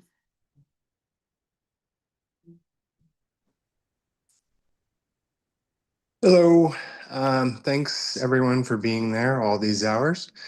And thanks for the commissioners doing this work for many years now. I appreciate all the answers that have come from this particular meeting because they did a lot to combat the quote unquote fake news out there on Main Street and on Facebook. So I appreciate that quite a bit. I have to go back and agree with a lot of what TD said, although I won't use the same language, regarding the, essentially that we've shot ourselves in the foot too many times regarding other potential sites for a medical center and also for affordable housing. And those sites are now gone, those opportunities are now gone. And so this is what we're left with. And I think we need to face that reality and realize there are consequences to the choices that have been made over specifically the last 20 or so years. So again, thank you for your time, and I certainly support this project. Thank you. Thank you, Matt. Anybody else in the room? Anybody else online? Okay, well, Rick, would you like to speak? Yeah, 3 minutes. It seems largely futile. It's a fait accompli, obviously, what is likely to occur tonight. But Lance made a reference before to philosophy and aesthetics. I think that was what you said, and it's not been a part of the discussion. And it also leads me to segue to Paul's observations about the school and increasing demand. What he said about the school is exemplary of what's going to happen to every single institution in this community. We haven't solved anything in this proposal. We've only exacerbated the problems at hand. And it saddens me, as it should you, that we've gotten so far down the road of naivete and cynicism, the naivete of a community who thought that this was really going to be handled and scrutinized in a fashion more sophisticated than we used for the Mountain Village, which then later abandoned their county regulations and incorporated. And the cynicism of the advocates for the medical center who've convinced us that it's appropriate to make this huge zoning decision simply to service the needs of the medical center. If they were motivated by altruism, they could put a price on that land and we would buy it. If we were motivated by ingenuity, we could do as we did in the Valley Floor. We could annex for public purposes that piece of property or another piece of property for a medical center. So aesthetics, philosophy, this just doesn't work. This ignobles what we've been here about all these years to throw the doors open for infinite growth here. It's this luxury development going up in the Mountain Village. It's the hundreds, if not thousands of workers coming in, the continuity of that. We're consigning our kids and our residents to live in a state of perpetual overusage, flux, carnage. It doesn't have to be like this, you guys. You're the county commissioners. You're some of the best people in the community. You're bright, you're smart, you know what's happening in other communities. And you guys should be really wary that all of these areas of concern that'll be addressed later are not concerned right now because he's not going to be there. Genesee's not going to be there. Who is going to enforce these regulations? Who's going to determine the adjudication of usage and space and all the other variables when people are back before you saying, but we really need more latitude here. We need more freedom to revisit these agreements that we're living under. The county commission is not likely to look like you guys in a few years as we become ever more of an urban center that is ever more dedicated to pumping more dollars out of this community. And the simple truth of all of this is that we can do better. Giving approval to something that so enlarges the size of this community is insanity, and it will not be the last time. We're just opening the floodgates, and you guys are the gatekeepers, and please think in terms of all of the things that might not go well, and that you have the opportunity now to settle. Okay, that was the last person in the room, I believe, and I don't see any more hands online, so we will close this round of public comment. We do have a few very specific questions. Kay, do you want to get after it again like you did last time? Yeah. Yeah, on the phasing. Yeah, I think that's a question, and I don't think Chris got too much more specific on phasing that I heard, I'll but. point you to something. But I think there's the SIA that speaks very specifically to that, right? And the development agreement. So if you want to start there, if you look at section 21 of the development agreement, it's the phasing of the land use elements. And so it's talking about phase one with the recording of the plat and the SIA. Then we commence work on the phase one required subdivision improvements. We will convey the town tract to the town of Telluride, and following the recordation of the plat and the installation of phase one developer subdivision improvements I was talking about earlier. You know what, without reading through the whole Yeah. section, Yeah, because I there. know it's very detailed, but I think that what I've heard you say, and I've seen myself. Yeah. In both the development agreement and the SIA, which stands for subdivision infrastructure improvement agreement. It lays out very specifically what improvements are required at what points. And it provides timelines for when each of those phases might begin.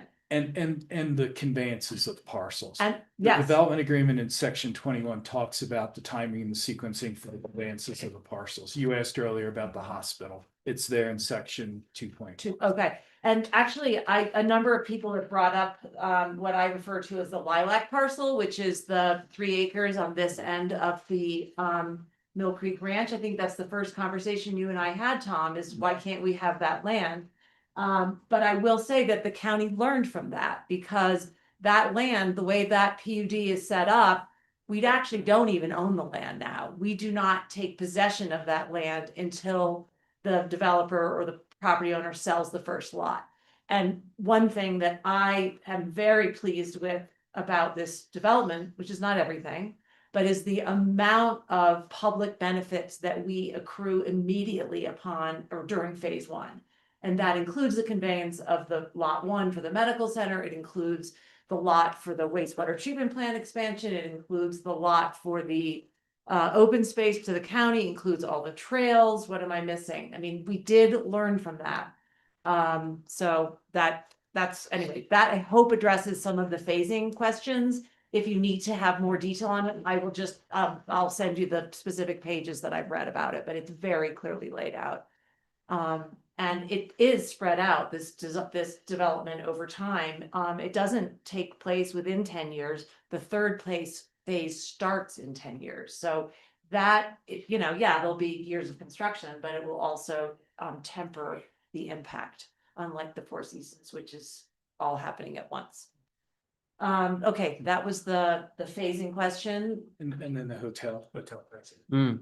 Yeah. So that's covered in section 4.5 of the development agreement. Is this the pricing question about how do you ensure the pricing of the hotel? Well, so you get there. What the philosophy was with the hotel was it was going to be a select service, which is an industry thing. It has certain characteristics. And so we discussed those characteristics with you and had our hotel expert that came in and can describe all that. So we included the elements of what the hotel could or could not have. And so it's limiting it so it doesn't have things that would elevate it to a Four Seasons or 4-star, 5-star type of thing. It said you could have these limited facilities and resources. And with those limited resources, they're then putting you in the range of looking at the Holiday Inn Express, Hampton Inn type of thing. You know That's what? how we're getting at it. I looked this up, and a select service hotel, the examples that were given were the Courtyard by Marriott, Hilton Garden Inn, and Hyatt Place. So it's a step up from the Hampton Inn, but a step down from 3 or 4-star. But that was the goal, that it Yeah. would, it's not trying to be a resort type of hotel. It's trying to be a hotel that has functions that would be appropriate for the site, but because of the limitations on the function, it isn't going to generate those higher daily rates that would be part of a hotel that's more of a resort level hotel. It specifically says in the development agreement, no spa, no room service, no concierge services, maximum of 1 restaurant, Yeah. no catering services. I was wondering though about actually managing the price of the hotel. And I remember that in the Mountain Village, the grocery store has some kind of a deed restriction on it. So that and I'm not going to get this right, but the grocery prices can only be 5% more than the average price in the region or something like that. I'm not quite done. And then in fact, the Mountain Village kicked out the market because it was priced too high and brought in another one. So is there any possible mechanism for that with this hotel? It would be extremely difficult. I think, a couple of years ago, I was looking for see if there's a hotel room in Jackson Hole. And the cheapest place was Motel 6 at $300 a night. But relative to everything else, that was a bargain. There's a Courtyard Marriott that I stay at frequently. Sometimes they're $110, sometimes they're $225. And it really depends on what's going on, what the market demands. So it'd be very, very difficult for us to come up with a price structure and also, have a price structure that works over the life of the Well, property. we wouldn't So- be setting prices, we Yeah. would be setting relative prices. Yeah. Relative to the market. That's how they did it in Mountain Village. Yeah, for lodging, I just think that would be quite difficult, and I don't even know how we would. I can't even imagine how we would do that.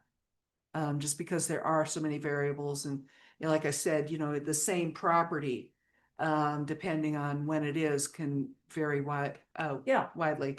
And it's based a lot on demand. But because of what this facility offers on,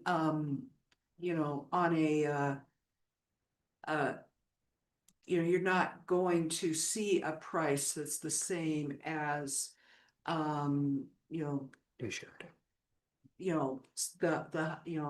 Hotel higher Telluride end, or the yeah, Madline or, yeah. I understand Yeah, that. you're not going to see that, because of what they offer. So, that week might be expensive because of what's going on, but it's still probably gonna be the most affordable. Victorian Inn, their pricing is, a lot like that. That's what they might still be kind of expensive, but they're the most affordable one around. Any more questions from the commissioners on hotel pricing or others? Okay, sorry, back to the public questions. How about 2 hotels? So they compete. Okay, maybe we could address the, just provide a little more detail about when the story polls were up and what they were like and. You're really testing my memory. But in the sketch at sketch plan, there was a specific requirement for story poles prior to the preliminary PUD, and that's when the sidewalk happened. And I do recall at least 2 sidewalks. In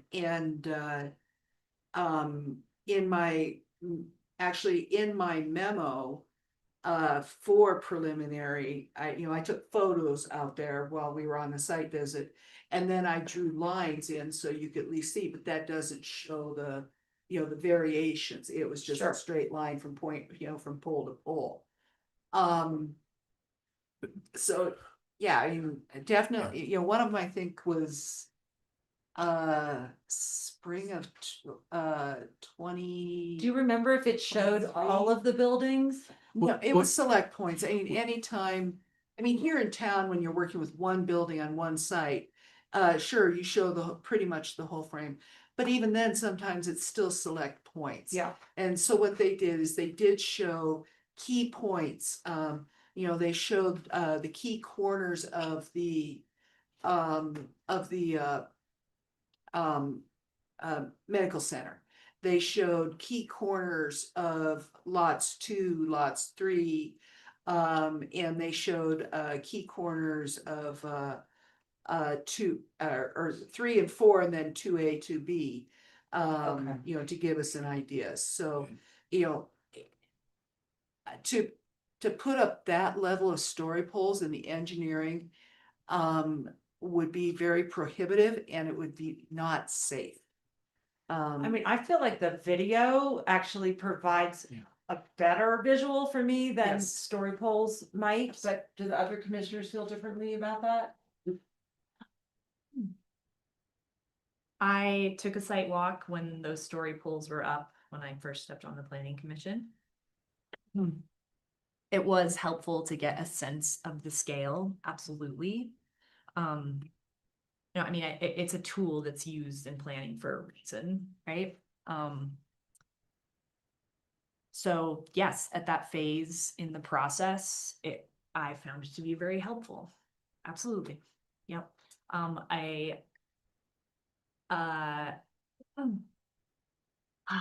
Like the video we watched, and that's obviously brings mass and scale to a more dimensional level, right? The story poles are just poles there were some balloons up there so that you could see the heights because it was spring and there was still snow everywhere and it was kind of hard to actually get a gauge. So it created some dimension, but the renderings on the video are certainly more realistic to give you an idea of the mass and scale.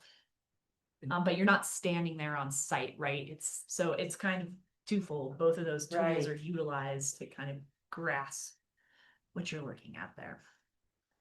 And the variance between the 3rd story and then potential, the 4th story on the south side of the site, that's a little hard to gauge with the story poles, right? Because it's like, there's this height and then you're imagining that height there, and that is visually a little more challenging, and that's where the renderings I find are way more helpful to see the variance in heights in the buildings throughout the site. Thank you.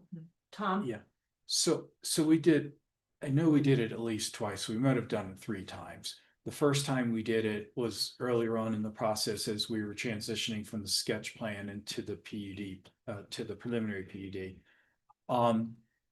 The second time that we did it was when we were introducing the concept of the 4th floor. So we put them up again, and what we did was we put all the same ones that we did the original time, and then on those ones that are on the lower lots, 2A, 2B, and 5, we hung a balloon up so you could see where the top of the 4th story would be, and then the balloon was showing where the additional 4th floor would be. That's what we did it. And each of those things were shot in and used as a basis for verifying the accuracy of the video that you saw earlier from Oh, us. interesting. So that was developed off of the story poles. Yeah, and it's somewhere along the lines I got when the story poles were off and I was driving up and down the road with somebody, yeah, I got the video somewhere, but just what the story poles were. And that was part of the basis for also doing the video. So there's been a pretty direct request that we pause this process and re-erect the story poles. Yes, Lance. Chris, if we re-erected the story poles, you still wouldn't like it. It would still be too big. Let's be honest. It is a missed opportunity. And I'm sorry that you didn't, no one really sounds like in this room at least noticed those balloons or those story poles. Perhaps that speaks to it isn't as big and imposing as we fear, but more likely we're just busy driving at 35 miles an hour coming into a roundabout and we're focused on the road and hopefully not looking off to the side of the road looking for stray balloons and sticks coming out of the ground. I know that the scenic views of entering the valley from the crest of Keystone Hill will be changed. I think we all can accept that as fact. I don't like it. I don't want to have anything changed, but I also know that I'm not walking from the top of Keystone Hill into town very often. I'm usually in my, hopefully, EV, and that visual imposition is relatively brief compared to some of the other impacts that I would like to focus more on, which are traffic and some of the real philosophical concerns that Eric brought up earlier tonight that I think are going to be harder to pin down, but also more important to the long-range health and vitality of our community. So I prefer not to go back to more story poles. The story that they told is not one that we're going to agree on, even if we go through the exercise. And it will be big and we will see it, but we may disagree on how much of it is enough. And that is circular. Thank you, Lance. I'm in agreement with that. Thank you. Lena, do you want to comment on that? No, I agree with that and echo that. Yeah, I don't like it either. And there is a lot of trade-off here. And that is when we're talking about like philosophical grapplings with this project. There's a lot to like and there's a lot not to like. And that's what I've wrestled with this entire time. And what we are weighing right now is the public benefits that this project brings versus the unsavory components of it that is more development and unintended consequences that we're trying to mitigate right now. That's this elephant in the room that we're taking little bites out of trying to wrangle. Thank you. We yeah. do have a few more questions to address. Yes, Kay? Yeah. So the next one I had was question about the affordable housing. So those units could be rentals held by a landlord. They could be condominiums that are for sale. Could be some of both. It's totally up to the property developer what they want to do. They will be subject to the deed restriction or covenant that's in effect when they're established, or they can present an alternate deed restriction and covenant to us like we did for Pinion Park. At the heart of it, it has to be housing for people who need to live in our community so they can work here. We have not taken the step, aside from a couple of special funding projects, of imposing rent or price caps. So we did not write anything like that in here. Would we be able to do that at the time that the housing is developed? Would we be able, it'll be whatever covenant is in place at the time, is that what you said? Yeah. And that's certainly something we're considering is adding to the county deed restriction price caps. So it's possible. I actually had a question about that, just keeping to this subject. When I read through the development agreement, It did not specify that the employee housing in section 7.1 or 7.2 would be subject to the deed restriction. It didn't specify that. It does in section 7.3, which addresses the housing, those 30 extra units. And I'm just wondering if that's an oversight. And I heard it stated in this meeting that they would all be subject to the deed restriction, but I don't see that written in section 7.1 or 7.2. I mean, that could be a clarifier, but you know, under the land use code, the required units are all, you know, the code already says they must be subject to the deed restriction. Okay. So that's the 91 units that's taken care of. And the 30 units are taken care of in section 7.3. Yes. Okay, thanks. I don't have a problem put the deed restriction reference in 7.1. It was just, we were defining it as a deed, so I don't have an issue with it. Well, we can't, as long as it's Yeah. covered legally, that's all my Yeah, concern. we weren't not trying to do it. So. Okay, and yeah, we've already stated on the public record that it would be. The other question about housing was from Lauren Marie. Is there enough housing for this development? And you may have missed that, but Kay stated that the 91 units are exactly what would be generated by this project, and so that's why the 91 units was It's the right Subject to required multiply. mitigation. so it's the required mitigation. Yes. Okay. And then Thank there was you. also, I think, it was also leading the question about workforce housing. And You mean construction or housing? yeah, workforce construction housing. Yeah, construction. Thank you. It's late. And I actually asked Tom this question recently, and he is using local contractors for the infrastructure.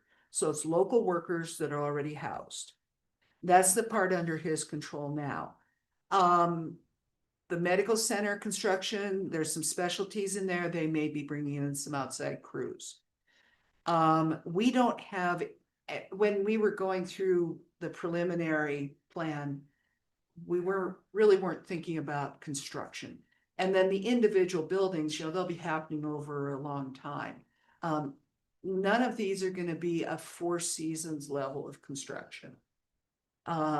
It's gonna be more, I think, absorbed into our normal construction phases where, you know, we've got projects going on and, you know, the various contractors and they move on from project to project. So, you know, yes, they are commuting, but it's going to be probably the same crews commuting over many years as, you know, you're using FCI or Shaw or, you know, whoever all the contractors are that are commuting. Well, I was going to bring this up. I appreciate Lauren bringing up my column that is printing tomorrow, and this concept that the county brought to the intergovernmental meeting on Monday about looking at our own codes and amending codes to make a condition of any development application that the workforce for the development phase of the project be taken into consideration at time of the application. I was gonna bring this up to you, Tom, whether this is not written into San Miguel County's code right now, so this is nothing that has been brought to you. This is out of left field. So you're welcome. Would you consider making a condition or at least a byline in the development agreement with the purchase of any of the lots where I thought the 80,000 square foot mark made sense to make some sort of request of the developer? I know that you couldn't have more teeth than that to address the their workforce housing plan. And So it's so a I'm can of trying- worms. You all had a meeting, I wasn't there, so there's a lot. Fair. Yeah, I'm getting kind of a synthesis of. For you're the talking sale of a like couple, Yeah. Of some of these lots, there will be a development that is over 80,000 square feet. Specifically, the hotel is really what I'm thinking about. And you're absolutely right, Kay, in that this hotel is much smaller in square footage than the Four Seasons. The Four Seasons is slated to be 530,000 square feet, just for reference, everyone. This hotel is within the parameters 83,000 to 110,000 square feet. So, if Is that something you could entertain? Encouraging the developer at that stage to work that into their plan, to think about where their workforce is coming from and how they will be housed. Will they be local? It's always better if they're local, right? So I'm just trying to so to me, because there's two different levels, there's what we're doing at the infrastructure stage, and as Kay mentioned, we've got local contractors who have local employees, and frankly, part of our reason for wanting to finish this, we're looking at doing our infrastructure on Society Turn, Mill Creek, and Deep Creek roughly at the same time, using the same contractors and having it kind of the old adage of, you've ripped the Band-Aid off slowly or quickly. So we're looking at doing that. I don't think that's what you're asking me. What you're asking me is, could we include something in maybe like the design guidelines that said, as part of a submission of a use that exceeds a certain threshold level? Because we'll say, like, you have to have a construction mitigation plan. What you're asking me is, can we put something in about some kind of workforce housing accommodation plan? Yeah, I mean, if you guys have some language, I think that's smart. So if you can help me with, do you guys have something that you can have, have you gotten that far? Arena does. I do. You do, okay. If somebody has an idea. There's Now, some similar language in the solar regulations that we've adopted, but this is. I would try to put something in standard that's kind of reasonable, encouraged to do this and that, and this would be something the design review committee could look at. If you have some ideas on that and you get it to me, I'll let it know. I mean, it seems that seems purposeful, so I think I'm not quite sure what I'm agreeing to, but I'm agreeing to look at something and trying to kind of put it in, because it doesn't strike me as something that seems like a bad idea. It sounds like a smart idea. I think what you said is what Galina asked, so I do think you Okay, understand. that's how I needed to get, request. I needed to say it out loud Yeah. as I was working it through in my head. Yeah. Yeah, thank you. We've been sitting here for 7 hours. Yeah. And, The But bathroom's calling.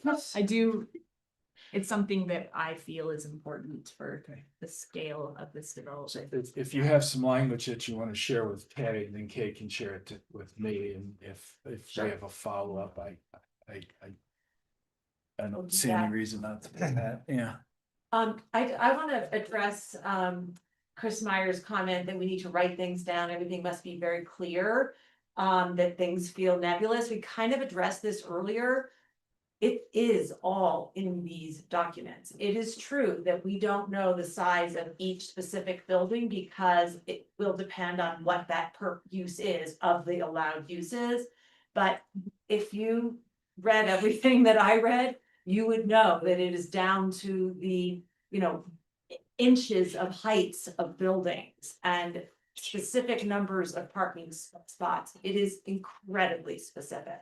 And to someone's question about who's going to be enforcing this, that is what our planning department does. And as Tom says, they update the land use matrix each time there is a development that's approved, so that we know how where we stand in terms of what's been approved. I frequently or occasionally sign an updated land use matrix or some matrix for Lawson Hill, because we have that very same document for them. As things shift around and they move a commercial space here or a housing space there, we update the matrix, and then the chair of the board of the planning department looks at it, and then we do it and it is updated. So that's how it works. There are what do you call them? Checks and balances. Checks and balances, yeah. So anyway, I do feel confident, having read reams of these documents, that it is in there. There are detailed, very, very detailed specifications in there. And the Lawson Hill example is a good one because, you know, here we are over 30 years in and we're still using it, we're still enforcing it. All the parties are still using it and enforcing it. We also learned from some of the things that we could have done better.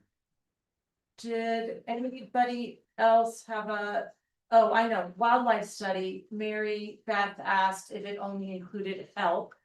No, I think that's just what you mentioned as as an outcome, but there is a very specific, please speak to this, Kay. Yeah, anytime there's a wildlife study, they look at all of the species that, I mean, they do an inventory of the property. They note all the species that are known to be there, and then the potential impacts. And the thing that raised the most, then they worry about, are there impacts and how can they mitigate those impacts? It was the elk that was the most significant Concerning. of concern, you know, species of concern. They did not identify any other species. I mean, the coyotes or the prairie dogs haven't come over to that side, I don't think. You know, there aren't any raptors on the site. So it was a thorough professional report. And it did examine all the species. And it was approved by the Colorado CPW, which is Parks and Wildlife. Did review it and yeah, they did review it both at sketch plan and at preliminary. Did anyone else have a note about a question that needed to be addressed? I've got a observation from Lauren Murray that I think might springboard us into the most difficult part of our conversation, and that is the treadmill that development brings. And Lauren, you're right. There's a couple sad truths that I think we all know. One is that according to the state demographer, the population of the state has doubled since roughly the 80s. And it seems foolish for us to pretend that we aren't going to see some of those ripple effects here with more people and more traffic and more everything. We all know that the planet's population has also done a similar exponential growth, and it's very hard for me to imagine a way that we can maintain stasis when all around us, both in our state, in our county, in our region, there are more people. And so that foundation makes it a treadmill in itself. If we were declining population, then we might have a better chance of getting off that treadmill, but that's very broad thinking. What I'd like to speak to a little more clearly for you, Lauren, is the fact that we built ourselves a housing hole with some of the folks that are sitting in this room who were either in government or in town 40, 50 years ago when we set mitigation rates. And had we set mitigation rates at 100%, which sounds like a really great number to me, we would have, in theory, enough housing to match the work available. We would have a lot less business, but we'd have a balance. Instead, we set up ratios, and Kay has touched on this, where in this development, the number of employees required is 91. The actual number of employees needed is certainly more, but there's a ratio or a multiplier that's a 0.15 or 0.25 of actual numbers needed that is required. And we should have set those up much higher, I think, 30 years ago. We didn't. And we've built ourselves into a corner. So, Lauren, to answer your treadmill question in kind of two levels, both very high and also here on the ground, you're right, yes, but I can't fix the decisions made decades ago. I can only respond with the framework that I have, which is this existing formula, and I cannot quickly whip up a new one and apply it to Genesee properties. That's not fair. That's not how this works. I have to go with the existing rules that we have. Would I like to change those? I would. And I've got one more year to do it, but that's a side issue. So on that note, I think that what we need to shift our conversation to is the really hard stuff, which is some of the refrains I've heard are at what cost? And Pamela Zolin's echoing phrase, too big, too big, too big, really resonates in, I think, all of our ears, and especially the folks that I see in the front of the row here. I'm with you. It feels like a big change. It feels too big. I'm somewhat comforted because it's not a immediate too big, like one plunk overnight, like a potential hotel that's unfolding before our eyes in the Mountain Village. This is a slower, maybe more painful, but less abrupt burn if it happens. But I don't know how to fix that. And I think I started with my population statistics because I'm trying to explain where these pressures are coming from, and that to simply say, no, we don't want to do this is somewhat ostrich-like. And the ostriches bury their heads in the sand and ignore the outside world. And the outside world is all around us, and it's coming to us, and we can't build a wall around that. I don't know how I'm going to vote, but I do have those hard, cold facts in mind as I think about this and wrestle with it. I'll speak to the question at what cost, because I think we find ourselves in a really hard time to be in public service, because all the planning that was done 30, 40 years ago was about residential platting and commercial platting, but it wasn't about infrastructure. And now we have run into a time where our infrastructure is not serving all of that platting that we've allowed, and the development is occurring. We actually aren't seeing population growth, which a number of people mentioned in their comments. Our population actually declined in the last few years, but we are certainly seeing more second homeowners. We're certainly seeing more construction traffic. We have been seeing more visitors. The word on the street is that that's changing this winter, so watch out for that. But the issue is that as we do see that growth, we're running into a sewer plant that can't meet current standards. We've run into schools that are too small. We have run into, at one point, a library that was too small. We ran into the point where the medical center is insufficient. And that medical center isn't just too small. We are fine going in and out of there and bumping into each other. That's not a problem, but they cannot get the reimbursements that they deserve for the service they're providing because they don't meet clinical standards. So basically, we are at this generation of elected officials are faced with addressing an issue that was never planned for, which is the need for really significant infrastructure, busing systems, all that kind of stuff that has not been planned for. And it's really uncomfortable, and there's very little land left. And so I think every time one of these questions comes up is, do we want a bigger library passed by 2 votes? Do we want a bigger school? Someone said here 4 votes.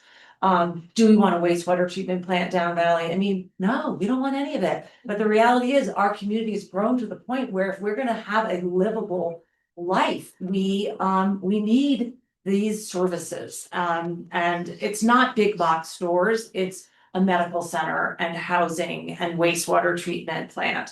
So, you know, of course, we all moved here because of what Terry was at the time that we moved here. But, you know, it's not that way anymore, as Lance said, and it's going to continue to change. And as elected officials, I feel responsible for planning and that infrastructure. And it's not a happy place to be, but somebody has to do it. And this is what's fallen to our generation. And I'm speaking of the other councils as well. So that's the cost we're paying now. What else? I mean, I guess there are a couple direct questions we can ask the developer. What is the possibility that this project can be smaller? I mean, I know it's been 8 years of negotiation. What is the possibility that we could make a smaller hotel, make a smaller 2A, lot 3? Would we've gone there, we've done what we can. The plan is what the plan is. It's balanced. Between the public benefits, the public sites, various things like that. And there really isn't any further wiggle room. I have a question.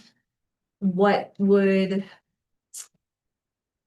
the chances be at phase 2 or phase 3? Because they're a couple of years apart. I could see this being advantageous even at stage 3 of potentially figuring another traffic study at that point. I don't know to what end, but with it, if we're committing to the uses, the activities, putting all the infrastructure in, and then you say you're gonna do a traffic study and something happens that you don't like, then what, that we can't be in that position. You're gonna move forward knowing that there's the certainty in the process, and here's what we've agreed to do, here's what you've got comfortable with us doing, and we should live up to that standard, but then not be subject to something that could change what we have to do and may not make the project practical at that time. We would have already put all the infrastructure and given the land to the town, given the land to the hospital district. That's not viable. Okay, that was a direct answer. Fair question. What about the lilac parcel? The 3 acres on this end of Mill Creek, the first conversation we had, Tom, that land is just sitting there, nothing, it's not benefiting anybody. And, Nicole hears you. We've I know. raised it. So it's a different project. Look, just to remind everyone of the context of that. So the residential projects, out of Soares. we know why. And so that hasn't changed, and it hasn't changed. And so it's when we sell free market unit that we would have had to have deed restricted a third of the lots with an out of Soares type of deed restriction, which nobody thought did any good. And that's what everyone was saying. We came back and said, well, what if we look at creating a parcel? And that seemed like a good idea. Everyone liked it. And we said, then we would convey it at the same time that we convey the first free market lot, because then we would deed restrict it. I hear you. Nicole hears you. And we've chatted about a lot, and she'll talk to the people, and if there's an opportunity to do it separate and apart from this, then we'll continue to have those conversations. But as a condition of this, I don't think that that's going to work. But if you want us to keep looking at it, I guarantee you, we do keep looking at it. Nicole can tell you how many times I've chatted with her about it. I can guarantee that even if you keep looking at it, if there's no reason for you Yeah. to convey it, that your answer won't change, and I understand that. I also understand you're not the decision makers. Yeah. I just like to ask our attorney, is there any legal way we can tie that? I mean, I'm guessing no, but I'm.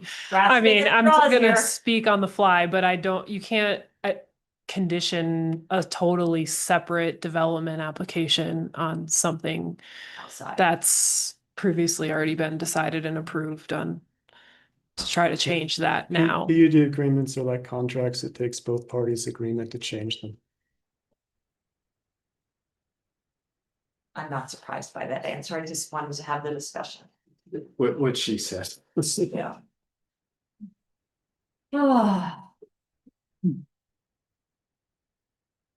I mean, frankly, all of my questions have been flushed out. It has been a long day. I don't know if you all are ready to make a decision, or if you need to sleep on it, think about it a little bit more. We certainly legally could continue this. Is that correct? Yeah. I'm not sure that we would go through a whole other presentation and community public comment. You've certainly done that work. Yeah. Well, if we are going to continue and not have public comment, then it doesn't seem like we're gonna change much as far as the public perception of being involved and contributing.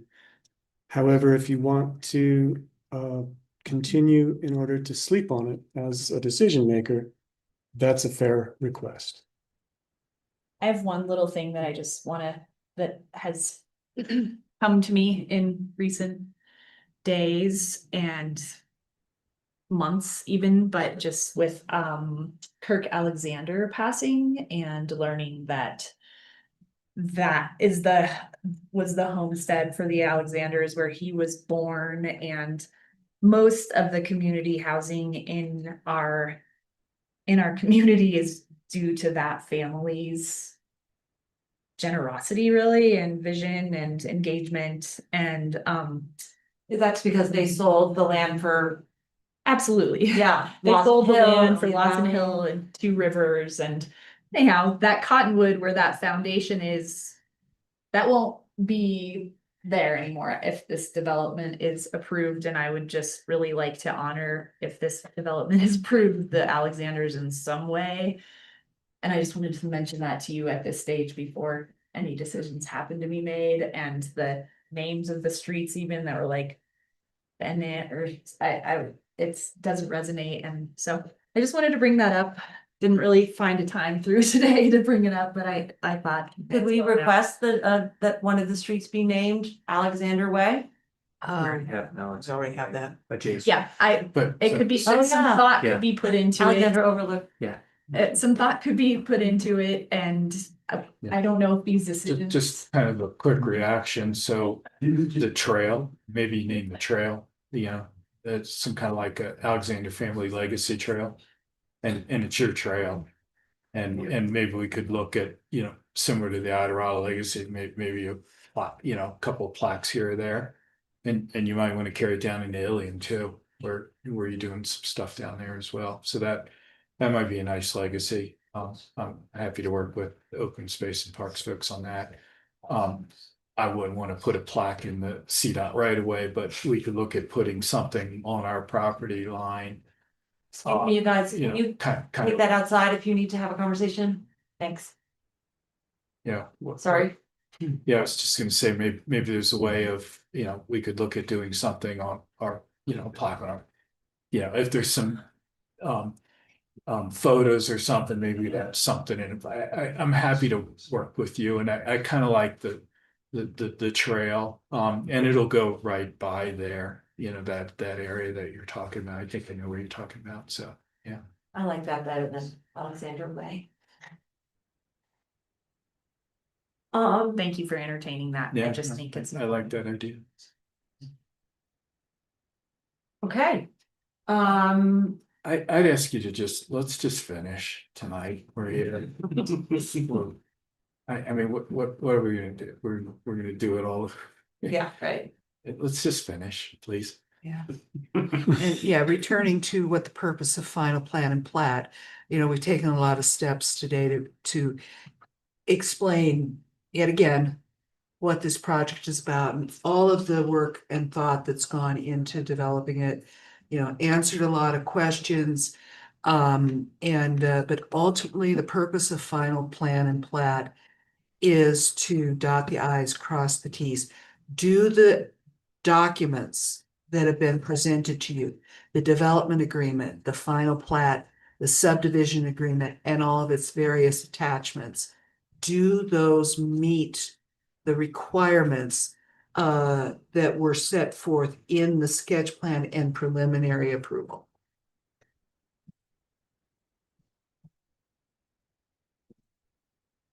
I'm going to make a reluctant motion to approve the Society Turn final PUD plan and subdivision and adopt BOCC resolution number 2025-48 based on the findings that the final PUD plan and subdivision meets all conditions of the preliminary approval, complies with all relevant requirements of the county land use code, and is consistent with the applicable sections of the San Miguel County Comprehensive Plan with the following 5 conditions as listed in the packet. I'll second that. Any further discussion? How do you vote? Aye. Aye.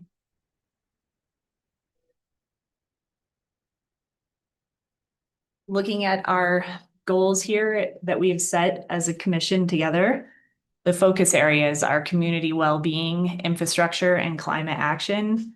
And the community benefits of this project attribute to all of those focus areas. Certainly the community well-being and the thought of the med center, the wastewater treatment plant, solid plan for the future. It's been laid out through this whole process, and I did not walk in here today knowing which way I would vote, but I vote aye based on everything I've heard today. The motion passes unanimously. Thank you, everybody, for your participation, for your patience, for your ideas. And Kay, I would really like to thank you in particular for that outstanding presentation. It was just what we all needed, so I really appreciate it. 17 times. I've had a lot of practice. You have. I have a final agenda item here, which is item 15B, which also is a Tom Kennedy concept. Would you like to hammer or knock that out right now or come back another time? I think we can knock that out. Be fast. Yeah. Okay, I just totally lost track of what that is. Let me open it up in the agenda. 15B. Use that mic. Oh, I can't have the agenda yet, but I was just looking for if there was any documents, and there is. There are. Where is John? Here.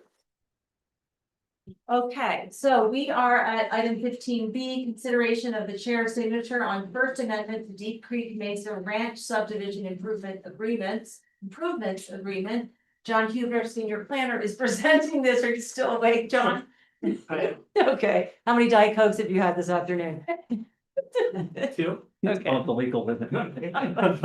I don't have a presentation today. We talked about this. Yeah. And like to keep it brief. The BOCC entered into a subdivision improvements agreement back in 2016 at the conclusion of the subdivision approval process for the Deep Creek Mesa Ranches. It was always contemplated that the applicant would come back closer to the 10-year, one of the trigger events for requirements of putting in the infrastructure. And so they've come back with an updated agreement, which also includes an updated cost estimate. It's really simple what has occurred. They've backed out the costs and the requirements for doing the berms.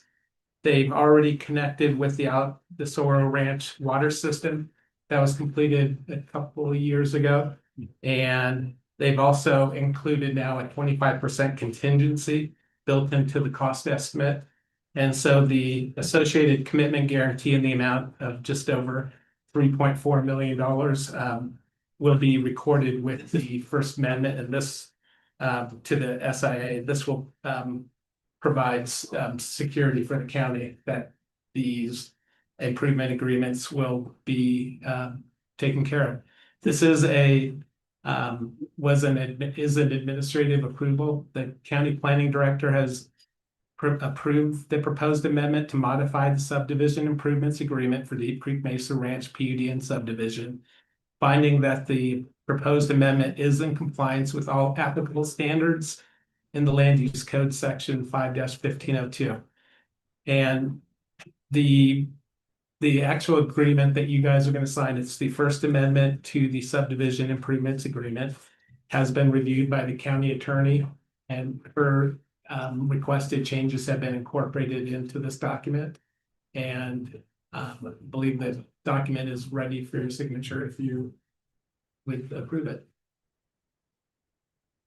Okay, Tom, would you like to follow up with any comments? Just for brief. So really, when we finished up both Mill Creek and Deep Creek, you'll be doing one of these for Mill Creek here for too long.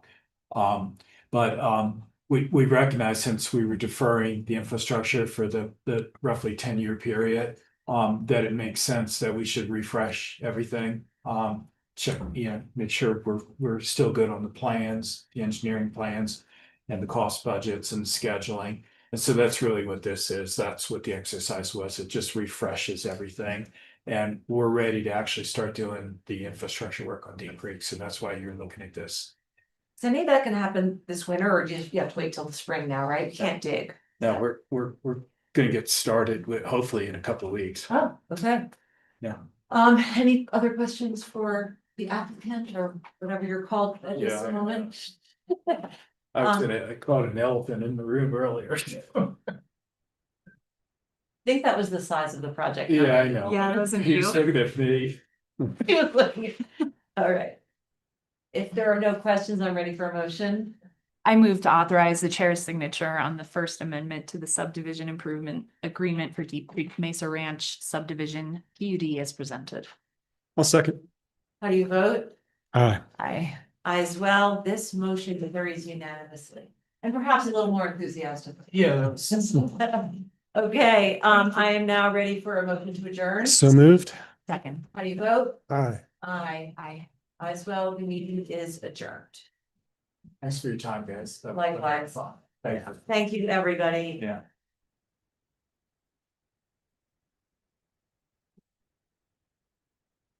Oh, it's town council sized. That meeting.